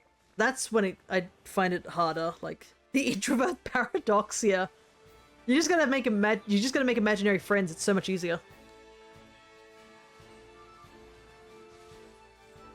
I got no one to talk to. Just make up OCs. Nah. I can't say that as me have so many OCs out there. Make all sorts of things. Yeah, I think it's like with extroverts too, sometimes. Like, they could go out and do everything, but like at some point they get burnout. I think it's sort of like the introvert's version of the burnout is like being alone for too long sort of burns you out. I mean, humans are supposed to be social creatures. So you need to have some socialness or you just like gonna start going crazy. So I'm glad you guys dropped by on the stream. You can just talk to me for like 5 minutes and there you go. There's your fix of not being alone for a little while.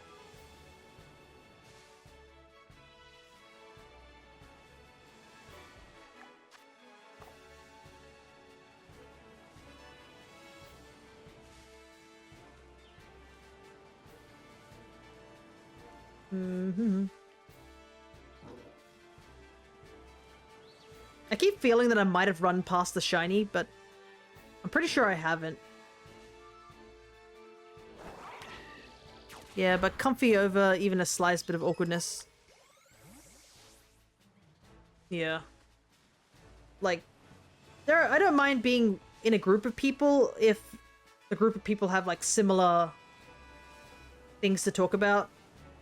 Or like things that I'm interested in. That's always the hard part with you of meeting some new people where they try to bring up conversation and you're just like, I have no idea what to talk about, like, at all. I don't know what you're interested in or whatnot.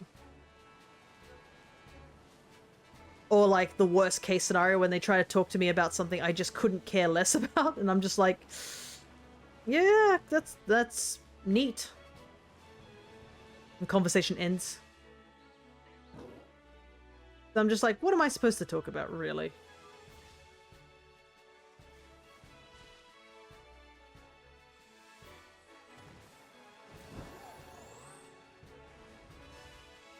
But like, if it's with people that I'm decently familiar with and can just talk about stuff, then we can just talk for hours.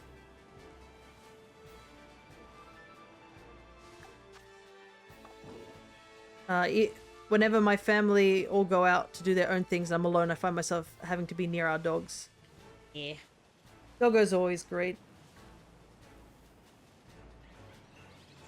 They give you a comfort and you don't have to engage in too much conversation with the dog. Unless, I mean, you can. There's nothing wrong with engaging in conversation with your dog.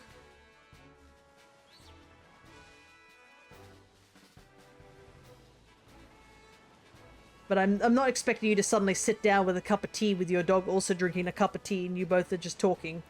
That would be a bit strange.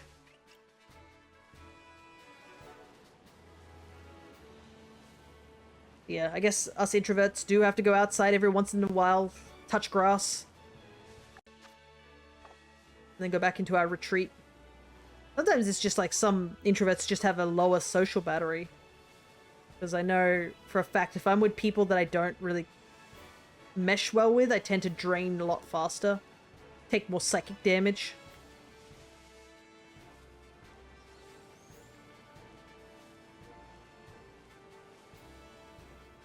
Compared to like when I'm with friends, I can probably go a lot longer. Not eternally as long, but yeah.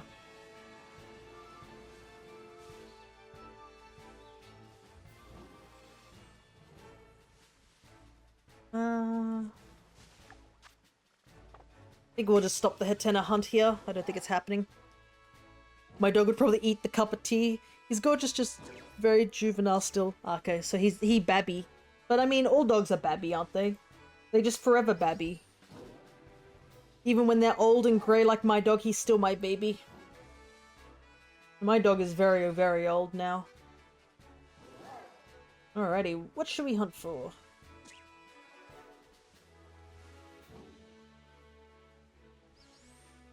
I mean, I still have to hunt for Marini, so maybe that's what I'll go for. So we need to go, I believe, all the way back over here.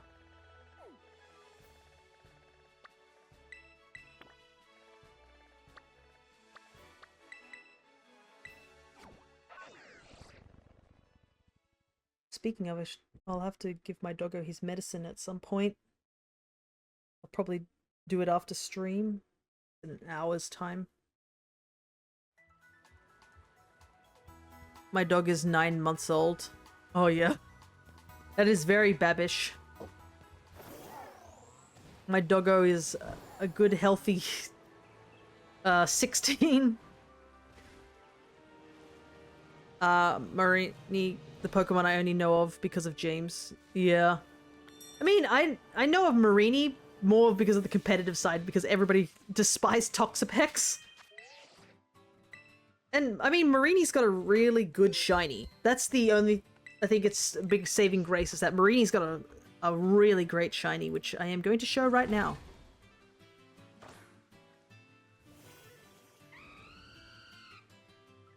Here we go.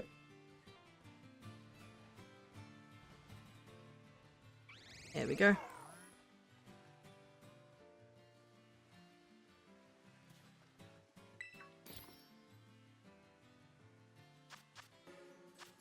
Okay, I think we need... Yeah, we have to do a poison type sandwich here, so we need noodles.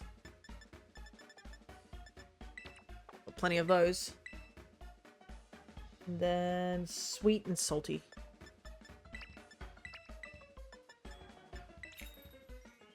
Full-colored shinies. Yeah, full-colored shinies are great. Pink shinies are also pretty solid. Like, there's very few bad pink shinies, unless they're like, they were already pink. That's kind of the only thing that causes pink shinies to be bad, but like, most pink shinies are good. And I believe Toxapex also stays pink as well, so...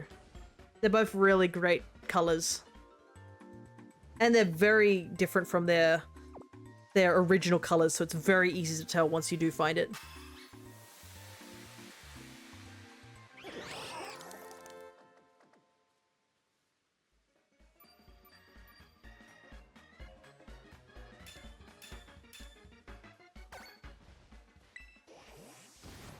Alrighty.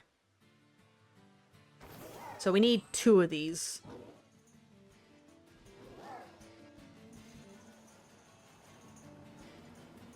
Marini in the anime wasn't too bad as well. But I mean, it's very hard for James to have a bad Pokemon, let's be real. James is great.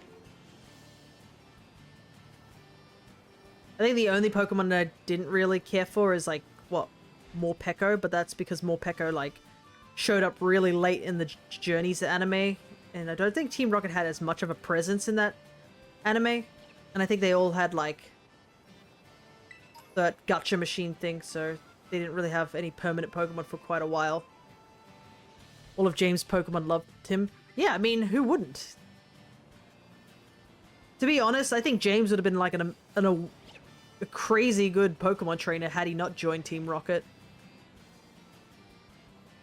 It's just he ended up taking that path because of, like, you know, the nonsense that was his family.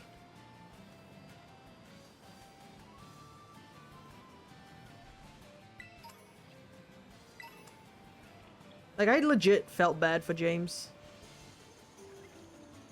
When we found out about his past. He had to leave his Growlithe behind. That's so tragic. Why couldn't his Growlithe go with him?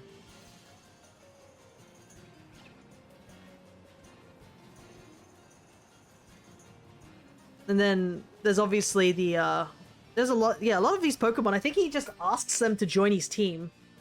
Like, rarely does he actually catch his Pokemon. It's often like, he helps them in some way and they want to repay him. Which, I mean, that's pretty big dedication, considering they are technically, like, the evil team. But they're like, hey, you helped save me, so I do want to join your team. Like, bro had a Chimecho. And I'm really sad about the Chimecho.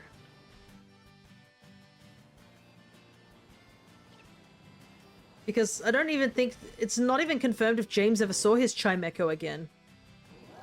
I'm pretty sure he never did after he had to leave it behind. And there are some people who... Didn't Jesse also trade off one of his Mons? I can't remember if Jesse traded off a Mon specifically belonging to him. I know Jessie has also had her fair share of Mons that she had to let go, like her Dustox. Which I thought was really sad as well. Because, I mean, she clearly loved Dustox, and Dustox actually won several contests for her. But she wanted the Dustox to be happy. That's why it's very hard to hate Team Rocket, those, like, the Team Rocket trio, to say the least.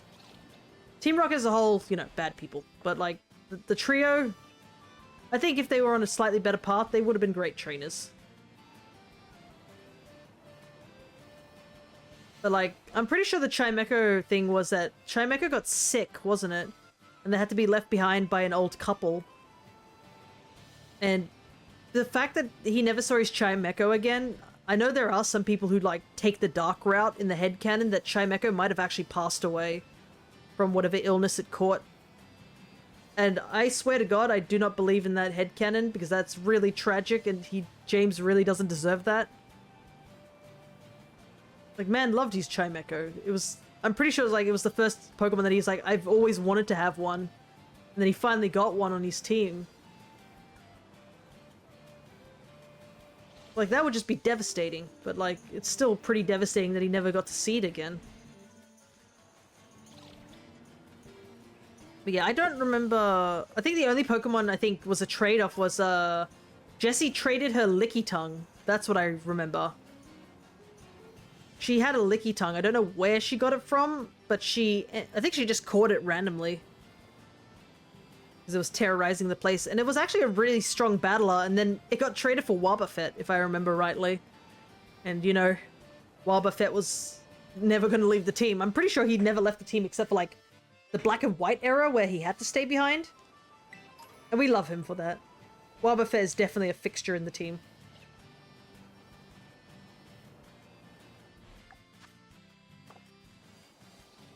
Yeah, I think that's the only trade I think I remember was just, it was a trade where, I can't remember if it was accidental or like on purpose, but yeah.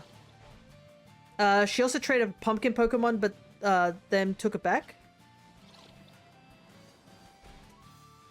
I think so. Well, I mean, I guess she had to, right? Because that's the only way you can evolve Pumpkaboo, is to trade it.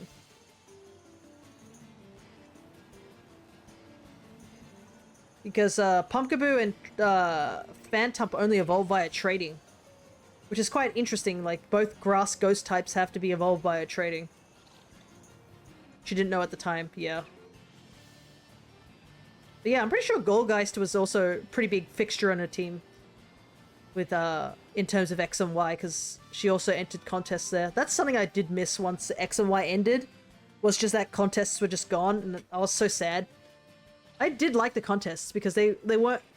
It gave the writers a bit of freedom to come up with all sorts of insane things. Instead of just like the back and forth. Like, sure, they could have the back and forth in battles and write some crazy stuff because of Ash's brain thinking the way it does. But contests were a whole nother level of like intricacy. And it was also nice to see like the Team Rocket actually win. Because, you know, they are the bad guys, but they deserve a couple of wins. Heck, I mean, wasn't there an episode also like in the Sinnoh arc where James ended up winning one of the contests dressed up as Jessie? Because I think she caught a cold or something, or she got sick. So he literally was like, "Girl, I got you," and like dresses up as her and wins. Like, dang. And I'm pretty sure also Meowth helped out with that one too. So it was like both of them were like, "We got you covered." I like the unique way moves were used in Pokemon battles. Oh yeah, that's something. And it also helped that, like, in terms of, what was it? In just regular battles, Ash just doesn't work in the normal conventions. He's like, oh yeah, here's a problem. Let me see if I can solve it using ABC instead of XYZ. That was always the fun part. Sometimes it made no sense, I won't lie. There are some times where I'm like, okay, that's a bit too much, you know. That's just pulling out of your butt about that bit. But there were some, like, legit strategies that were pretty interesting. That I'm like, huh, yeah, that could work.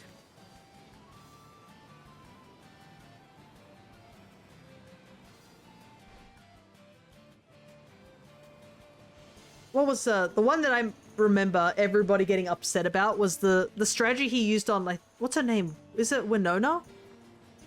The one in Hoenn, the flying gym leader, and he just casually turned his Swallow into a golden Swallow. That made no sense, like, at all. No sense at all. I like the Fantina fight. Oh, it's been a while since I've seen some of the Sinnoh fights. But some of the X and Y fights were pretty unique too. I think I vaguely remember the Fairy type fight being pretty interesting, how he utilized speed in a certain way. The electric armor against Tate and Liza. Yeah, that's another one too. But I think it was against Winona. He had his Pikachu stand on Swallow's back, use Thunder, and Swallow apparently becomes golden and protected. That made no sense. I'm like, bro, Swallow should have just vaporized. I don't understand how it supposedly just gets the pass there. But Sinnoh, I think, was like probably one of the periods where Ash was coming up with some really unique strategies, I think. It was Tate and Liza against Solrock and Lunatone. Right, maybe. I thought it was against the flying type gym, but yeah, it was that nonsense. Like, that makes no sense, and why would that help against a Solrock and a Lunatone? But I feel like in Sinnoh, Ash came up with a lot of really unique strategies. Like, I think one of them was like he had his... Because he got Buizel from Dawn at some point.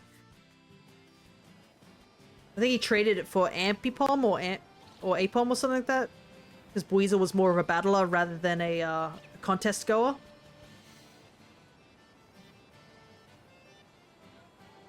But he had like a strategy of them. I think Pikachu and Buizel using like Whirlpool and Thundershock to try and make some space sort of thing in a breakdancing way. That was kind of interesting. Yeah, spinning while using moves, yeah. I feel like the Sinnoh era was where Ash was making a lot of interesting moves, and I think it was due to the contests.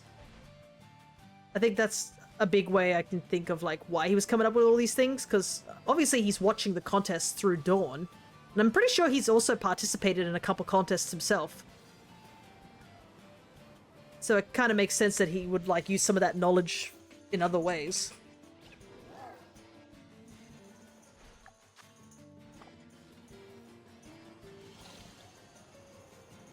And I mean, even back in the original one, and even Fantina used his own strategy against him. Oh, I might have to look back at the Fantina fight. I don't really remember it too well.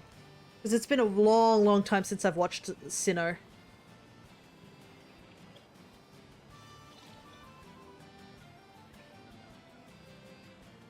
But he had a pretty solid team in Sinnoh. And I mean, a lot of mods to like as well. Sinnoh was a very, very solid arc. And I think another big reason it was such a solid arc in the anime was because they had such a good rival too. Like, Paul was just a complete asshole. But the problem was is that he was a tough one too. It's not like he didn't have any like results for his awful training. So he kept using it.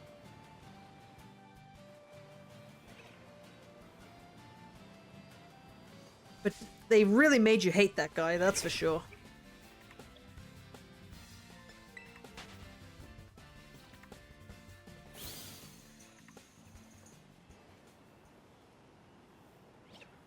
And I mean, Ash was strong enough that they had to throw in Tobias to just destroy him. Still feel so bad for...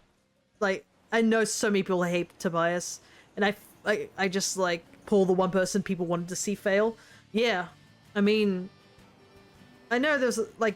It'd been a while since we had a really jerk rival. I mean, we had Gary for the longest time, but even he has mellowed out quite a bit. I think it was definitely... Like, Gary was... one level of like a jerk, like this whole other level of a jerk, because do you remember the time that he used to have like a car of fangirls literally following him around? Like, holy heck. The stuff that you could get away with the old animes. But like the moment he got his ass whooped by Giovanni, he like literally switched. And then he ended up becoming more of a neutral rival. Man had a whole fan club following him. Yeah. And then eventually he became a really good rival, Gary. But he also is, like, working as a researcher now, too, which is really cool. But Paul, he was more like just a complete jerk. Gary was like the school bully sort of thing, because, I mean, him and Ash had history. But, like, yeah, Paul was just a jerk all around. And, like, let's not forget what he did to Chimchar. Like, that was horrific, if you think about it. And... But at least we got a really cool Pokemon for Ash. Like, Infernape's great. And also when he was a Chimchar, he was great too. But... yeah, that whole arc with him, with Chimchar, made you straight up hate Paul.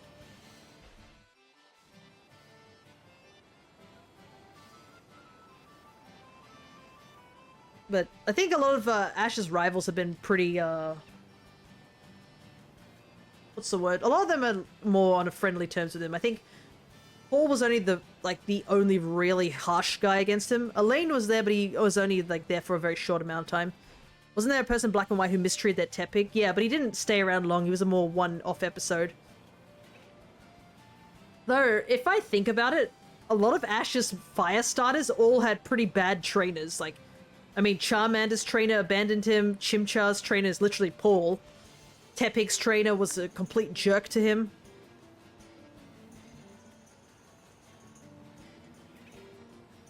Oh, they got against fire-type starters? I know. Like, if it's Ash's one, they always got, like, the short end of the stick. But Ash... did Ash get any other fire starters? Because Torchic went to May. Oh, he had Cyndaquil. I can't remember much about Cyndaquil's backstory, because it's been a very, very long time, but... yeah, Litten also had a pretty sad upbringing, and, I mean, it's not even fully confirmed where Litten came from, either. It just happened to be a Litten and a Stoutland living alone. Maybe they were just wild Pokemon, but yeah. Litten also had a pretty tragic start. Cyndaquil was probably the only one that really was okay. Like, he was just a chill dude.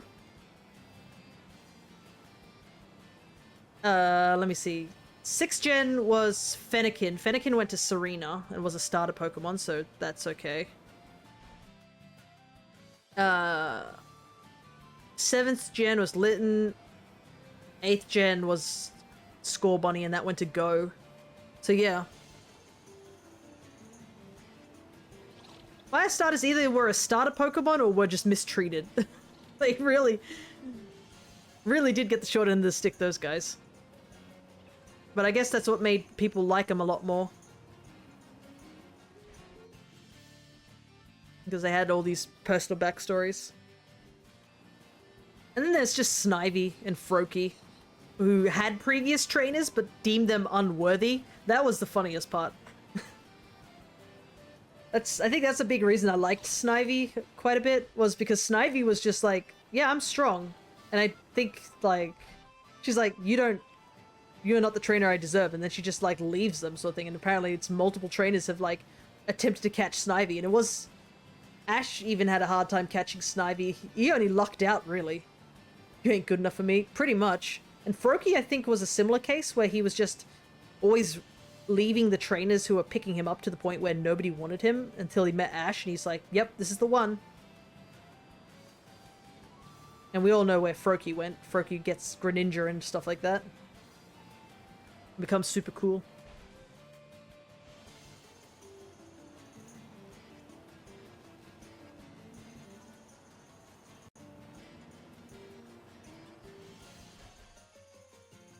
But yeah, I'm trying to think of, like, if any of Ash's other starters were kind of like that. I mean, I guess Bulbasaur was, because it was part of a village of Pokemon that were abandoned. They're part of a hidden village.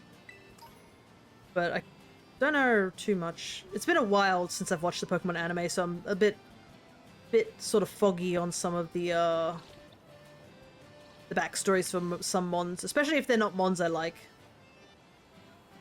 Rowlet was just like, grew up in the wrong family. That's what I remember, was Rowlet just happens to be that one egg that ended up in the wrong nest. We like Rowlet. Rowlet is just constantly chill. He just wants to nap all the time. Which I guess makes sense because he is an owl.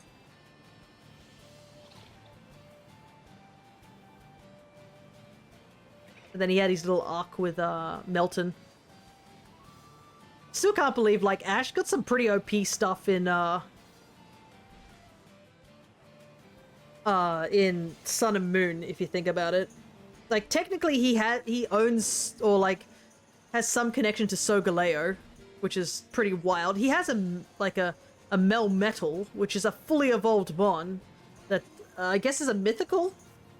And he has a Naga Needle, I believe that's what you call it. The evolved form of Poipole. Like, he has an Ultra Beast on his team. Like, he was stacked. He had Rowlet, he had, was it Dusk Lycanroc? He had Incineroar, but mostly Torracat, because Incineroar showed up right near the end. And he had something else that I'm forgetting. I don't know why, but I feel like he had something else, unless I'm misremembering.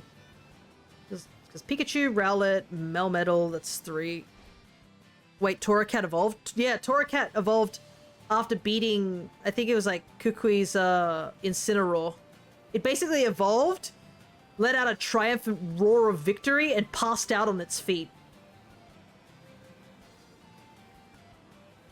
Which is like pretty wild, but yeah, he is fully evolved.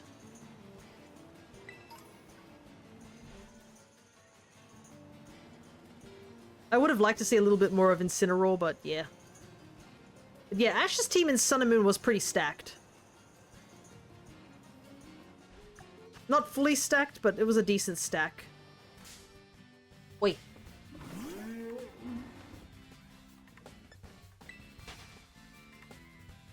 We have one more sandwich to go after this one.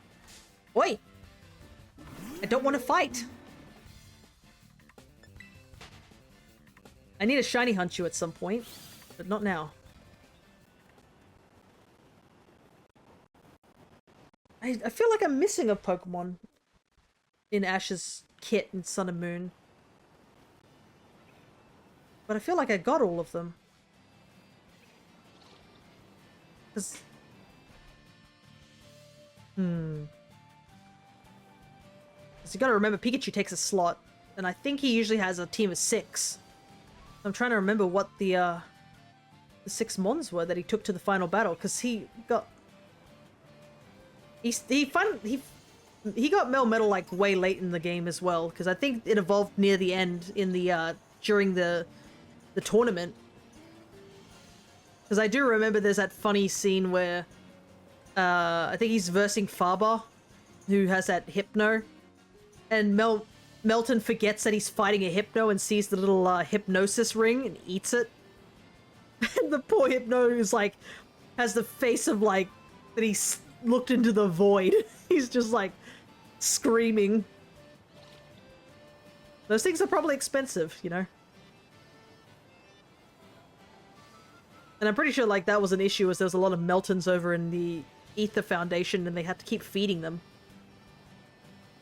Yeah, that's whole. Yeah, his whole identity just gone. But I mean, the problem is he's attached to Faber, and Faber needs to take as many L's as possible. That guy's a huge loser. Also, he's responsible for some pretty bad atrocities, and I don't understand how he got away with it. It's like, holy heck, does he cause a lot of trouble? I think at least they toned him down a little bit in the anime, where they just made him as like a dumbass doing the wrong things at the wrong time, instead of like maliciously against the team. But yeah, he does suck. But overall, Sun and Moon's anime definitely did tone down a lot of like the Ether Foundation members, like Lusamine and stuff. Like Lusamine is more just like the coddly parent rather than the insane perfectionist that she is in the games. Because I think they it's funny because they changed her in Ultra Sun and Moon as well. Like, she's not any better than... She's only barely better than her Sun and Moon thing, but, like, they took away, like, one of her biggest, like, parts in the original. Yeah, it was a crazy thing to see her like that. While I am a bit sad that they did take away, I guess, the insane part of her, you have to remember, she's kind of, like, there for most of the anime, so they couldn't really put the insane part in. And I think I did prefer the more coddly sort of approach they did definitely take.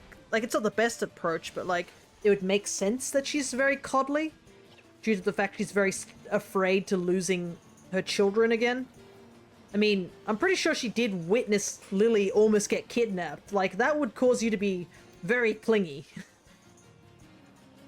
Not to mention Lily did suffer, like, trauma from that, which was very interesting. Because they took a different path. I'm just happy they all got a happy ending in Journeys. Because they really deserved it with all the stuff they've been through. And it was nice to see, like, a conclusion, because obviously that conclusion is never met in the games. So it's nice to see a what-if scenario where the conclusion is met.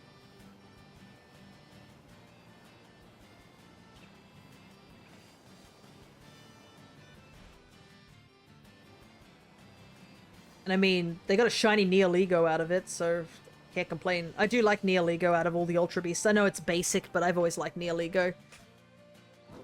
It's a jellyfish. Why?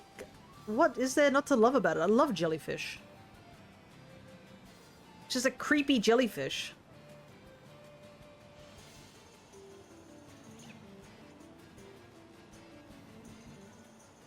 And I think it and Latios were the two shinies I found in Dynamax Adventures.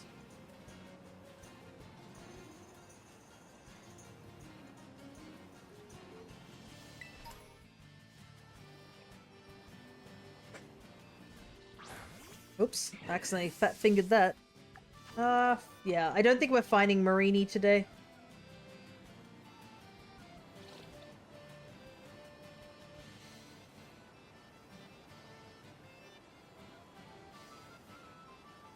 I missed the Sun and Moon jellyfish fight. Yeah, that was also another crazy thing. The whole... Because in the original Sun and Moon, not only did it, like, possess Lusamine, she literally suffered, like, incredible damage to her body. I think that was the downside, was that, yeah, because of that, Lily had to leave. So you didn't get to see Lily ever again in Sun and Moon. But in Ultra Sun and Moon, because that never happened, Lily gets to stay and, like, actually become a trainer. That you can, have battle with you in the battle tower. But, yeah, it's pretty insane, like, they actually had, like, a character get to a point where she's so physically impaired, like, incapacitated by a Pokemon that she has to literally go to a different, like, country to go get a medical treatment just to, you know, to be able to go back to a functioning human. Which is wild.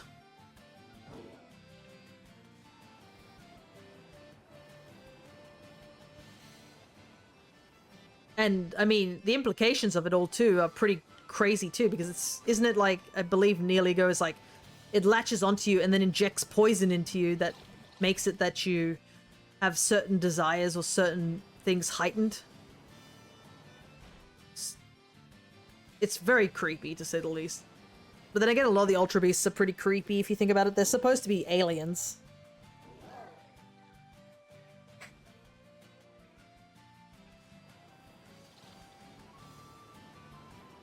And then there's just Buzzswole. He's just ripped. That's it. Just buff bug. Creepy, but cool nonetheless. Oh yeah, I do love the approach they took with the Ultra Beasts, because it obviously opened a whole nother window of opportunities. And I do miss that we only got like one section of them, because there were some really genuinely cool ones. Like, I think out of the Ultra Beasts, I definitely liked Neoligo. I did like Katana. That was a pretty interesting one. Buzzwole's funny, so he can chill. Pheromosa's an odd design. I don't know how to feel about it. I know a lot of people like Xurkitree because he's just a funky little electric guy. Blacephalon didn't get to stay around very much, so I didn't get to really enjoy looking at him, but he's very creepy, and I do like the idea that his head explodes. Stack Attack is kind of meh to me. Guzzlord is really creepy as well, but I don't know. I don't really like his design. It's a bit too much. Celesteela, I think I do like. The bamboo rocket, I think he looks pretty cool. I like the paperweight. There was this. Am I missing one? I think I am. I can look it up right now because I have it open. I guess Necrozma's technically one. And yeah, Poipole and Poipole was one that was interesting because that was a Ultra Beast that evolves. And it's implied that's a starter Pokemon to the people of that region. That was quite interesting. And then they chose never to elaborate on those again. That's always the fun part. They open up the opportunity for alternate dimensions and stuff like that, and then just never talk about it ever again. Like, the Rainbow Rocket arc happens, and then they're like, nah. Well, I guess they didn't really say nah, because I guess Pokemon Masters EX exists. And it's implied that there's multiple universes, because Hooper keeps pulling in people from all sorts of different locations. But it's kind of interesting, because I remember watching a little bit about that, because I don't play the game, but I do watch some of the story beats that they have there. And they had an interesting thing where they had Leon, Hop, and the two protagonists, which I'm forgetting the names. I think Glory and Victor. They showed up in, I think it's called Paseo. And then Rose and Olina showed up, but it turned out Rose and Olina were from a time where they didn't cause the Darkest Day, or they hadn't planned it, whilst Leon and the rest of the other people had witnessed the Darkest Day alongside and saw everything with Eternatus. So yeah, it implied that Hooper can pull people from different times, and I mean, we saw that from the Hisui people showing up. It's such a cool concept, and it's locked to a mobile game, which kind of sucks.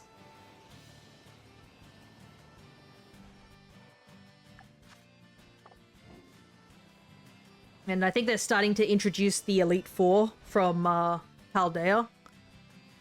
I think we have the Elite Four members except for Hassel. And I think Geeta is also there. I think Nimona and Penny are there. I think that's pretty much it. Oh no, our teacher. What's his name? I'm blanking on it. But yeah, he's there too. It would be cool to see more of. Yeah. It definitely is very interesting because, like, they had a whole story arc where Team Rocket... Yeah, Giovanni seems to be, like, kind of the most powerful of the team leaders. A lot of, like, some of the other team leaders are, like, just doing what they want to do. And then there are some who are like, yeah, okay, we'll help out with things. Like, Maxie and Archie are pretty chill. Sure, they get into their own disagreements with each other, but, like, they're pretty chill compared to most evil bad guys. But yeah, Giovanni is just puppet master. Heck, he tricks like I think he tricks one of the rivals that were added into Paseo, and tricks them into getting Hooper, and then immediately basically obtains Hooper. And you're just like, holy heck. Like, man just like completely just manipulated his way through that. He was actually a mob boss, everyone else had a twisted dream. Pretty much. And I mean, Rainbow Rocket exists. Alrighty. What should we hunt for as the final hunt?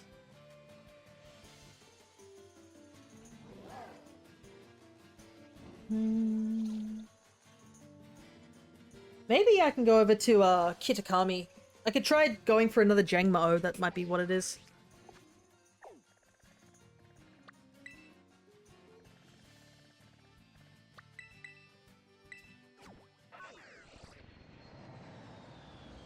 Yeah, it's very... the mobile game is quite interesting, because currently they have this dilemma also that they just brought up recently with the Hisui people showing up. And Volo has shown up. And if you've played those games, you know the implications of that. And it's implied that Ray, who is the male protagonist for the Hisui games, it's implied he's the one who ended up traveling back in time and is the one who can hear Arceus.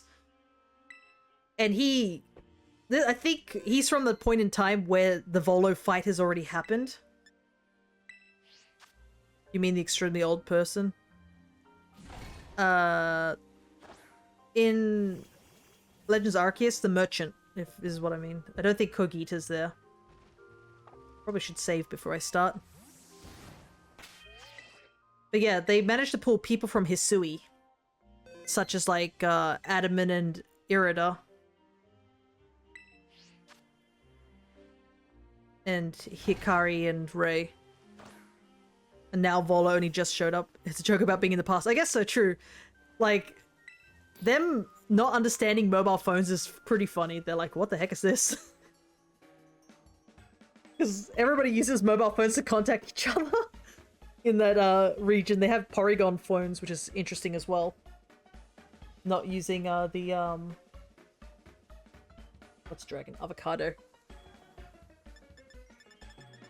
But yeah, it is implied that both Volo and Rei know what each other, like, the goals are. But, I mean, everyone else is chill with Volo. That's the problem, I guess, because, I mean, Volo is very charismatic.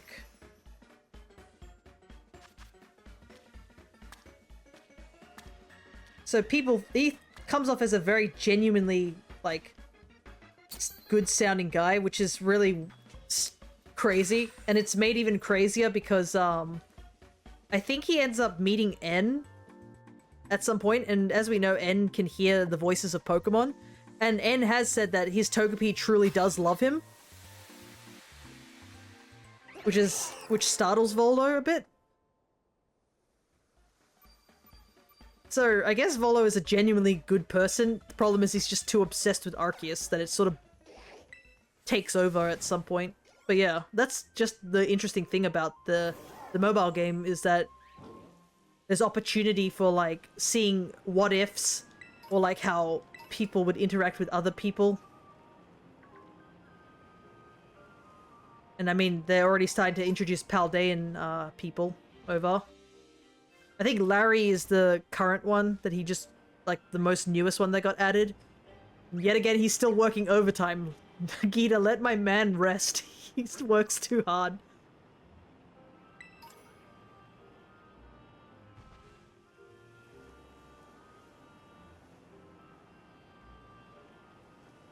Larry, the fan favorite. I mean, he's just so, he's relatable. And it's funny, he always wants to not stand out, but he stands out by being too normal. He's just like me for real, for real. Well, it is kind of funny because I think the story that they added him to was just basically all the veterans teaching the youngins about battling and how to fight and stuff. And everyone's like coming up with like how to fight with passion or with certain things, and then there's Larry's like just like, yeah, just do what works. Don't bother going any extravagant, just do what works. Just be completely normal and completely ordinary. Don't add any spins, just fight. Just do it. And then he's like, alright, I'm off to my next job. Just, he's so good.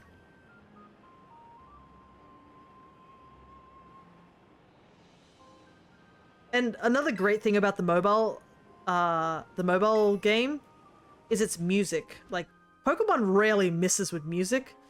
So they're just like, oh, like, they have good music? Let us just remix the good music and make it even better. Like, all the Elite Four members actually have, like, unique spins to their themes, which is really cool. Like, each member has their own, like, one, which makes it all unique instead of just hearing the same theme over and over again. So it's always a treat to listen to the music of Pokemon Masters EX.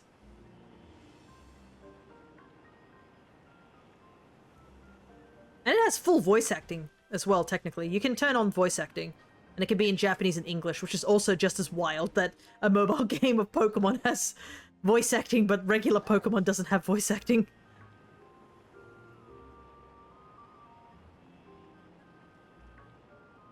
Though I do wonder how they decide, like, what voices to give certain characters.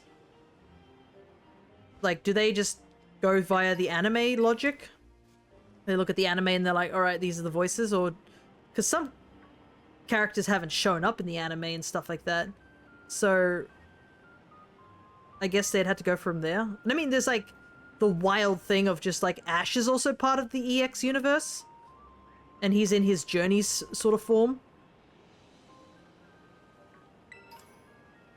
And like my man has definitely caught Red's eye, and it's one of the biggest things of just like, oh, imagine if Red and Ash meet. Oh, and yeah, Red talks. That's kind of the big thing. But he only talks like very, very rarely.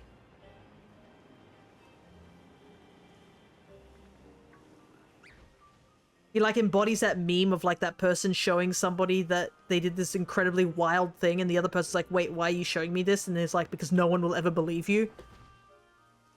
That's legal? Yeah, I know. I think he was talking about how like, well, what did Red say? Something like that. I think he said words are meaningless, and that was all he said. And apparently him saying that was enough to like cause the two people who were near him to like freak out for a moment. Because of just how much he doesn't talk.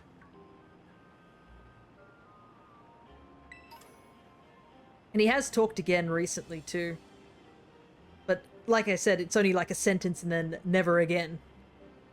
Like man is like got the silent whisper where he's able to just think something and they're like, yep, we know exactly what he's thinking. Like heck, Blue, who's supposed to be the Gary of the games, constantly seems to know what he's thinking. Yeah, two tied towards the hips, those two. One sentence is important from the quiet person. Yeah, pretty much. It's more effective if a quiet person who never talks says something impactful than a person who yaps too much. And I mean, like, it's Red. Man doesn't even need to command his Pokemon. He just silently commands them and they just immediately just obliterate the opponents.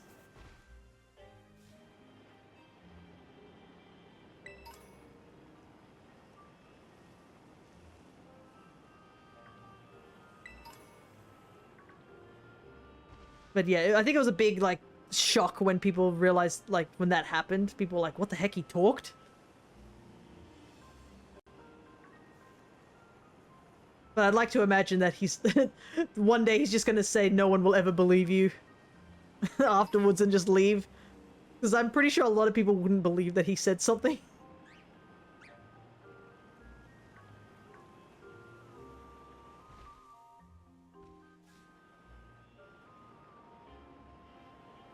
But yeah, so much in the modern in this mobile game, and there is compared to the regular games.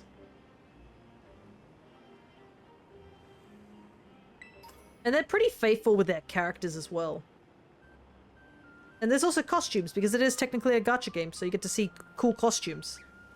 People like cool costumes on their favorite characters. For different events like New Year's, Christmas, stuff like that.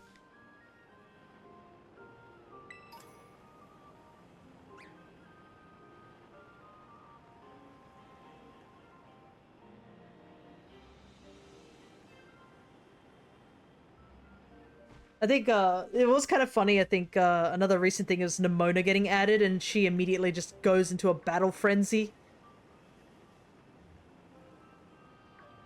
I like the outfits in Unite. Yeah. The outfits in Unite are pretty solid too. Sounds about right. Yeah, pretty much. I think she like immediately battles somebody and then a bunch of people are like, no thank you. As soon as she's like offering to battle again, they're like, nope. They all back off because, I mean, this is Nimona we're talking about. And she gets a little disappointed. She's like, oops. But it's kind of interesting because I think she ends up like catching Beidei's eye. And then I think she ends up also catching Blue's eye, who mentions like, oh, you should make a team and challenge this tournament. And I think she ends up working alongside Hilda, who's the female protagonist from Black and White, the first ones.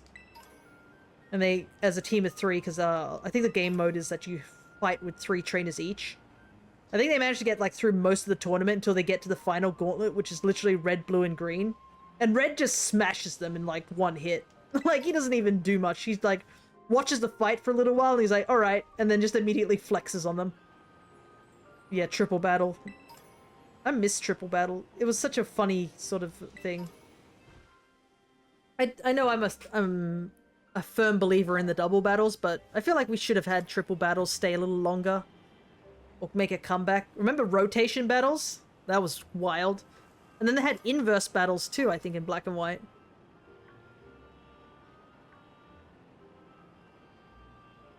Yeah, I think the story ends with Nimona becoming really excited to have lost to Red. Because, you know, she's on a constant win streak, so... having something exciting like that happen was enough to motivate her to continue.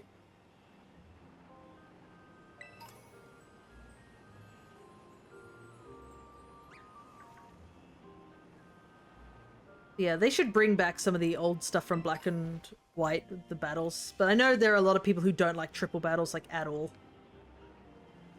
I'm too good. Someone beat me.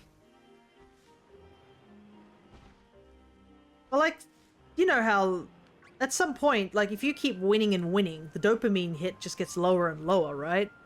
You need a bit of a challenge. That's kind of what Nimona is in Scarlet and Violet. That's why I do like her as a rival, because she's already hit the top. She has nowhere to go.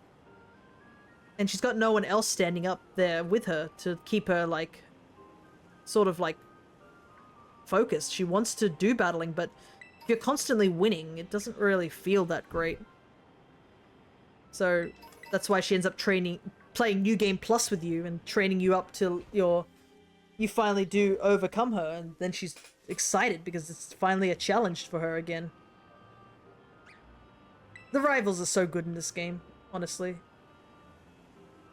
I think the only rival I don't really care for is, like, Karamine, but that's because Karamine's personality is just awful.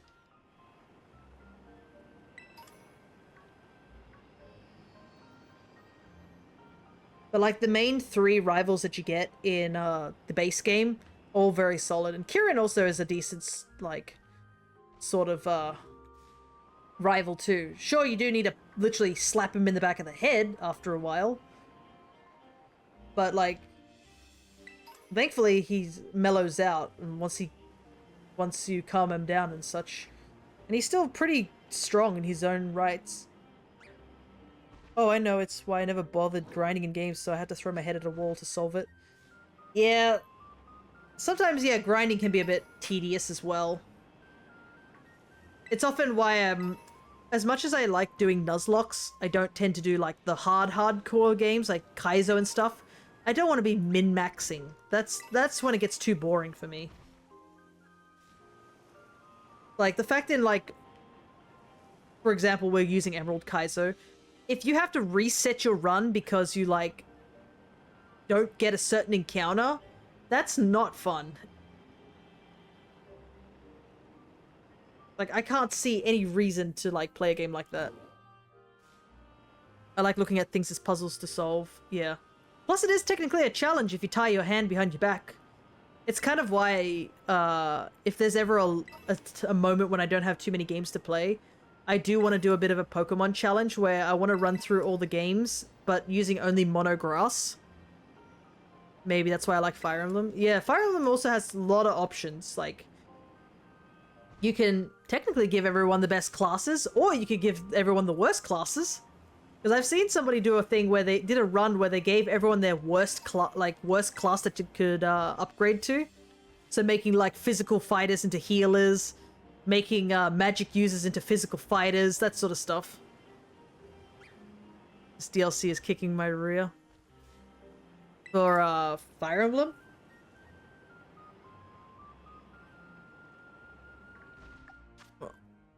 Because I think, what is it? At least with Three Houses, the DLC there, because I haven't really played the DLC for the Engage. I haven't seen anything Engage, so if it's anything about the DLC for the Engage, please don't tell me about it, because I do want to keep it blind until the time I do go to it. But I know, at least for Three Houses, I think you're set with certain units, so that also makes it a little bit more difficult. And I remember, I think, in Awakening, the DLC in Awakening could be somewhat tricky. I never got the DLC for Awakening, but I do remember that it could be a bit tricky. I won't say nothing, thank you. Because I do know when we were playing, was it Paper Mario? I was playing Paper Mario, and I think I literally put down in the tags that this was a blind playthrough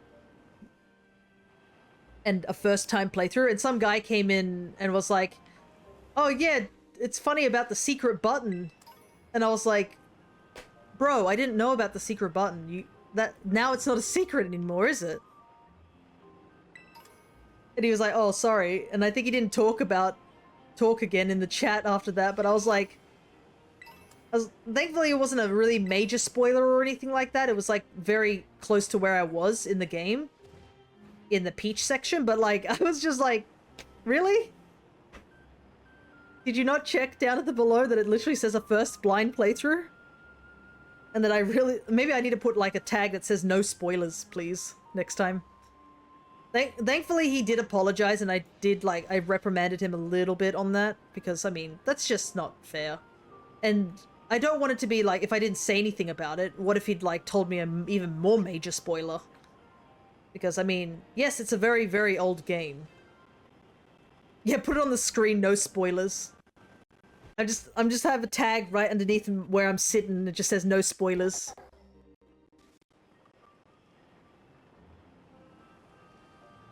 But yeah, I literally I think I did say like, listen, yeah, please no more spoilers or I might have to time you out or something like that. Because it's no fun. I hate spoilers. I got spoiled on something, I think in Smash Bros. Ultimate World of Light, and that annoyed me for a while. Even though it was like, I did eventually get to it. Hey, there he is. I was still rather annoyed that I'd been like spoiled on that. And I mean, Smash Brothers isn't like a big game sort of thing in terms of like story or anything like that, but it was still annoying that that was like spoiled for me. And then there's my dad who's like, "Oh, I haven't played this game before. Let me just look up all the story for it beforehand." I'd never understand how he thinks. He's not there for the story, he's there for the gameplay. Subspace was great. Oh, I love Subspace. I miss Subspace. It was jank in times, but like, I just loved seeing the little interactions. That's my favorite part about Subspace, was not the story or anything. It was still pretty cool, but like, the interactions between characters was probably my favorite part of it. Just a bunch of unlikely characters like meeting up and fighting again with each other, and I mean, all the fan art from that was great as well. It's like every time I think about like Fire Emblem, I always think about Meta Knight. Because I mean, like, in Subspace, he ends up teaming up with the two Fire Emblem characters, and you're like, yeah, it makes sense.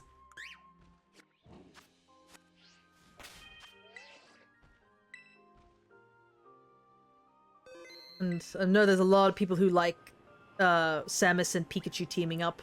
Or aka, Samus finds another small, unknown alien creature and adopts it. That's pretty much it. He's the best Fire Emblem character. Yeah, Meta Knight. I mean, like, you'd like make jokes about it, but Lucina technically also gets a mask as well at some point.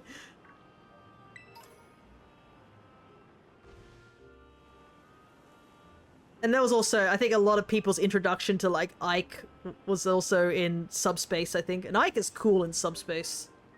He's not a great character to play as, but like, damn, is his introduction one of the coolest. And also, it's just introducing... Smash is always great because it introduced people to different, like, game genres. Doesn't she pretend to be Marth? In Awakening, it is a little bit of a spoiler, but I guess not too much. Yeah, she does pretend to be Marth. And that was, like, one of the big reasons I played the demo for Awakening, and I was like, I have to find out who this person is, because...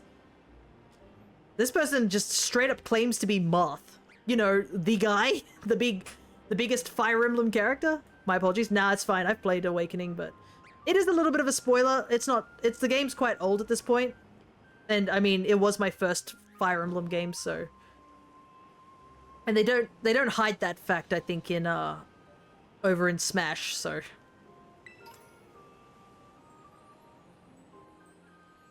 But it is one of it stays for a little while. It's not majorly used as a big thing, because there's a bigger spoiler besides her pretending to be Marth. Her pretending to be Marth was just more of a cover for something bigger. So I think you should be okay. And I don't want to know how old Awakening is. If I find out how old Awakening is, it's gonna make me feel old. I'm gonna look it up. I really shouldn't be doing this. This is gonna hurt. Ah! It was 2012! Oh my god.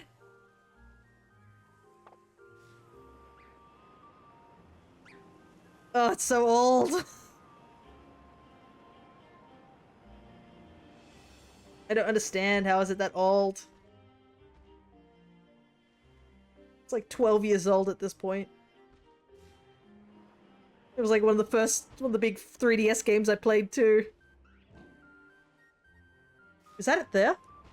Oh, I was like complaining about how old it is, and the shiny is literally just sitting there in front of me. I couldn't tell. I was like, oh, it looks a bit like a Caterpie from the behind. I also forgot to mark down that we caught the other one, so I'm gonna do that.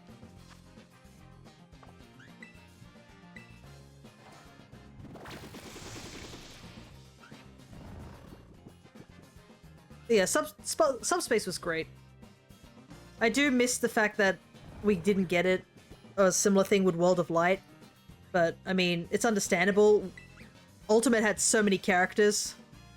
It would have been pretty difficult to, like, get them to work.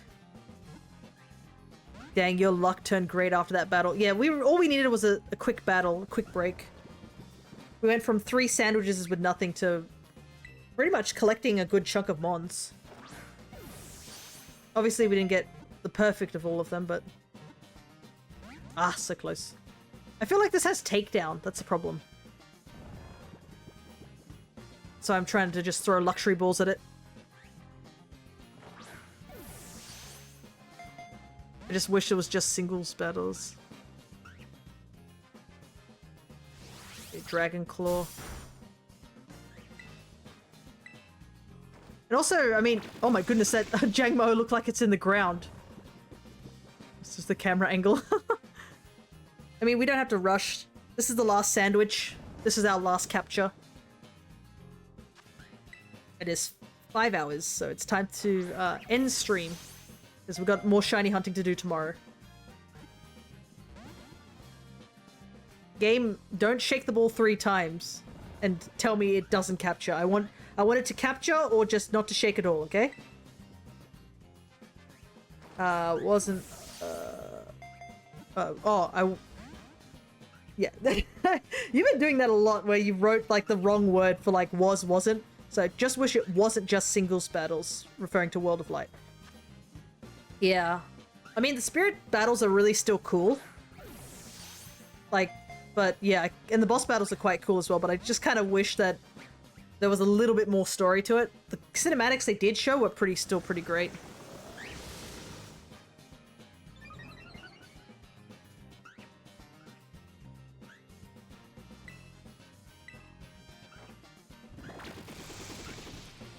But I do understand why Sakurai chose not to do that sort of stuff after what happened. Like, I think he's still a little bit upset about it, people not playing the game in Brawl and just uploading all the videos to YouTube. Which I guess makes sense. You'd be a little bit upset about that if you put a lot of time and effort into it. But also on a more realistic situation. Okay, so Noble Roar, Dragon Claw... Dragon Dance. I need to find out what the last move is before I attack it. This is why I can't hold conversations. The same thing happens when I speak. I see. It just takes a little bit of practice. Sometimes you just fumble. You just gotta let them know. Sometimes I fumble words as well, so it happens. Please get in the ball. Gonna do this again. Yes! Goodness! 3 times in a row, it's shook 3 times and it's like, nope. But yeah, I still have to go back to Smash and get all the spirits. I haven't gotten all the DLC spirits and stuff like that. Nor, they added more spirits too. I think they still are adding spirits. I mean, the latest ones they added were from, I think, Princess Peach Showtime, and that just came out rather recently. Alrighty. That's the entirety of the Jangmo line done. I'm pretty sure. Because I already have a Jangmo. Let me double check. Yeah, that finishes it. Let's see if this other one has a mark. Okay. Neither of them have a mark. That's probably the only downside. I'm not going to bother looking for more, because there's no more other dragon types we need to look for. So I think we'll just head over to Masui Town and evolve the 2 Jangmo-Os that we have and call it a day.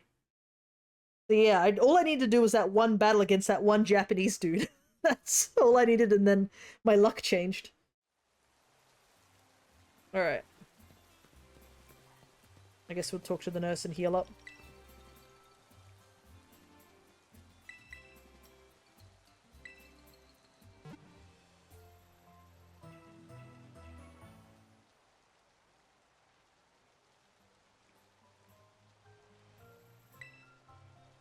Alright. Time to evolve Mons. Kinda sucks it's raining, but oh well. I think we'll evolve the male one into the Komodo and the female one into Hakamo. I think that's what we'll do.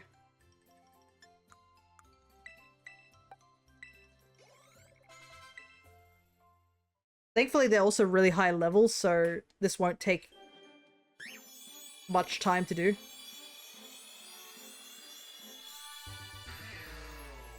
They're very vibrant shinies. I'm not entirely sure if I'm totally on board with their shinies. I think I do like Jangmo because it looks like it has a big love heart on its head. But, I mean, you can't miss them, that's for sure, if you're looking for them. They're very, very easy to see. I think I do like how the legs go black, though.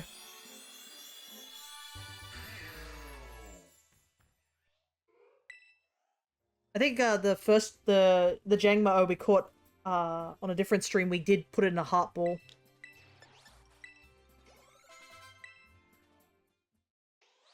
Yeah, thankfully, because everything here is like so high leveled, we don't have to worry about the pseudo legendary nature of these guys.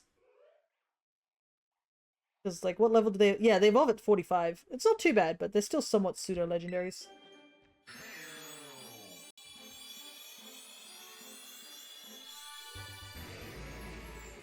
Look at that. Big pink and yellow boy. Yeah, look at the textures on him too. It's great. Fire Emblem Engage made me love dragons more. Oh, interesting. Because you don't really see too many dragons in Engage. But yeah, I think I'm more a fan of Awakenings dragons. They look like if you've looked at Awakenings dragons, they kind of look a bit like weedy seahorses. So that's probably why I'm a fan of those designs. Okay, so the final move was Outrage, so that would have been kind of bad. They look so cool. Yeah, they're all really great dragon designs. And they all have different dragon designs in general. That's probably why I like Monster Hunter too, because they got a bunch of dragons that look really cool. But anyways, I'm going to quickly save the game. And I'm pretty sure that was our 90th shiny on the Hakamo. And I can also mark off that I have filled out more of the Alola Dex.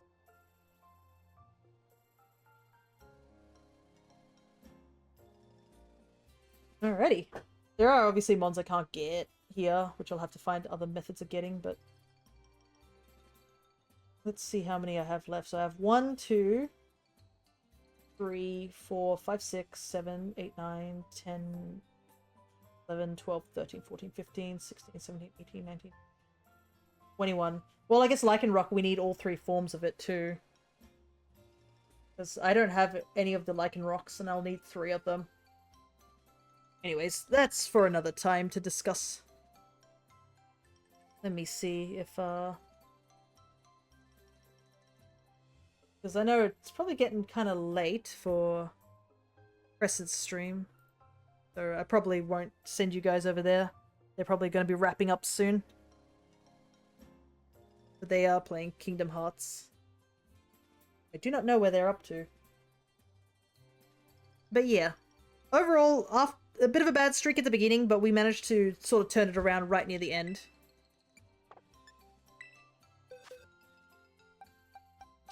And we caught some pretty difficult mons. Like, I'm really happy that we managed to find the Salazzle.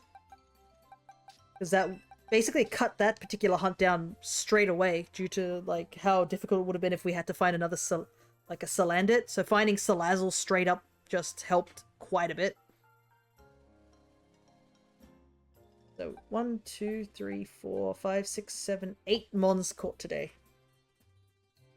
So I'll have to definitely double check I've got the number right on the total shinies, but we can change that tomorrow. Because tomorrow we'll be doing more shiny hunting. Woo!